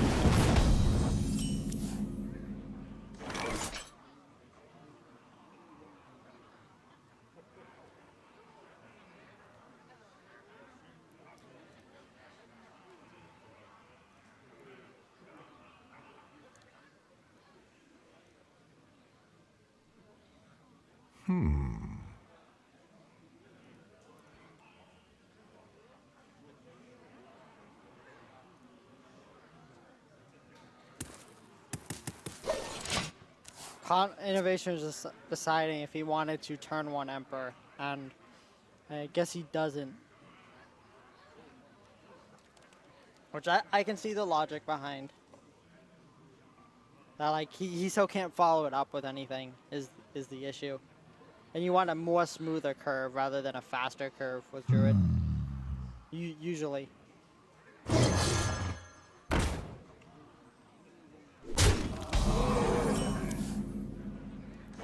Oh, that is not a card he wants to see in this matchup.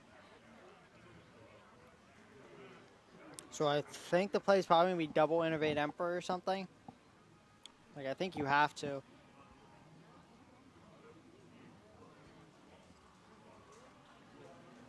What to do?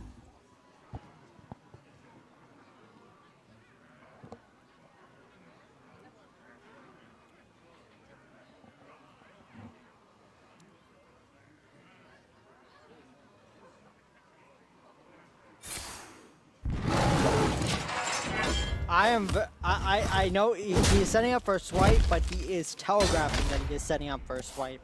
And I never like it when you're telegraphing, I am setting up for swipe. And like you're reliant upon that. Because the opponent is obviously going to play around that. Like, okay, innovation swipes here, and then what happens? Oh, innovation actually clear the entire board. He can molt and then double innovate swipe, and I think that is definitely the play. Especially if he knew what Conrad's hand is. Like, mulch on the Imp King boss will not damage it, so it will die completely.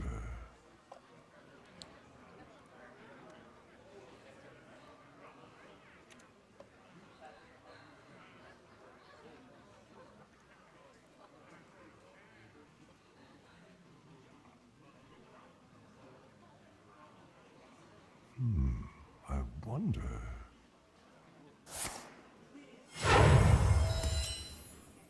Pay attention, class. Okay, so what he's going for Violet Teacher double. Which I guess gets him a bunch of one. Actually, this is maybe a little better. Just the Violet Teacher, like, there's very low chance of living.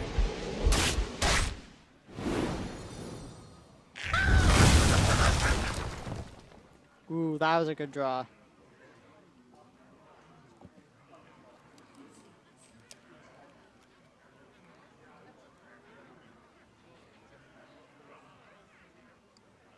Well played. So many possibilities. Get in there and fight, maggot!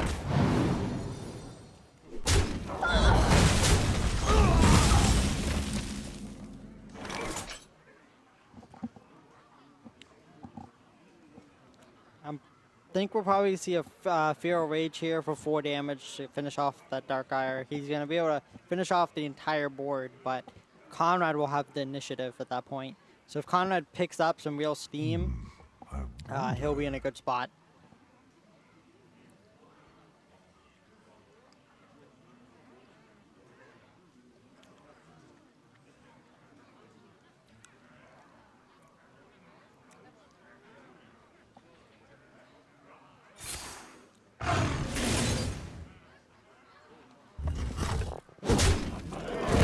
Done. I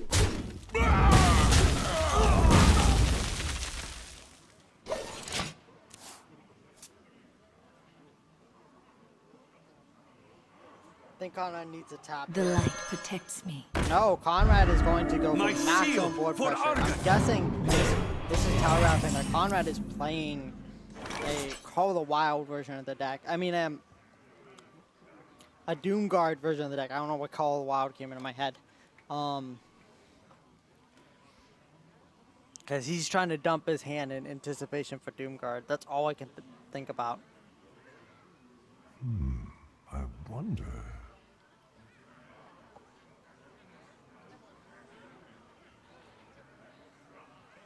Behold the rage of the fire! I mean, he doesn't die on board, so... Oh, that is such a good draw. My shield for Now he doesn't need to sacrifice a single minion to get rid of the Vandal here. And I think if Innovation doesn't pick up some huge steam next turn, he's gonna be in a lot of trouble. Honestly, I don't know what the Oh, that's not what he wanted to see, and I think that seals it. He's at 14 health. There is 5, 8, 10 damage on board, which means Doomguard, PO, Soulfire, Dark Peddler into PO or Soulfire are all over.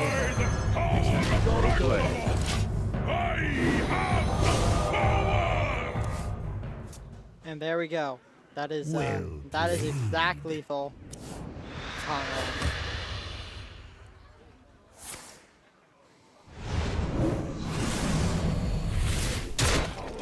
This is a series, guys. The score is going to be 1-1.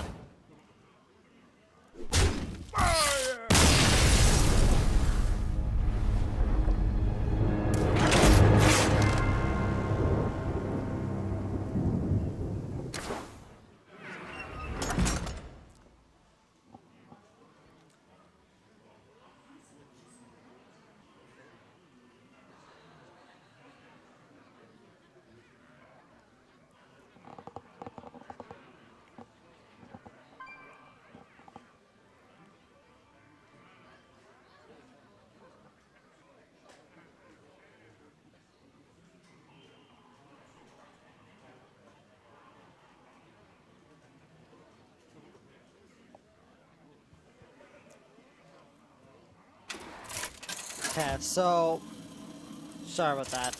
I'm trying to conserve my voice at this point because I'll probably be solo casting. Actually, Conrad Innovation never loses. Will help Let me the out. games begin. I know they will. You guys finally get to see the deck I've been talking about all tournament. The Tempo Mage I told Innovation to bring. Now, this is probably not one of the most favorable matchups for it. It's probably more around 50-50, but like if he draws like a mirror image off the top, Conrad's in a lot of trouble here. As you can see, it's playing the Faceless Summoner, which is something a lot of Tempo Mages have stopped doing, and I think they should start doing it again because it's really, really good in a lot of matchups, and people don't expect it anymore. It lets you like play something on 6 and then start boning up spells for like a huge Flamewaker turn on 7. This is actually, you can do a lot of insane things with Flamewaker around 7 mana. That's why I like it.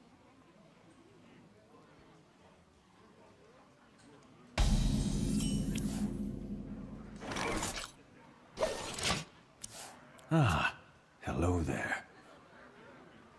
Who's up for an adventure? Oh, that feels so bad for Conrad. Like, he wanted Hunter, he wanted Warlock, he wanted something that basically wasn't those. I mean, especially didn't want Priest, though. I think this play is questionable, but we'll see how it works out. I think the 3-2 on average is just more solid in this position. I know it probably would have died to the hero power there, but it would have killed the Finley as well. Like, the Charge Dragon, the Alexstrasza's champion would have absolutely destroyed Innovation.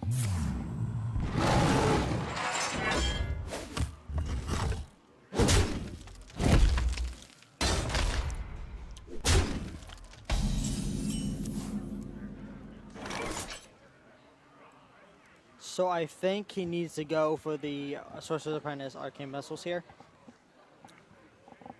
And it's like a 50-50 from the win here. If he wins a 50-50, he has a 2-1 and a 3-2.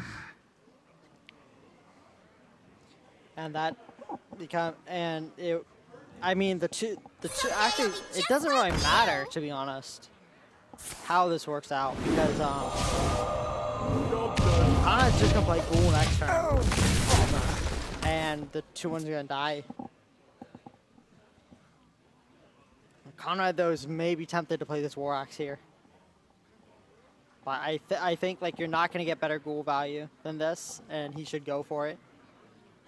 But like, oh, he's going to coin hero power. I know what he's doing. No, you can't even do that.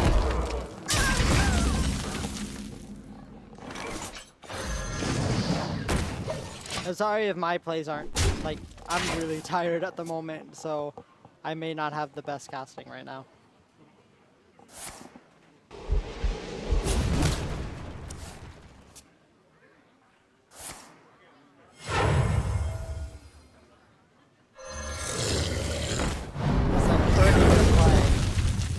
Now Conrad's next few turns, no, he'll be able to, no, he won't even be able to hero power, so his next few turns, and Answer Knights comes in the hand. That is a huge card in this matchup, because if Conrad just does not have an execute for it, he is in a lot of trouble.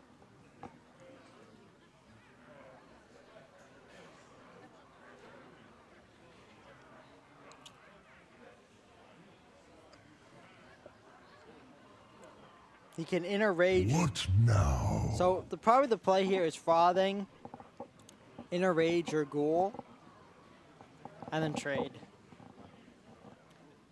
And then Innovation is going to clear it with Cold Sorcerer Flame Torch the next turn. What now? My blade be thirsty.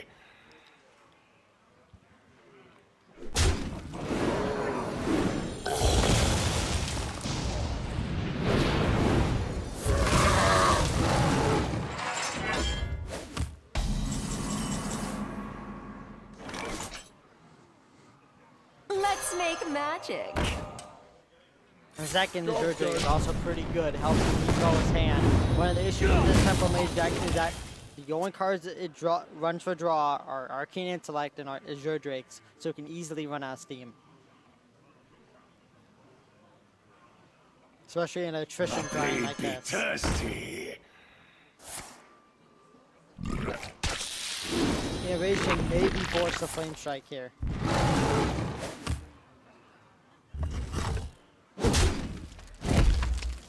I think it'll also be very heads up for him to just play the Zerdrake.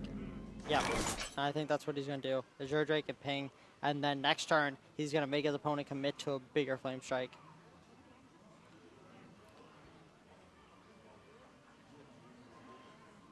Because I think Innovation needs a much bigger Flame Strike than that. Perhaps.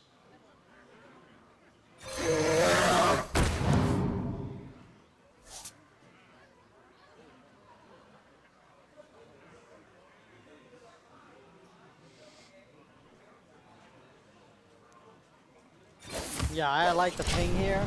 Not playing the Mana Worm, because next turn you can Mana Worm Flame Strike.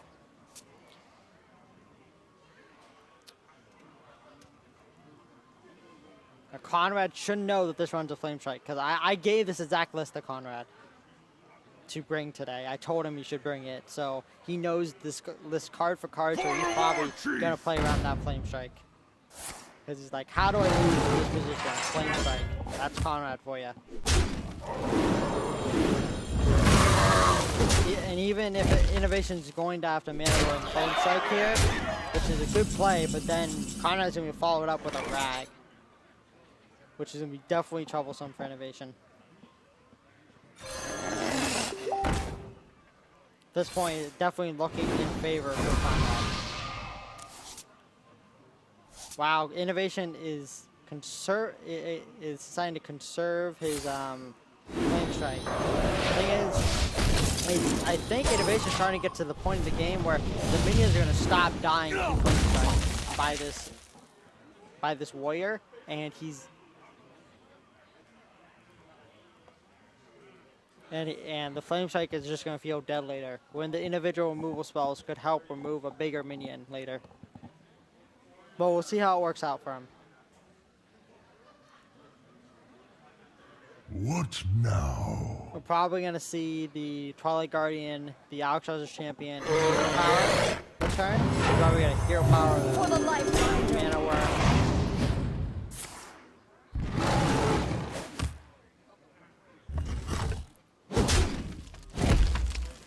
Innovation is going to follow this up with Faceless Summoner and a Flame Torch.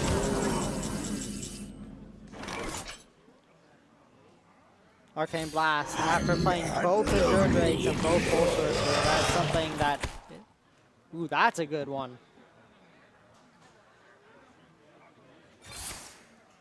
Job's done.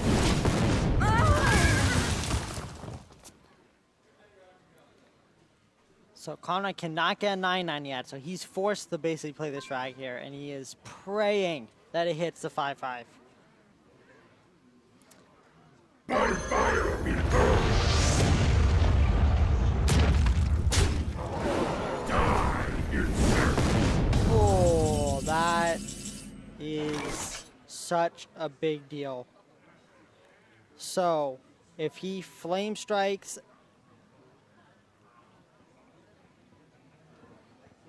pings and an Arcane Blast, he clears the board. You can also use Roaring Torch, but I think it's less efficient. It's definitely less efficient.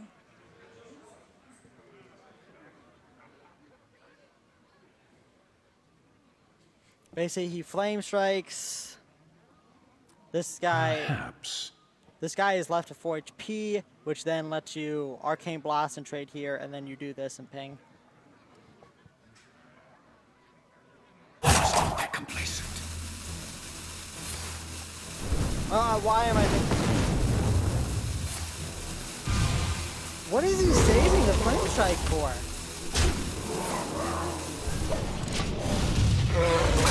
Like, now he has no spells to play Advanced Midas.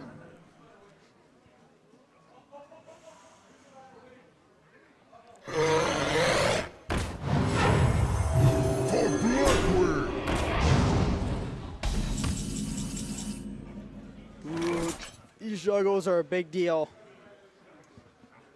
I serve the Fire Lord.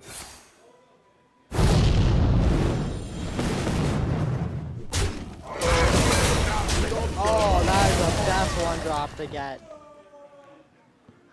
I think though that's actually there's still 2 mirror images left in the deck.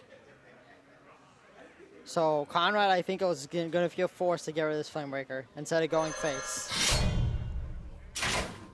This is a big decision for Conrad. Does he go face? And if there's no taunts from innovation, he wins next turn guaranteed. Or does he go with the safest play and get rid of the Flamebreaker? He's going to go face. Now, the only card left in innovation's there it is. Oh my god. You require my assistance? I think he should have traded. Aha! First.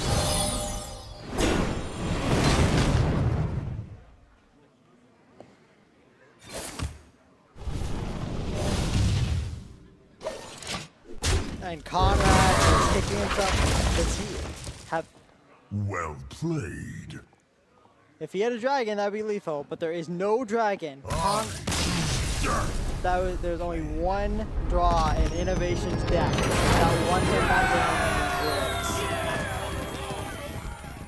Conrad cannot be happy about that. He gets super tilted when stuff like that happens.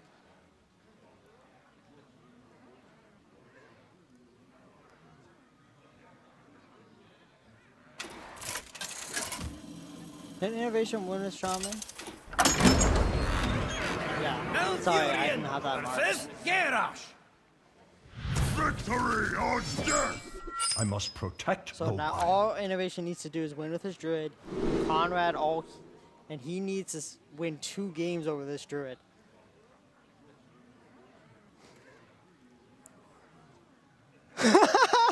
Love you, Innovation.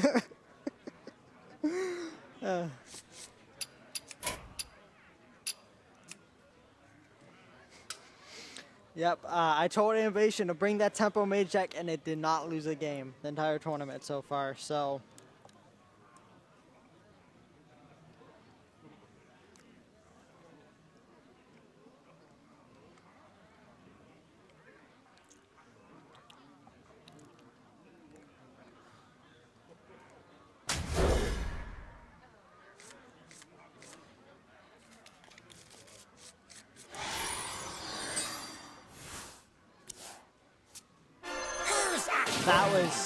That's such a relief pick up by Conrad. Instant fix life tap. This is definitely going to be an attrition battle, and I agree. Honestly, when in doubt between hero power and life tap, you pick life tap as that Tempo Warrior.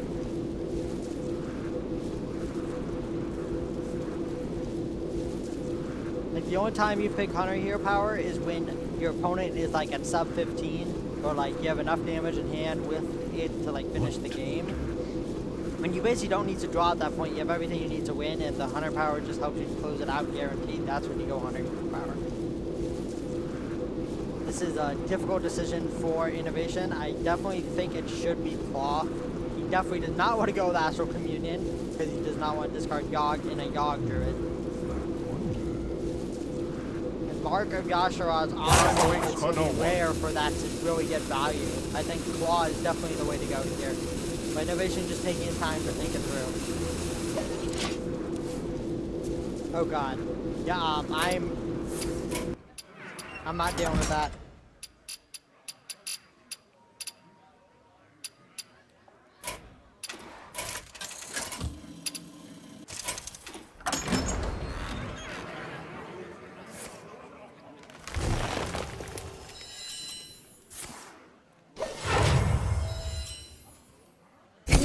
Shall I strike? That draw out of Innovation is pretty big. I think does Conrad value the 1/3 or 4 life and a firework charge? That's the question here, because that is getting executed, but how?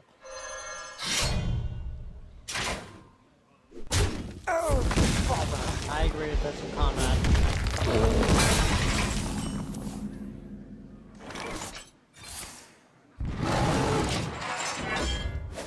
Now Conrad is going to have an next few really, really good turns, and I think he's definitely in a very far lead at this point.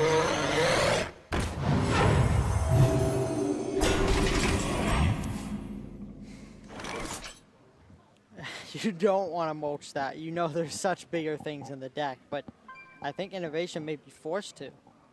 Like this is Tempo Warrior. You need to take the board from them.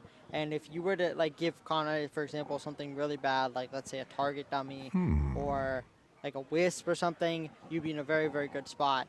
But if you leave this up and just constantly taking that 3 damage and letting it help deal with whatever you play the next following turns, it can just result in a loss.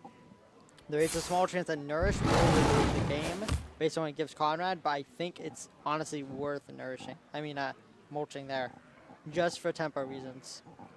Because, like, in the super late game, you win as this Druid. And you just need to get there. And that's, I think, the line of play he should have gone for.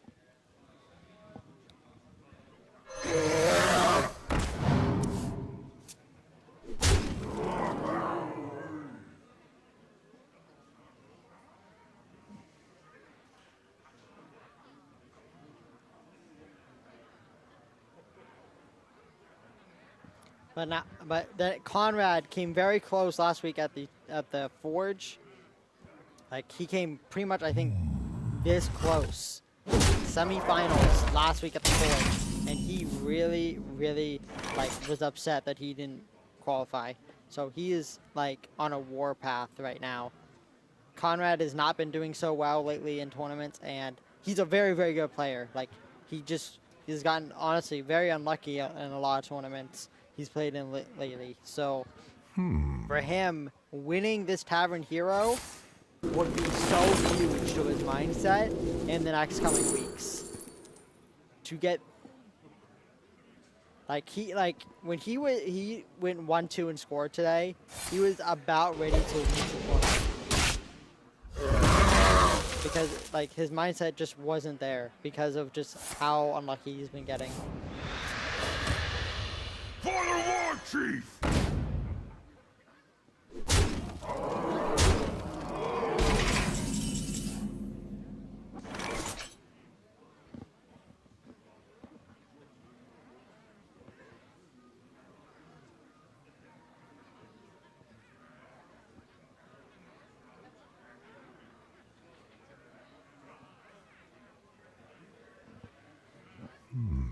I wonder.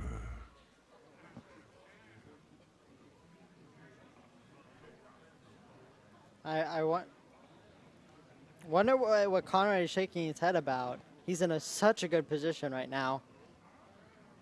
Like I'm finding it hard for Innovation to even find a way to navigate it, its way to win this game. Like all he's trying to do right now is survive, and this has been on the board since turn 4. This mulch is still sitting in hand. Time waits for no one. And he's hero power that turn. He would be up life right now. He'd be up 3 life. Plus with the 9 damages he's done.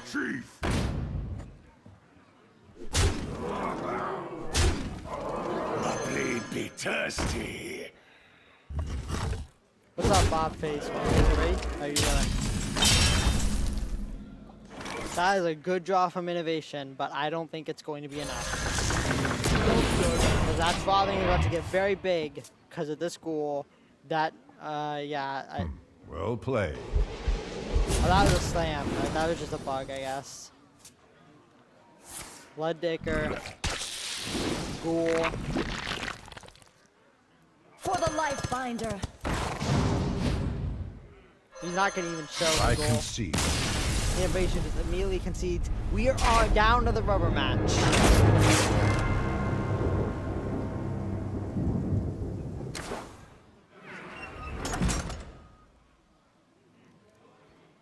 Hey, wanna join me? What? Malfurion! How about you join me? Malfurion! It's the I must semifinal protect Conrad the vs wild. Innovation rubber match. Nature must be preserved. Okay, Justin, somebody is joining me for the cast. Mic on? All right, sweet. Yeah. Hey guys, how we doing? Yeah, so... I have had 3 hours of sleep in the past 2 nights, so... Hi. Yeah. I'm ready. This is a tavern hero, by the way. Yeah, I heard. I was talking to Cloxy outside. He's in the finals, dude. That's awesome. And it's going to be Cloxy versus Conrad or Innovation. Okay, here's the funny thing about Cloxy being in the finals. His opponent beat him, but his opponent had to leave because his parents wanted to drive him home. No way. Who was it? It was Kelv, which you don't know. Oh, it feels bad. Yeah. So we like Cloxy because it was like a 2-3. Honestly, Kelv didn't play too well. He honestly got rewarded for a lot of misplays. Mm-hmm. And so we let Cloxy through.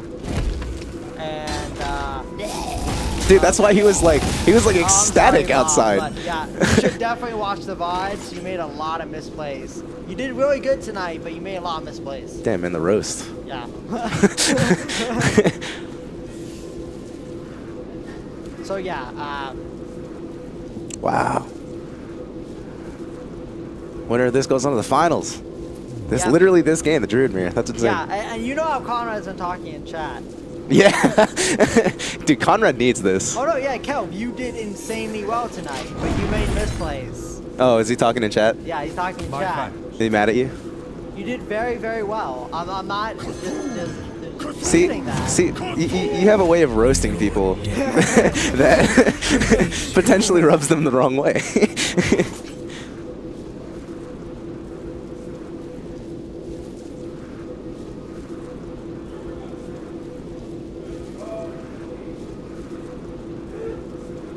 I think hero power here.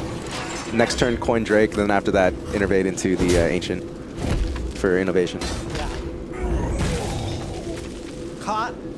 Oh yeah, oh my god, I can't believe this comes out into a Druid Mirror. I just realized that. Right. Like, this is ridiculous. I don't believe Innovation's playing Cthulhu, though. He's playing Yogg. Okay. Oh, wow.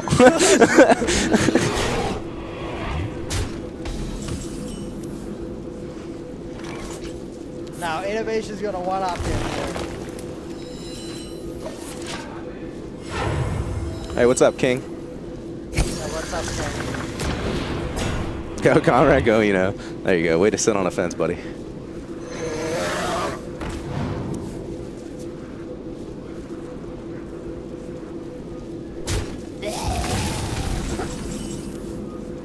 No, I feel you. See, here's the thing. I think we should choose Conrad just for sanity. For his own sanity, yeah. Oh man, but Innovation got so close at that one Tavern Hero in DC, like. Yeah, and he won last week. Right. Yeah, he won last, so it'd be a really cool story that he wins 2 weeks in a row. Hey, Paul, where are you? He's playing Overwatch competitive mode. That's what I'm about. That's what I was going to be doing, but someone brought me into cast, so which I guess I'm okay with. Yes. Hey, Dementia, what rank are you? Out of curiosity. I know you're at home. Don't give me that face.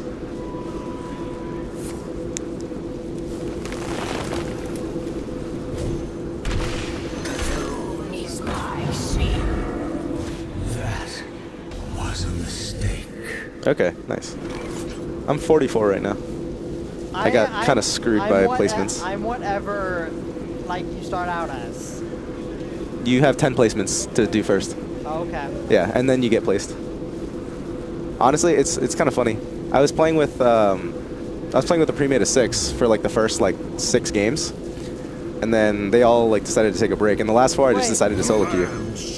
You can pre-make and in competitive, but I think that's a little. Yeah, I think it's something that they're gonna change because people who are solo queuing still get pre-made or still get matched with the pre-mates. Yeah, like pre-made should be its own thing. Right. And solo queue should be its own thing. And I think that's something that they're gonna work on. Yeah. But I actually ended up doing better in solo queue than with my team, which was interesting. Well, no, when you're playing a pre-made, it prefers to place you against a pre-made, but if it can't, it will place you against solo queues. Right. It's not gonna make you wait an hour to try to find another pre-made. Yeah, Paul, that's why I didn't go support. If I'm gonna go solo queue, I want to try to carry.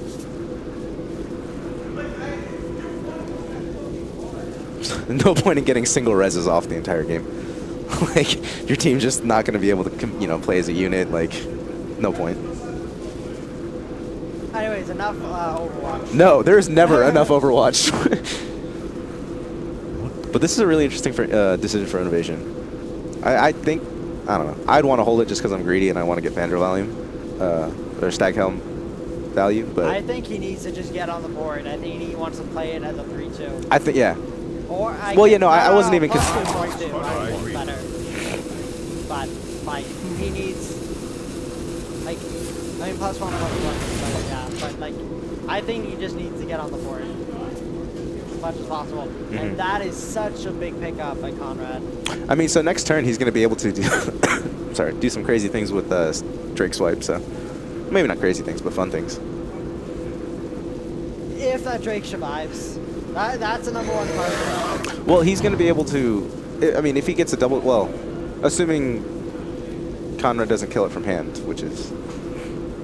Yeah, I don't think Conrad's gonna risk.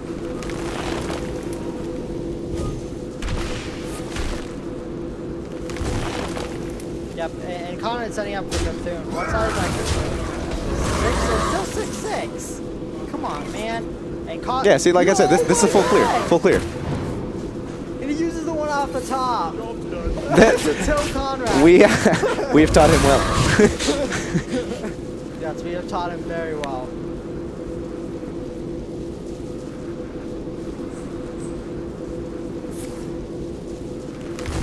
Hey, Paul, we should play together sometime, bro. I play around 3 in the morning.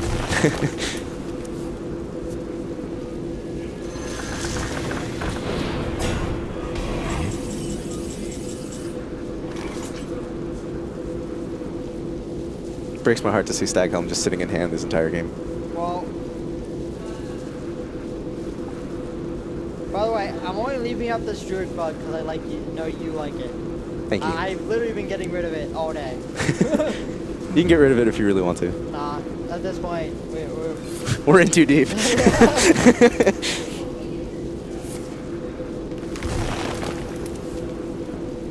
Jesus, you wake up for work at 4? You better be off tomorrow.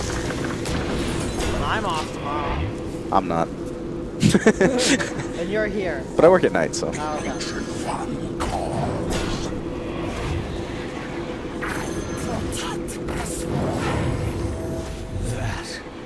Okay, now the Cthulhu has some size to him. Yeah. Okay, there you go. What? Life isn't innovation at 19 level? Okay, so he's not like in danger of dying anytime soon. This is such a neck and neck game. I think, like, I think innovation really needs to draw that mulch in his deck for the Cthulhu. But if he draws the mulch now, don't you think he would be relatively tempted to use it? Oh my God, Conrad! If he makes that trade, he gets so punished.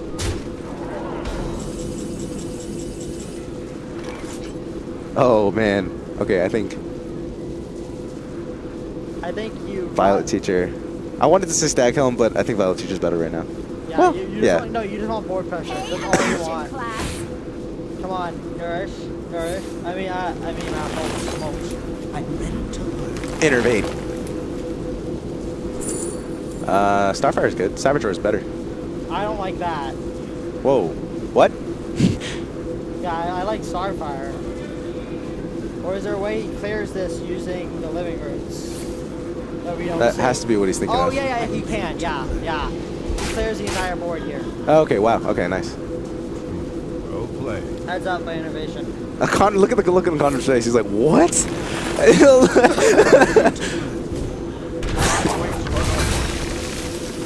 I think Conrad just mouthed he had both, but yeah. I think he didn't notice that came off Raven Idol. Oh, he's one Oh off. man. He's one off. The dream. Now he just has to get really lucky here. Not even really lucky, just no, like average. yeah, just pretty lucky. My dreaming ends. Wow. That's good. That's pretty good. Okay, I think Unless if it's a top deck mulch. But then the mulch can backfire, so. Top deck mulch into second Cthulhu. Oh my god! Oh my god! Oh my god! Oh my god! Please, Conrad can hear us. You can see the smile on his face. He heard us screaming.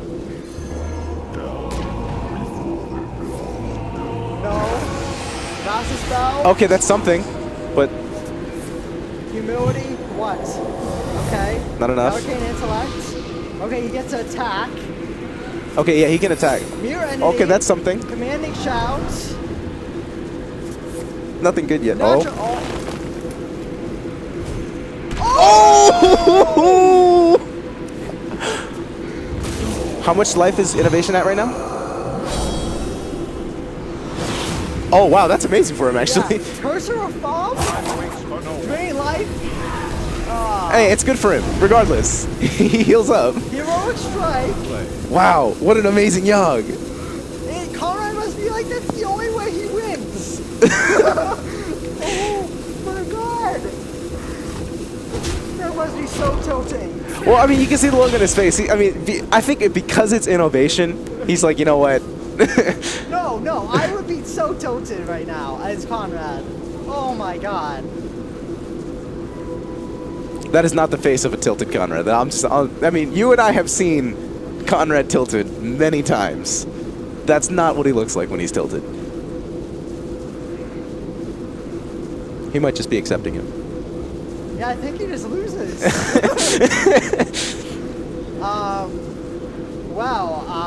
So how much life is he at right now? 12? 13? He's at You can just get rid of the bug. I can't see it. This is bothering 13. 13, okay. No, but we need to see every moment at this point. Because every decision matters. So how would you get rid of the bug? Would you... I would have to literally... Oh, okay, yeah, don't do that. Well, at least for Conrad, at least it was a nice block, right? The thing is, Conrad has no way to bring back the third. He still is not a believer of Doomcaller?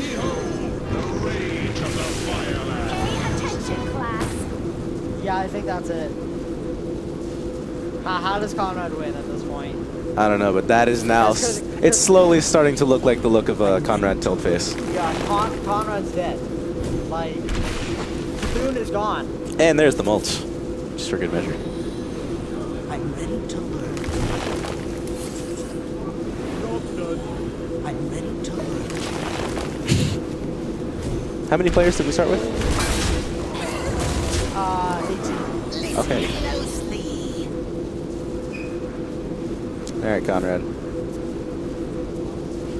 It's good, but I think it's not enough. I don't think he lives with that, though. Yeah. Well played. I think Conrad's about to concede, and Innovation is going to go to the finals 2 weeks in a row. Conrad's...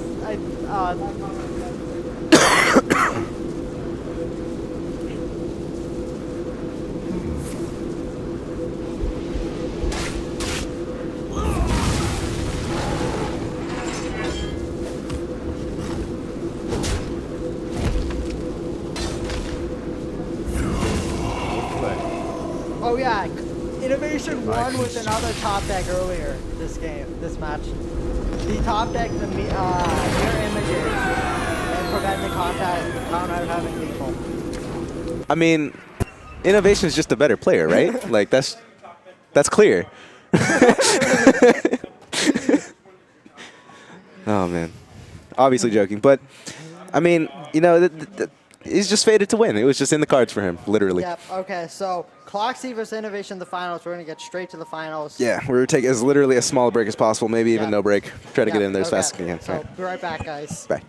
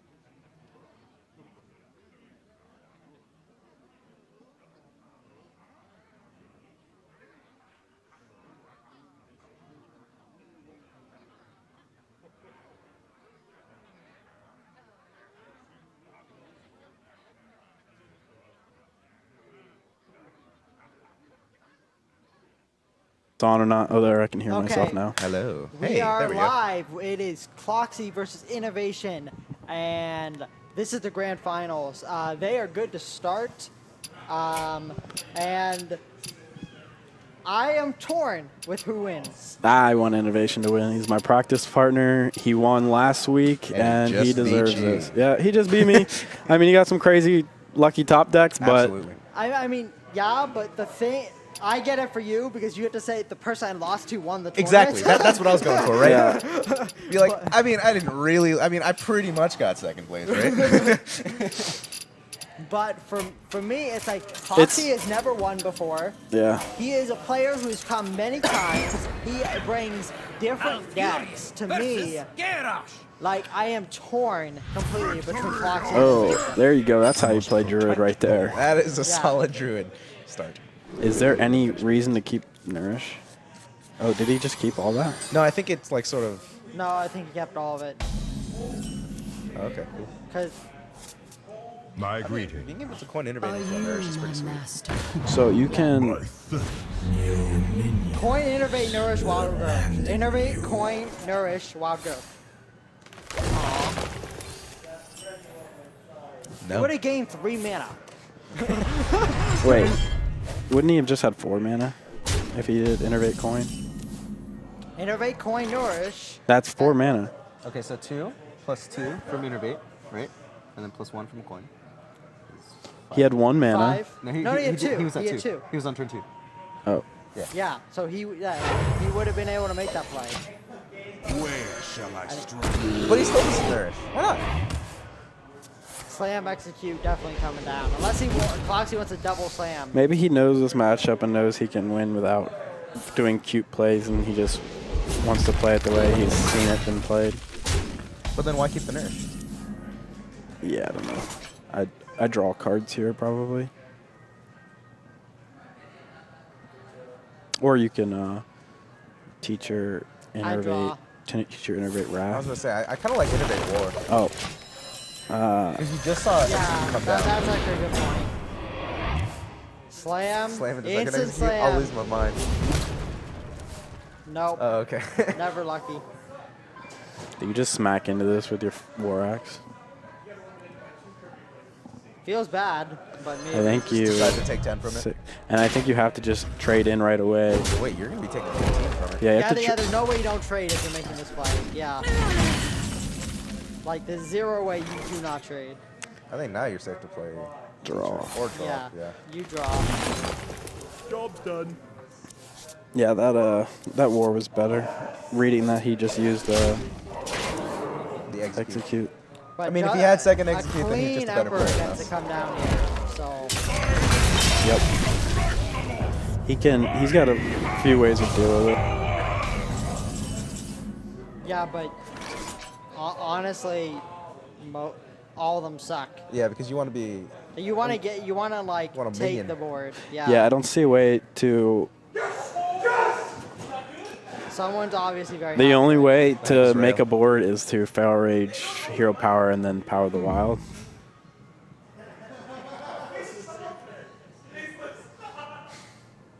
I guess that's a way to do it. It is, but don't you want to say Power of the Wild for teacher? Yeah. Because like. And then you think, oh, if he has Fiery War Axe or something, I don't know. No, the thing is about Ghoul, like, like he's running Ghoul, right? So you want to save your Power of the Wild for Violet Teacher, so his Ghoul just doesn't wreck your Violet Teacher. I mean, alternatively, you can like swipe Hero Power or Feral Rage Hero Power. I mean, okay, so he's doing the play I said. I didn't know if it was the best. I was just saying the only play It's that just a play. the only play that makes a minion this Well, time. it's clearing Dorsey. Yeah. I mean, this does make it just like, I don't know. I think with this matchup, you can be more conservative and you can go for like greater value later rather than trying to just tempo out. Like, I mean, so he has a ton of value for a late game in hand right now, right? Like, if he's able to get like anything out with teacher, and then he's able to follow it up with Scenarius, like that'll be incredibly strong over the next couple turns. And then if he wants to just destroy his entire board with Yogg, what is that's- Cthulhu at? Cthulhu is only at 8, right? I think so, because the 2-3 came out. So, yeah, both of these ancient shield masters. Oh, this is actually pretty decent. Oh, wow.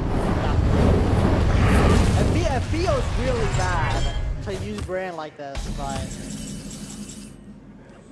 Ooh, that is so good. Because you go Violet Teacher, Yep. Living Roots, Wrath. Pay attention, board. And then exactly, see that. And he just then, used a Ravaging Ghoul, so you feel safer. And then into Cenarius is going to be a really sweet turnout for innovation here. I'm ready to learn.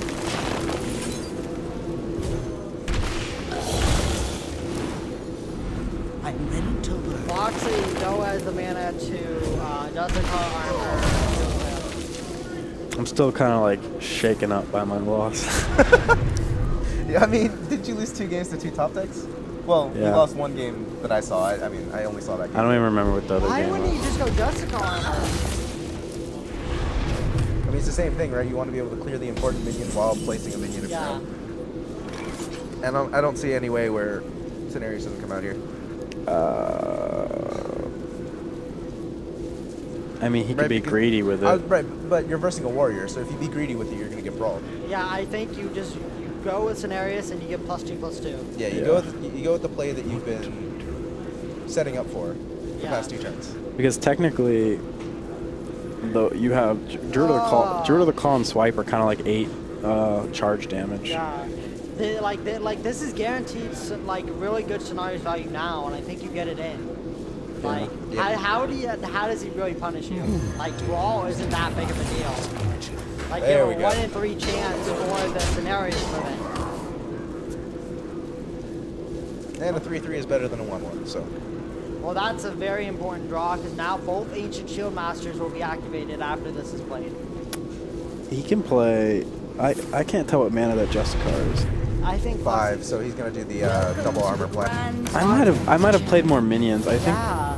you need a fight for board right now. You have nothing he's to gonna do. take- It's he's not gonna like take a ton of it damage looks like you're baiting Brawl, but you don't have it.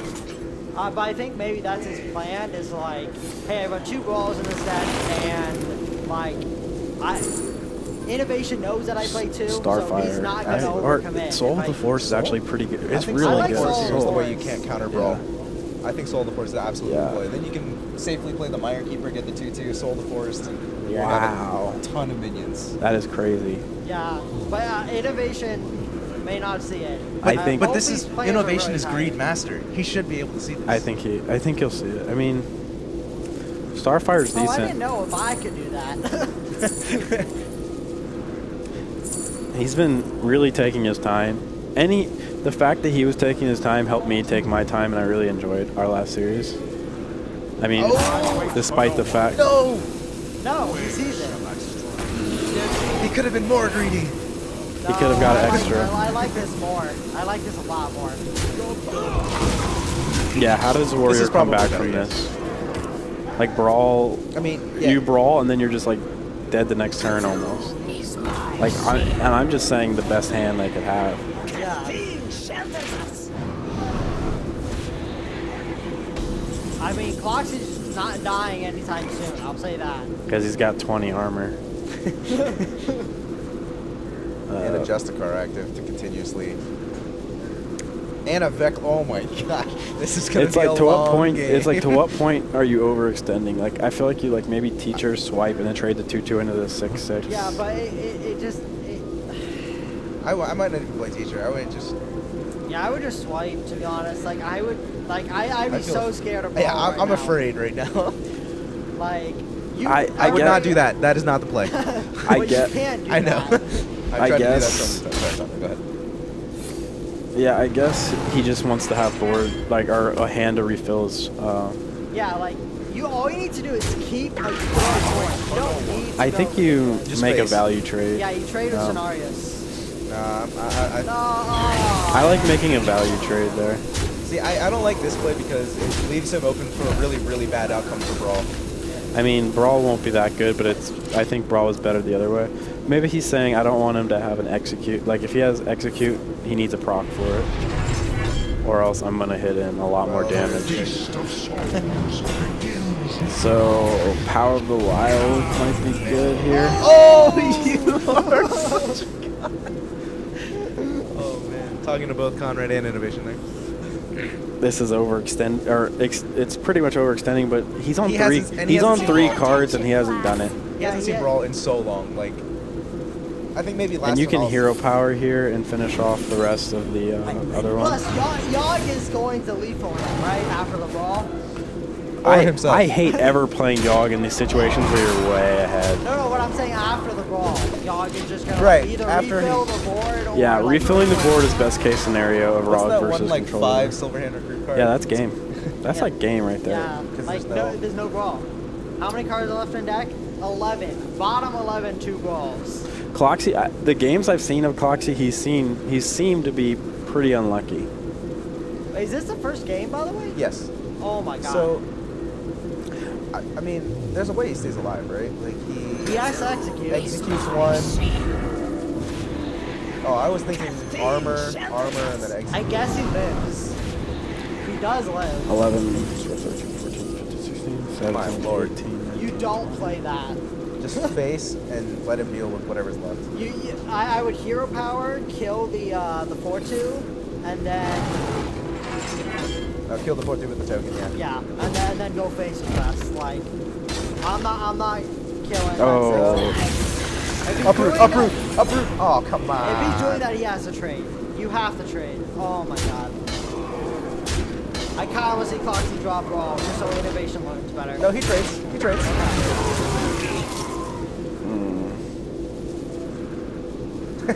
Cloxy's like, come on.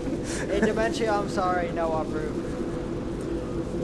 I don't. This druid to me never seemed that good, but the way he's playing with it just seems like miracle druid.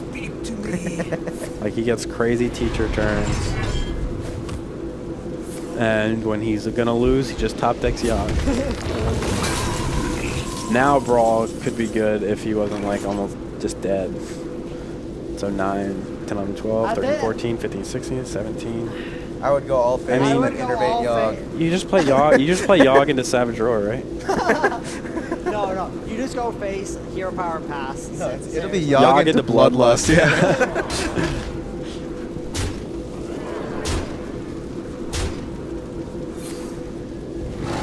Hero Power's Acolyte for BM. I mean, You go face. Oh, There's no question. You go face. Hit him in the face. I mean, what does that extra damage really do? He's used his second execute. What does that? I mean, what does that extra damage really do, though? He's I think trading anyways. It would allow him to execute his 5/10. Yeah, but if you draw Ravaging and then Well, that's game. Ravaging Okay. and then execute and then Brawl or something, and then so you. Oh, so, okay. Well, it's still game. No, he needs to like Harrison Brawl. What? No, he needs a Harrison Brawl. He has Hero Power still, right? How much mana did he have? It cuts all. Who? So. Jesus. Innovation is fated to win. I think this is innovations. I like Conrad. Don't you feel the gods are saying something right now? I mean, the gods have been telling me to not play this game for a long time. You innervate Tharson to get an extra spell. There's no way. Screw it, Innovation plays anything more. Just Like, innervate Yogg. Yeah, if you just play 2 minions a turn and Brawl is only killing 1 minion. I mean. yeah, Cloxy. Well met. Innovation goes up 1-0. So if I'm Cloxy, I'm like, all right. That's all the luck he's going to have for the entirety of the series. All of it just happened right there. Yeah, Cloxy looks a little tilted, as I might be. But by the way, guys, Cloxy has played like through a gauntlet today. Every single series has been a 3-2. He told me he played 30 Hearthstone games in this tournament so far. That's outrageous. For Doomhammer. Oh yeah, now I remember the other game. He just god drew me with Shaman. Well, that's innovation, though, right? Yeah, when I was making comments, I was like, yeah, this like the face you had was like, okay, this is innovation's aggro shaman. I mean, if there's one deck and if there's one way you expect to lose to innovation, it's a god draw with aggro shaman. My druid had been doing really well against aggro shaman. It was only losing to like flame tongue play. Yeah. Aggro shaman. See, So even when I versed innovation in the tavern hero, you just play flame tongue here. yeah. When I versed innovation in the tavern, you could oh no, play. why don't you play abusive? Yeah, there you go. Yeah, that's better. Yeah. No, it was always better because you do. Yeah. Right. And I think a full board flame tongue is like what shaman just wins off of. Like you said something about a stat where, you know that stat you said if they flame tongue on curve, and it's like they get the 4 damage from it. Yeah. They win like they're winning. It's crazy the highest win rate card in the entire game. Yeah, I think you just play this. Yeah. It looks like he's setting. Oh up. baby! This is that nod. That this nod. this is innovation's game. This is innovation's tournament, and Cloxy has. I feel bad for Cloxy because both games I've watched, he seemed like he got unlucky and no bro. I mean, he's only on turn. This is turn. His board looked like that on turn 3, guys. It's not like he cheated mana with Innervate. He just had every freaking thing. I mean, the strongest minion came out of the... Like, he's going to kill him turn, but before he can do anything, before he can even brawl. Oh, like, and what, he has it, like, too. what? He's dead, right? He's got 5, 6, 7, 8... He needs to slam. 12... He needs to slam armor 13, to 14... live. 14 plus Feral Spirit He has to is slam the 3-2, 15, right? 16. He's one off. Actually, if he plays nothing, he can... actually, you can't fit in the juggler. He needs to slam armor or he's dead. Actually, can you? So what if he were to? 3, are you 6. counting the Feral Spirit damage? If he were to just Feral Spirit for extra 2? Yeah. Okay. Well, Innovation has 3 damage in hand right now. He has the Flame Juggler plus Feral on 5. Right, but he doesn't have the board. Yeah, but he doesn't have the board to do it. He's at 6. Well, Wait, can you cast Feral as just a naked thing and have nothing happen? No. Yeah. No, you can't. Yeah, you can. I'm pretty sure you can. Because If you played Feral, if you played Flame Juggler, it wouldn't let you play Feral. I'm almost positive, but I could be wrong. Well, it's the same thing. Like, if you had a full board, would you be able to play Animal Companion? Like, Foxy is still No. possibly in this because of that brawl. I think Innovation should tap and Tuskar, but...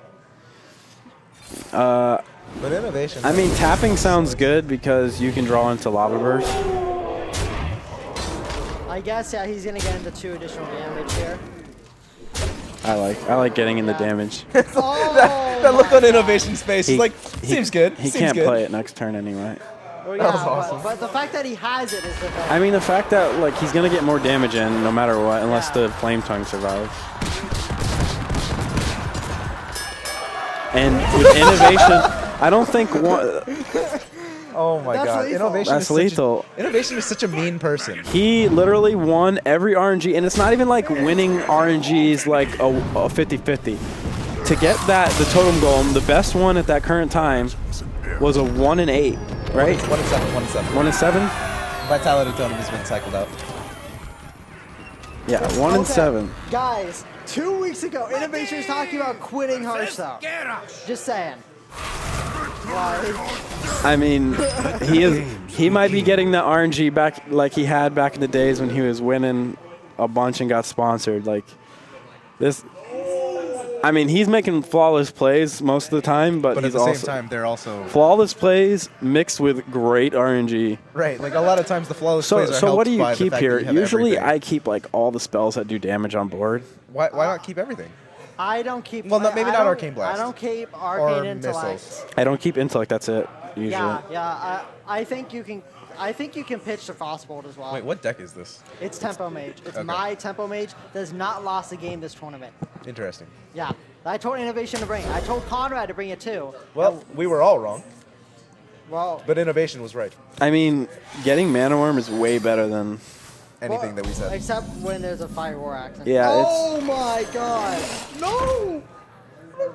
No! You always coin mirror. Always. Dude, that literally would have been game. I don't know. I hate doing that.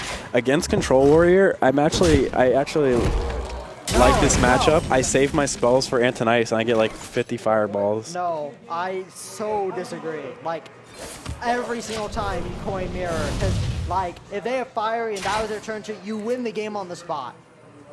They literally have, like, they're dead. Because that mana worm is going to get in, like, 10 to 15 damage. Like, every single time I go for that.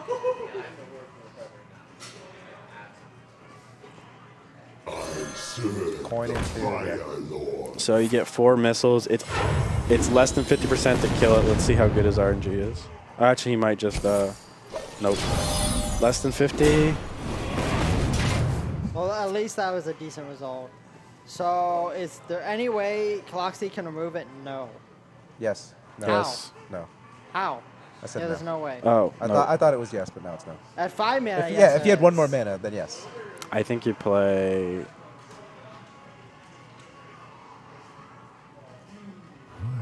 Cthulhu! Cthulhu! Cthulhu! Cloxy's face just looks so. Oh He my just looks so God. defeated. Yeah. Yeah, and I think you just. God. I think you just go all in I here. think you frostball face. No, why? Why not? Why not just mirror? Oh wait, oh yeah. I saw the mirror image. I guess that's probably. I mean, it's the reason why is maybe turn 5 and brawl, but he doesn't get punished, and you can hit the mana worm and then ravaging. No, you can't slam the Flame Waker. You have to go for the mana worm.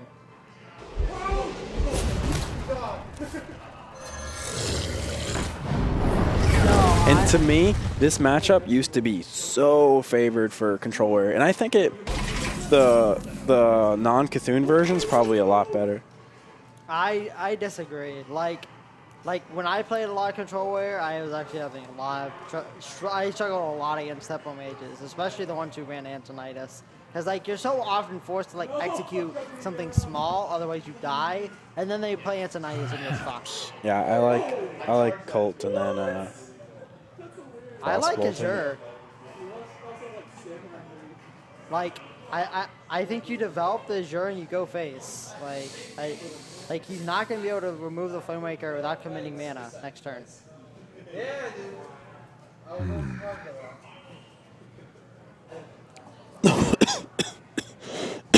he's thinking about seeing how it hits. Why would I'm so confused.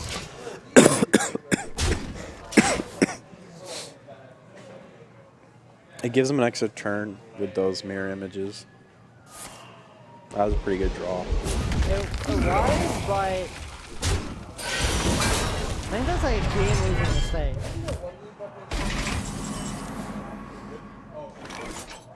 Because he's committed to pinging again. Like, why would you want to ping twice? By the power of Ragnaros! Like, I have the power! I think you can keep that up because you can hit it next turn anyways. It's like only if you draw another Fire War Axe is it any different. Or if you cross-bolt your face, I guess. I think you AI Fireball at this point. Yeah, you could draw little spells.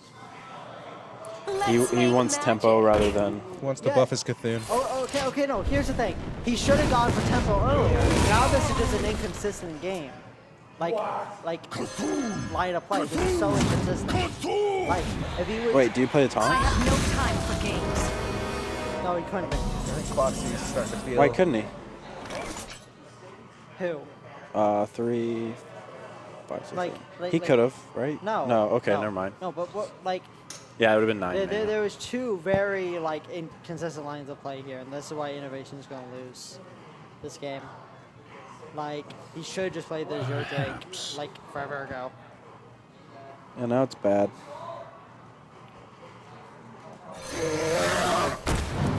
So if I'm Innovation, how do I win? I think making multiple fireballs without him drawing heal. Yeah, you go for Antonitis. Like, that's how you win. So you just intellect. You're at 30 health, and you could just play a game of freeze mage. I guess. The issue is there's no more mirror images left. Like, one of the ways you would win is like they need a way to proc execute. They don't have it, and then you by this mirror image. And the next turn you go off. That I think seals it. My dreaming ends. Your nightmare begins. You got the Frostbolt Cthulhu. Is there a way you can get lethal? Can you Frostbolt? Well, you could do a play where you ping the 2-1, he doesn't have lethal on board, and you go face-face with stuff, and then draw into something. I don't think he has enough damage to be able to do that, though. Yeah, Let's see. He would need to draw. So he would has need to draw 2 more damage spells in the next one turn, actually. Yeah. Yeah. So 6. He would go to. He's already used both Arcane Yeah. Collects, so. There would have to be a way for him to get 2 fireballs in one turn. So you take. I don't think you can make this last two turns, though, can you? No. Maybe you have to play. I was gonna say, yeah, maybe you have to play that just to be able to freeze it another turn. But then you're losing a whole. Oh, he could be playing Frost Nova in his deck. Steven, does he? No. No. And then I honestly don't see any way Innovation wins at this point. actually, The feast of souls begins. No, there's no way. They run that Cabbalist Tome. Ice Block. Like, that was the best draw on his deck, and it isn't lethal.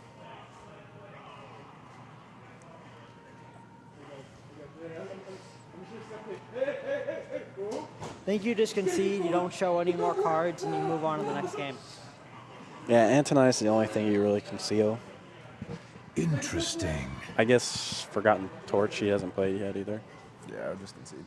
Just concede. There's You no way. don't reveal anything. I mean, there's technically a way he can live, but just. Really? Foxy has a Druid and a Hunter left. Like, the Hunter is the best matchup in the entire game for this deck. Oh, well, I mean, the way he would live is he fireballs off one of them, Burning Torches another, trades, and then freezes off the Cthulhu. And then assuming Foxy doesn't have damage from hand, he just does. He might do that knowing Innovation. He doesn't like to concede.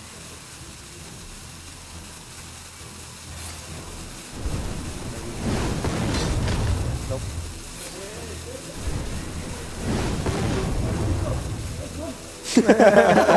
He went for the best line. He went for the best line. That was the best line right there. If Cloxy would have conceded out of tilt. Yeah.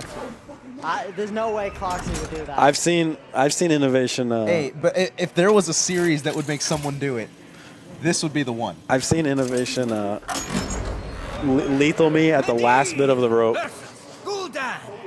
in a game on but stream. he was actually counting. I'm just saying. Like, it was a complicated, like, double Savage Roar kind Fireballs are complicated, all right. So mirror image against I guess it's supposed. It really only makes sense with Flamewaker because I guess you can get a lot of tempo off of your Sorcerer's Apprentice. But Mana Worm, buffing a Mana Worm isn't really that important to me against two. I think you play one mirror. Because, like, I think like, the only time when you don't want to play mirror here is when you draw Sorcerer's Apprentice next turn.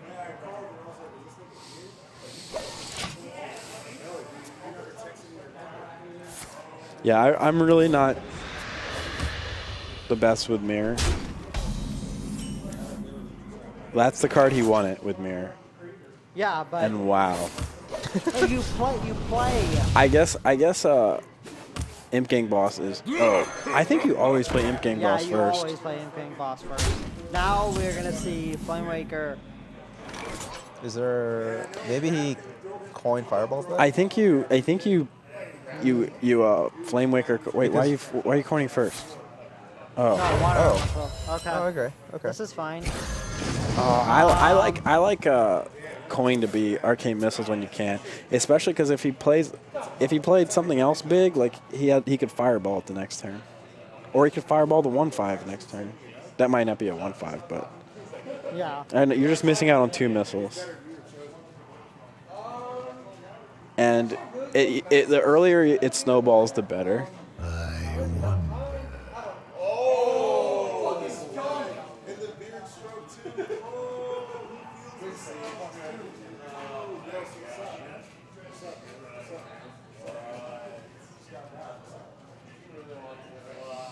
Next turn, he's either forced to fireball, or maybe that's what he saw. Maybe he thinks he's going to go face and not kill. Oh, okay. He's playing. Yeah, that makes sense. He thinks he's gonna have to fireball next turn, and then the turn after he's gonna go. Honestly, the best target to fireball is the Imp Gang because it's a 2/8 against Tempo Mage.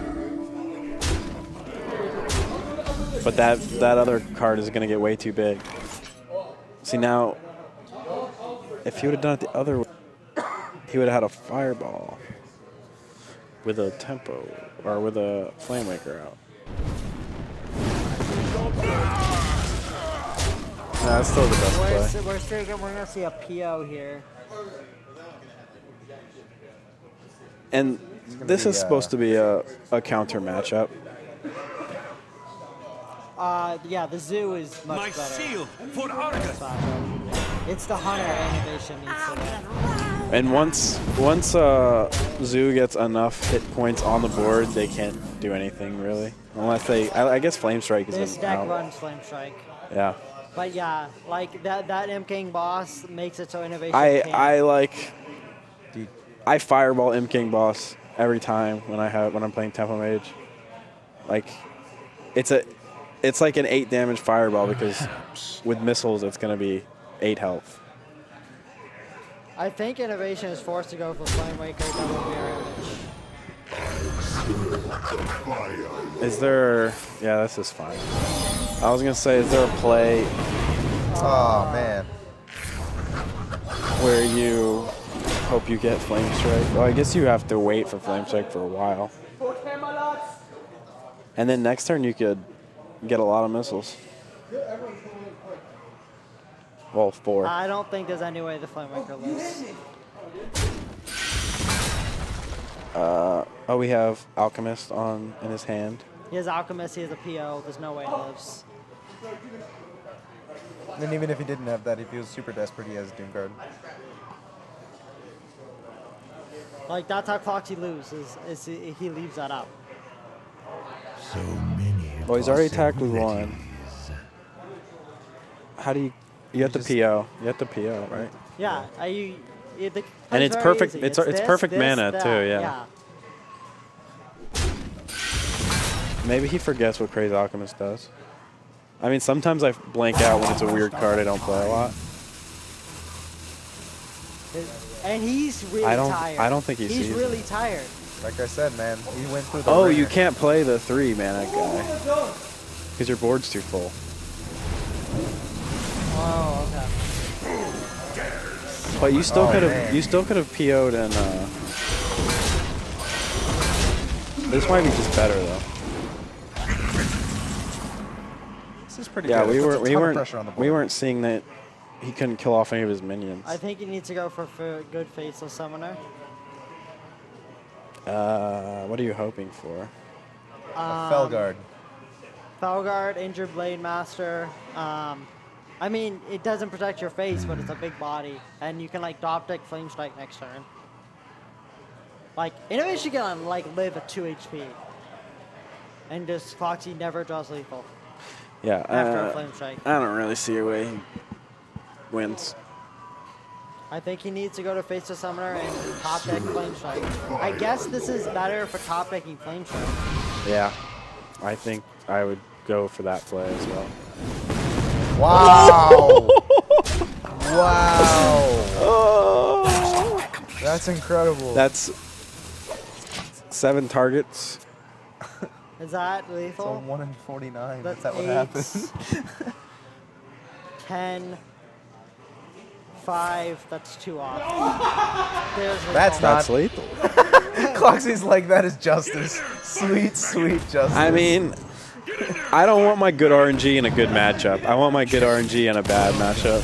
Now, okay, the series is tied up now. All right, it's so down to the rubber match. I must say the look on Cloxy's face is significantly different, and I can say the same for Innovation as well. I think he's supposed to be a Warlock, not a Druid. My bad, guys. Versus Rexa. Let the hunt begin. Let the games So, begin. Weva thinks this is the best matchup for Tempo Mage. In the game. In the game, okay. In the game. So you're saying this, if there's... This is the matchup that Innovation is supposed to win. Like, So if you're Innovation, you're like, you know, whatever. Not even mad that I lost those his last two. hand is not that good. Like, But he has- Cloxy's hand is so much better. It's ridiculous. Like, he doesn't have a single spell right now. Yeah, I think the spells deal with the minions very well. I think Hunter has pretty good removal, though. I mean, those...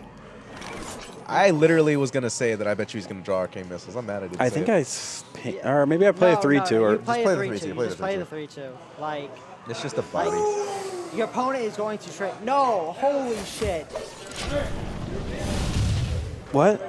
That's so greedy. Oh, you saw the play before we did. You, like, reacted instantly. Yeah. And now you can get a full clear, though. I think you played the 2-drop and then Arcane Missiles now.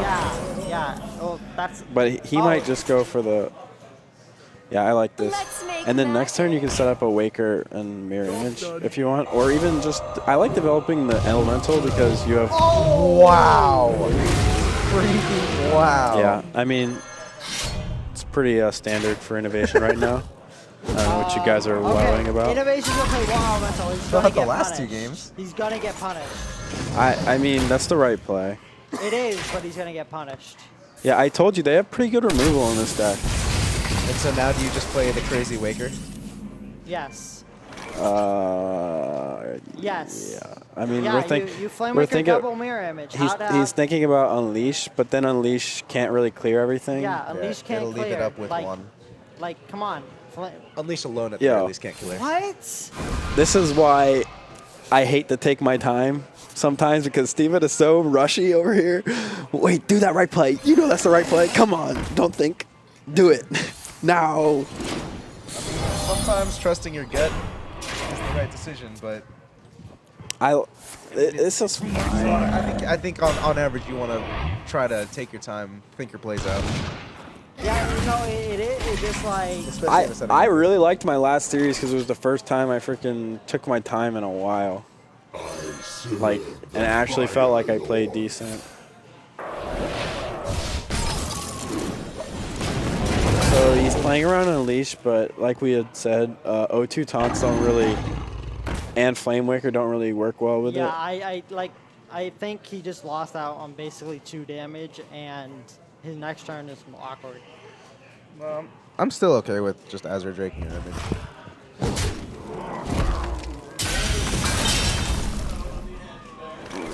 You play AI. He's playing pretty fast right now. What? Why is he scared of that? That's weird. He's playing a board control game with a high main, which is no. That's like you just go face. Like what is the high main gonna do to you? I at least like this. I like him not killing that. Yeah. Yeah. To my side. Huffer, if he had any more, I don't like the double high main build anymore. It's really slow. Yeah, and even cutting 1 feels a lot better, or even just running like Rosti ran. It was like a Zooish hunter. Oh my God. I mean, I heavy. think that's game. yeah, he gets to play all three of them. I think that is Start. literally just game. I don't like that one first I was gonna say because No, start with I the mirror like image. this one first. because I guess it doesn't matter too much. Wow. Just wow. Those are insane levels. And then I definitely like using the Arcane Blast first because I, you're guaranteed one at full health. by the way, guys, I purposely 6 damage. Whoa, he's like, I don't want to Yeah. use that on. No, I That's a purposely, freaking toad. guys, I purposely designed this deck to destroy Hunter. Like that was the entire design of it. I mean, you can just make fast decks and they just. Oh, that could kill that. And Yep, it you did. got punished. And Why it did you did. do that? In all these flawless games, this is the one. These are the games, and I think it's his inexperience with Tempo Mage. Like, And you have to know its win conditions, and if you haven't played the deck ever, because its win conditions is that, oh, my opponent's at 7 HP, I don't lose. I guess it's also knowing what Hunter wins with, because I mean, remember, Hi- those are trading- some bad plays that he's made, but he's still in a really good position He here. is. Yeah. Yeah, well, yeah, but he could be in a better position. He could be in a better could be in position, an but he's still unlosable poised. position. He's still poised to win this game. What does the future hold? That's pretty good. So Now you Arcane Blast. Yeah, you Arcane Blast and you trade.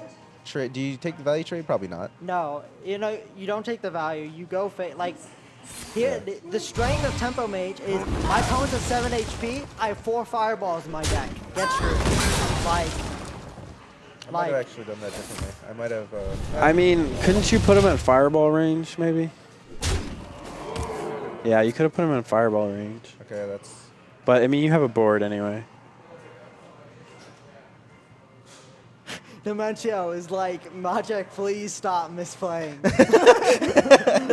I think he's got this game if he Like I said, like if he just starts hitting starts hitting random buttons and playing cards at like, random. there are so many outs that he has to come through with the victory. I know. Do you go but- for the Azure Drake? Yeah. Yes, you do. Like, Cloxy needs to get this one. That's game.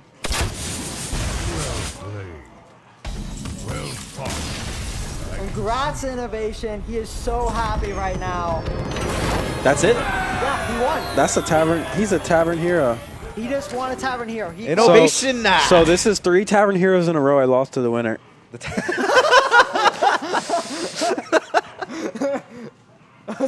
Oh wow. Let's get a winner's interview. He's emotional over there. Man, and everyone's seeing my shorts that was not supposed Are to you be doing on the winner's stream. interview? I think he's crying. He is so happy right now. All right, Innovation. Innovation, come here, man. Show this Seriously. emotion. Get your ass over here. Yeah, holy crap.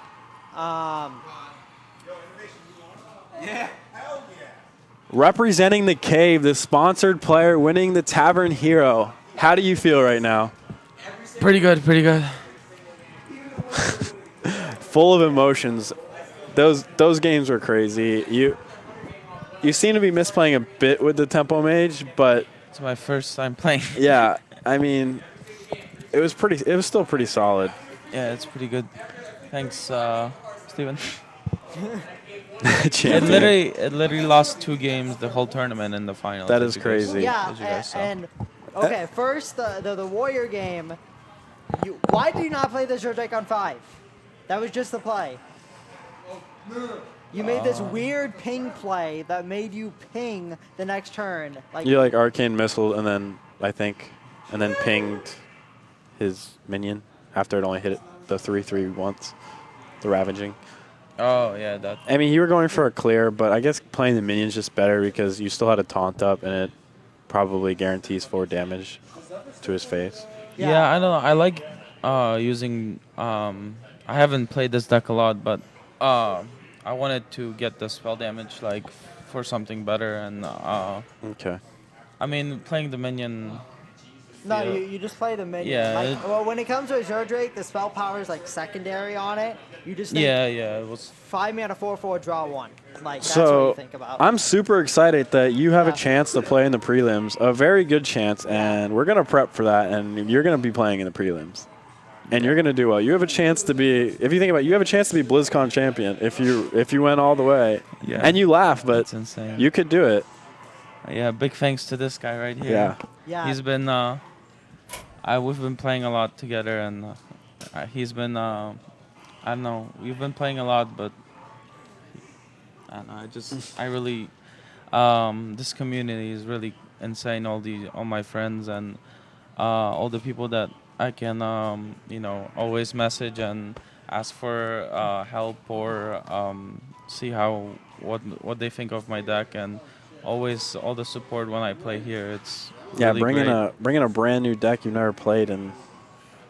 Well, I played it in before. Well, not Old Gods, so it's somewhere similar. I played a lot of Tempo Mage before, but it's a little different with that card. The 3/2 is like ridiculous.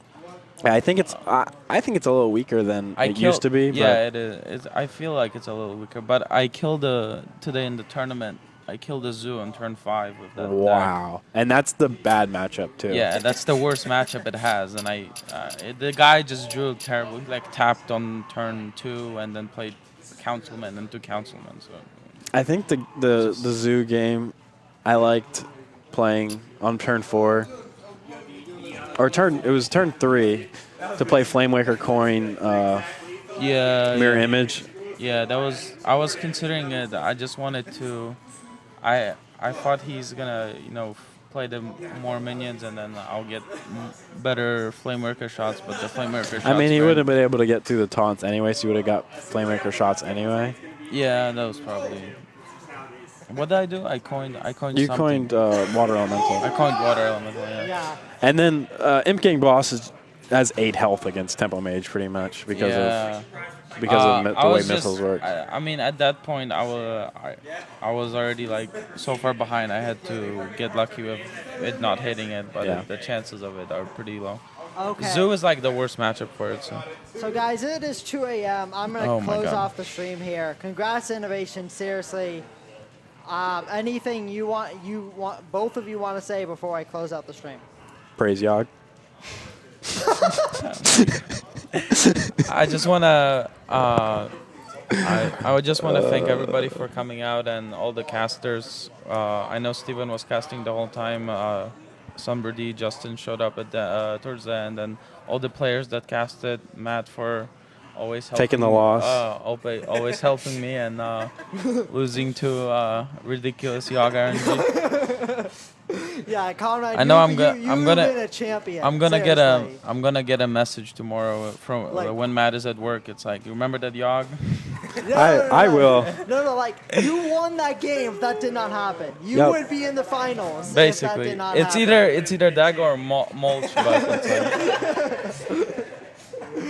So, anyways, I'm gonna close out the stream here. I'd like to thank every player who came here today. Heads up to Cal for getting first place in Swiss. Heads up to Cloxy for being number 8 in Swiss and coming out in 2nd place. And despite seeing a lot of bad RNG, when I watched him, he seemed to have a lot of bad seriously, all the RNG was against you today. I'm the one that I like to admit when players have bad RNG or good RNG. And Innovation had a lot of good RNG as well. Innovation played well, but also the good RNG. Congrats, man. Seriously, can't wait to see you in August. I know you've been worried about qualifying because I know you're going on vacation a lot, right, Innovation? Yeah. So you're going to miss a ton. You need to teach me how to curve out with Shaman like that. You are a god at Shaman. I don't know. It's this guy, Justin, and Steven, when I started playing Shaman, and I was playing like this mech version, and they were like, no, just play this like Crackle for 6 and every time. I think ever since that's your most known deck, is aggro I Shaman. hope it's gonna be still good in August, so I can 3-0 people. Oh well. I mean, it's always gonna be good. It's not going away. It's gonna get banned though. Yeah. Anyways, like and I think you've gotten really good at Control Warrior, super solid. Anyways, I'd like to thank our sponsor, DX Racer. That's we'll be doing a more hard deck giveaways to with them play. soon. And come out this Saturday. We're having another Tavern Hero qualifier. These guys I know are going to be there. Maybe not Innovation, but I know He better Conrad's be gonna here. It's like, wait, are you going out this weekend? I'm going to Philly to play in the chess Oh, tournament. yeah, I forgot. But Also, dang it. I'm considering driving back the 3 hours. Thank you guys for watching. Good night. Seriously. Bye, guys. I need to get feel good ice cream. Yeah, I feel like shit. Fucking Yogs are